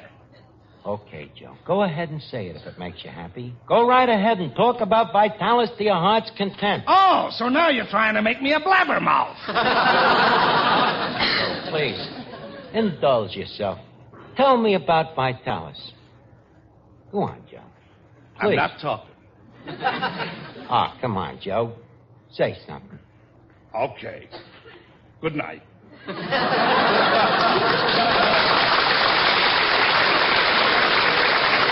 What an attitude. Thank goodness I got a philosophy. Look, Socrates. You gonna go on being nice to people till you ain't gonna have a friend left. Yeah, it's beginning to look that way. Hello? Who's this? Oh, Dr. Kunkel's nurse? Hiya, honey. Eddie, there are a couple of things in the kitchen I'd like you to get after. Yeah, a couple of things in the kitchen I'd like to get after me. Look, Eddie, I'm insinuating that I'd like a little privacy here. Oh, okay, friendly one. Get on it. Pardon the interruption, honey. Oh, hello, Dr. Conkle. Oh, doctor, did you get a report on me physical checkup? Well, how am I? Huh? I'm a what? A hypochondriac? No kidding. The worst case you've ever seen? Well, what can I do for it? Go up to the Catskills and get some peace and rest? But before I leave town, you want your money, huh? You'll give me 3 days? Just a minute, Miss Duffy. I'm talking to me doctor.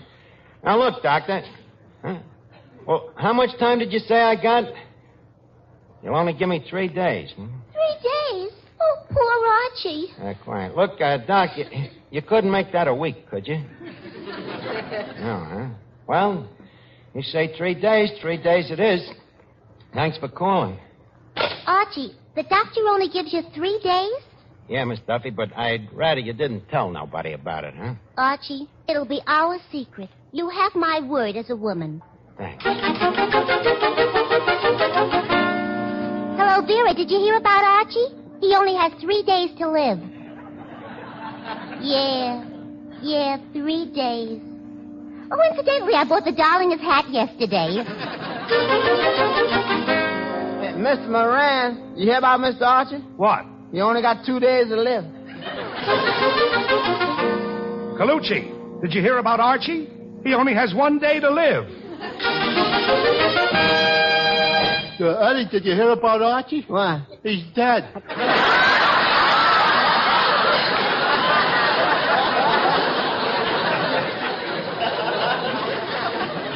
Just think. Poor Arch dead. Well, that's life. Well, I suppose it's better to have lived and died than never to have died at all. Eddie, I was just... Oh, hello, gang. I said hello. Well, why don't somebody say something? Hello, Miss Archie. Hello, Archie. Goodbye, Arch. I mean, hello. Look, gang, I got some news for you. See, I spoke to me doctor, and, well, it looks like I'm going on a little journey. What a beautiful way to put it. Archie, I want you to know that we're going to miss you. Well, thanks, Miss Duffy, but I think it'll be a good thing to get away from the tavern, you know, kind of get close to the soil. Arch! What's the matter? I think I'm pretty lucky. There ain't everybody that can go away at this time of the year. Yeah, it is a nice season for it. By the way, Arch, I brought you sort of a going-away gift. Oh, ain't that sweet? Lilies. How do you feel, Archie? Well, not too bad considering, but I'll be glad to get away. You know, the last couple of days I've had kind of a boxed-in feeling. Well, naturally. Look, fellas, if you'll excuse me, I ain't got much time, and I got a lot of plans to make. I'm trying to figure out what place I should go to.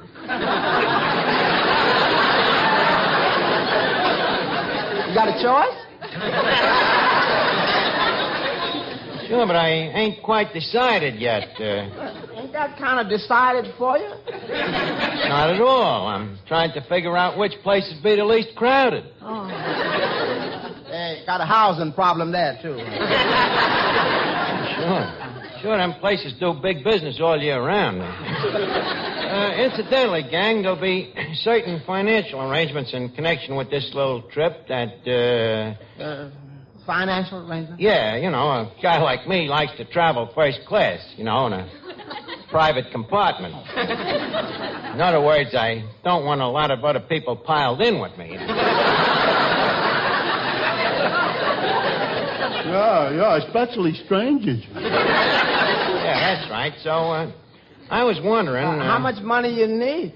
Well, it depends. I suppose I could cut expenses a little. How? Well, I could go sitting up.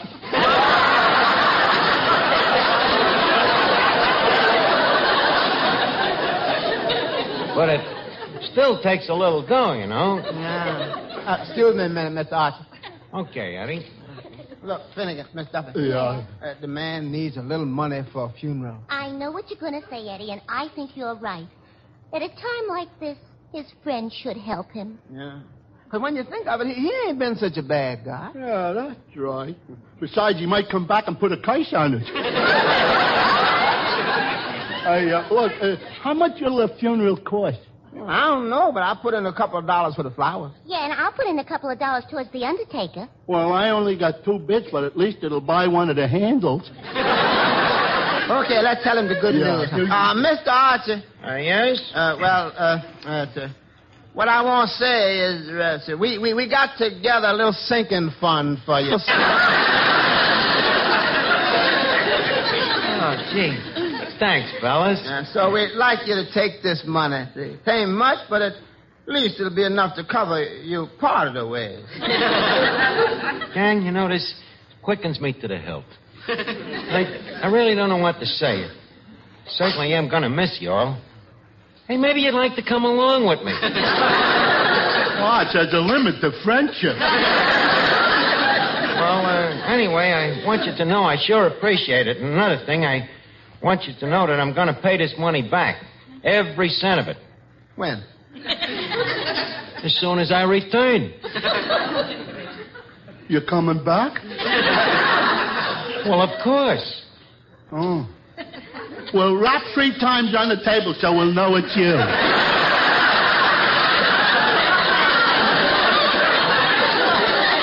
Rap 3...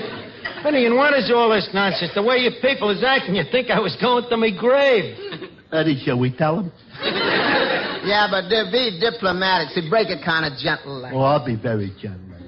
The Arch, there's something we've been wanting to tell you. Yes, Finnegan? You're about to croak off. What? That's right, Miss Archie. Don't be ridiculous, Eddie. It's going to be a long time before they bury me. Maybe so, but for the next 3 days, don't lay down in your tuxedo.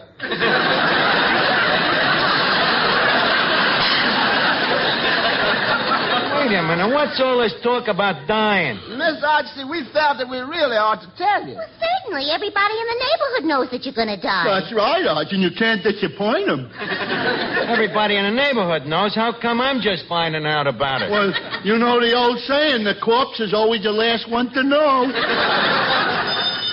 a minute. Hello? Oh. Waiter. Who was that? Cavendish, the undertaker. What do you want? Measurements.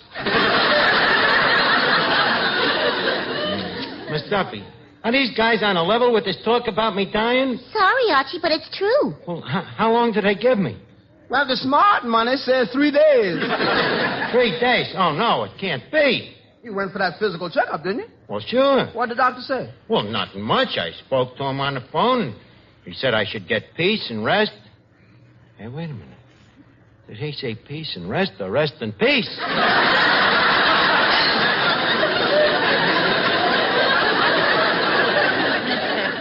wait a minute. There's another thing. No wonder he was in such a hurry to get his money.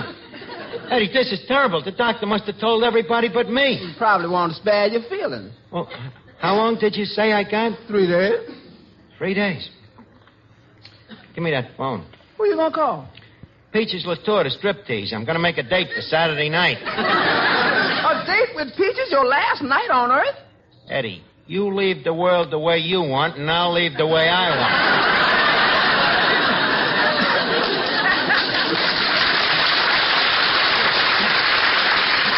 Hello? Hello, Peaches? Archie, what are you doing Saturday night? Well, I thought maybe you and me could go and have dinner and movie and maybe later on catch me funeral. Oh, haven't you heard? But, darling, the word is all over town. I'm dying by Saturday. Huh? So what about the date? You'd rather make it Sunday? Well, look, I'll try, but if I don't seem very affectionate, I hope you'll understand. Okay, Peaches, if I don't see you in the meantime, maybe I'll see you up in the great beyond on that little runway in the sky. Okay, Peaches. Poor kid, she's sure gonna miss me. Look, hold on to me arm, will you, Finnegan? What's the matter, Arch? Well, this pain, it's getting a lot worse. What pain? This disease of mine. What kind of a disease is it, Archie? Do you know? Well, it's called hypo something or other. As I understand it, it's a rare disease not even known to man. In fact, the only time you ever run across it is in crossword puzzles. I see. Nobody knows what it is, huh? Nope. For years, the Rockefeller Foundation has been working day and night trying to perfect it. But they're still wandering in the dark. But, Arch, you studied chemistry. Don't you even know what it is? Well, I have my personal theory. You see, the way I figure it is the blood, or as us chemists call it, the H2O,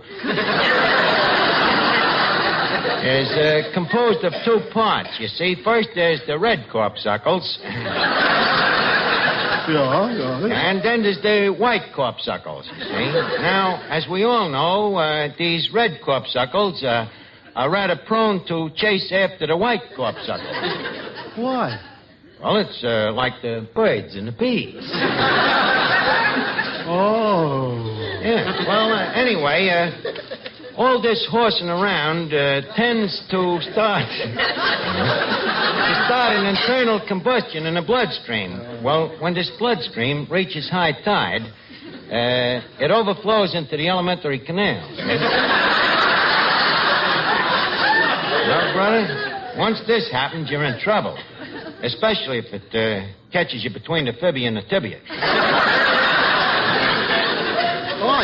Ain't there no cure for it? Nope, I'm the first case to die from it.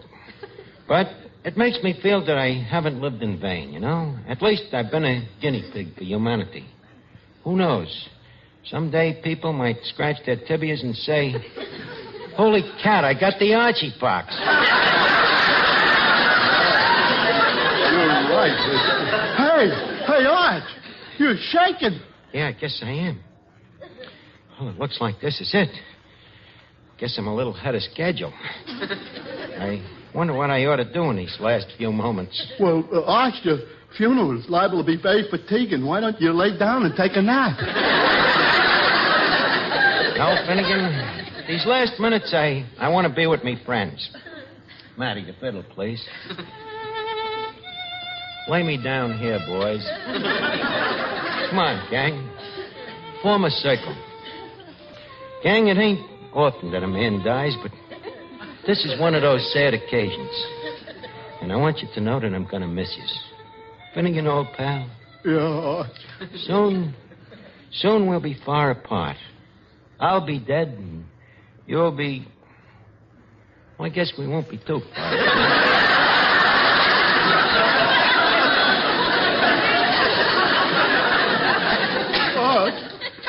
Arch, please don't go. I have to, Finnegan. I've been called. Arch, we've been good friends for a long time, right? Right, Clifton? Would you do me a favor? Certainly, old pal. Well, I'd like your permission to... Well, could I... Get to the point, old man. Could you what? Arch, could I have you stuffed?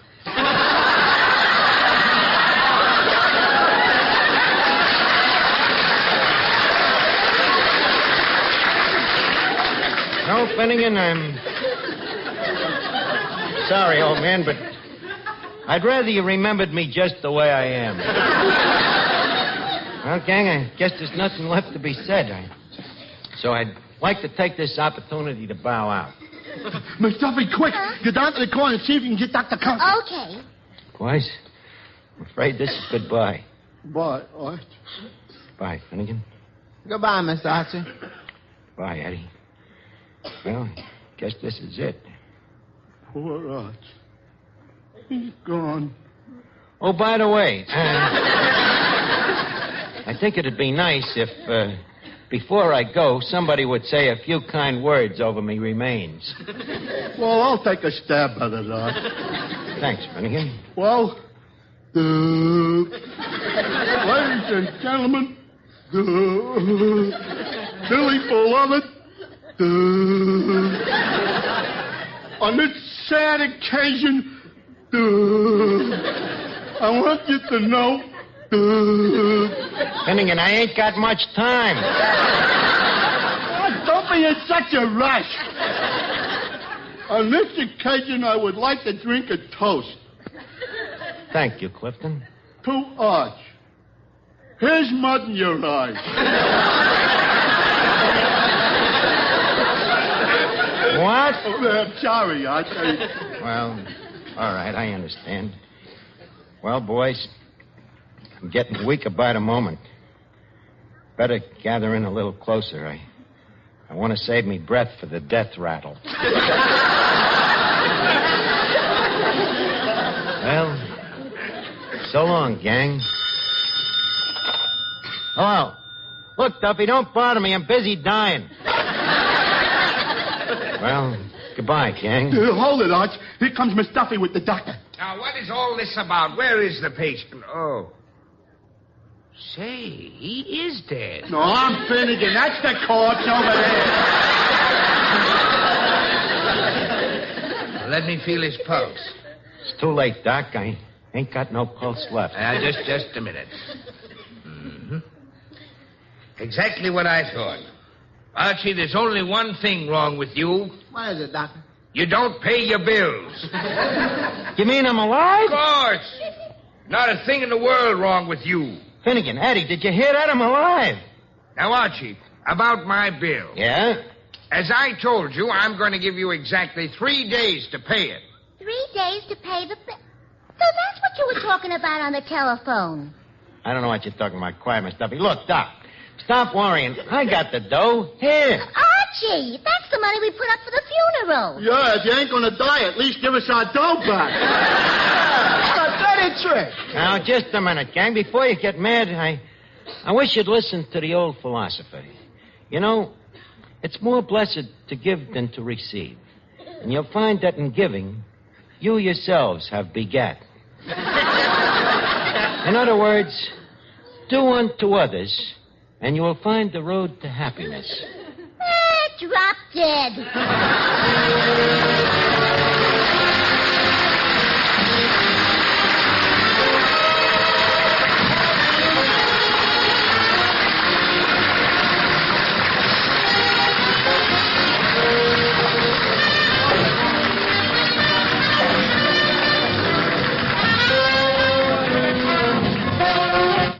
Men, the quickest way to discover something better is to try it.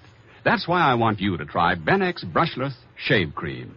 Benex is the new wonder shave with a sensational beard-softening formula that has brought better shaving to thousands of men. Benex Brushless leaves your face feeling extra smooth and comfortable. And Benex doesn't clog your razor or drain either. But don't take our word for it. Just try Benex yourself. Get a tube at your nearest drug counter. Or we'll send you a trial tube free. Write your name and address on a postcard and mail to Benex. Benex, Box 433, New York 46, New York. Remember, buy Benex Brushless. Or try it free by writing Benex, Box 433, New York 46. Hurry. Offer limited.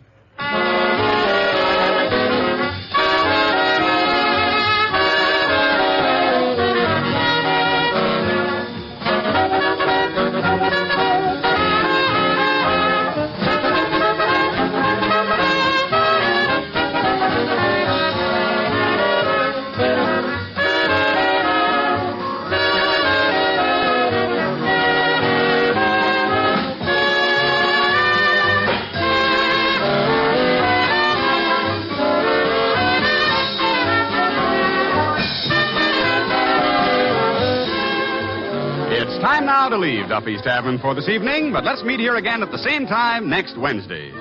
Duffy's Tavern is brought to you by Vitalis for well-groomed hair and Truchet, the hand lotion with the beforehand extra. Each Wednesday, Bristol Myers brings you Duffy's Tavern and Mr. District Attorney, which follows immediately over most of these stations.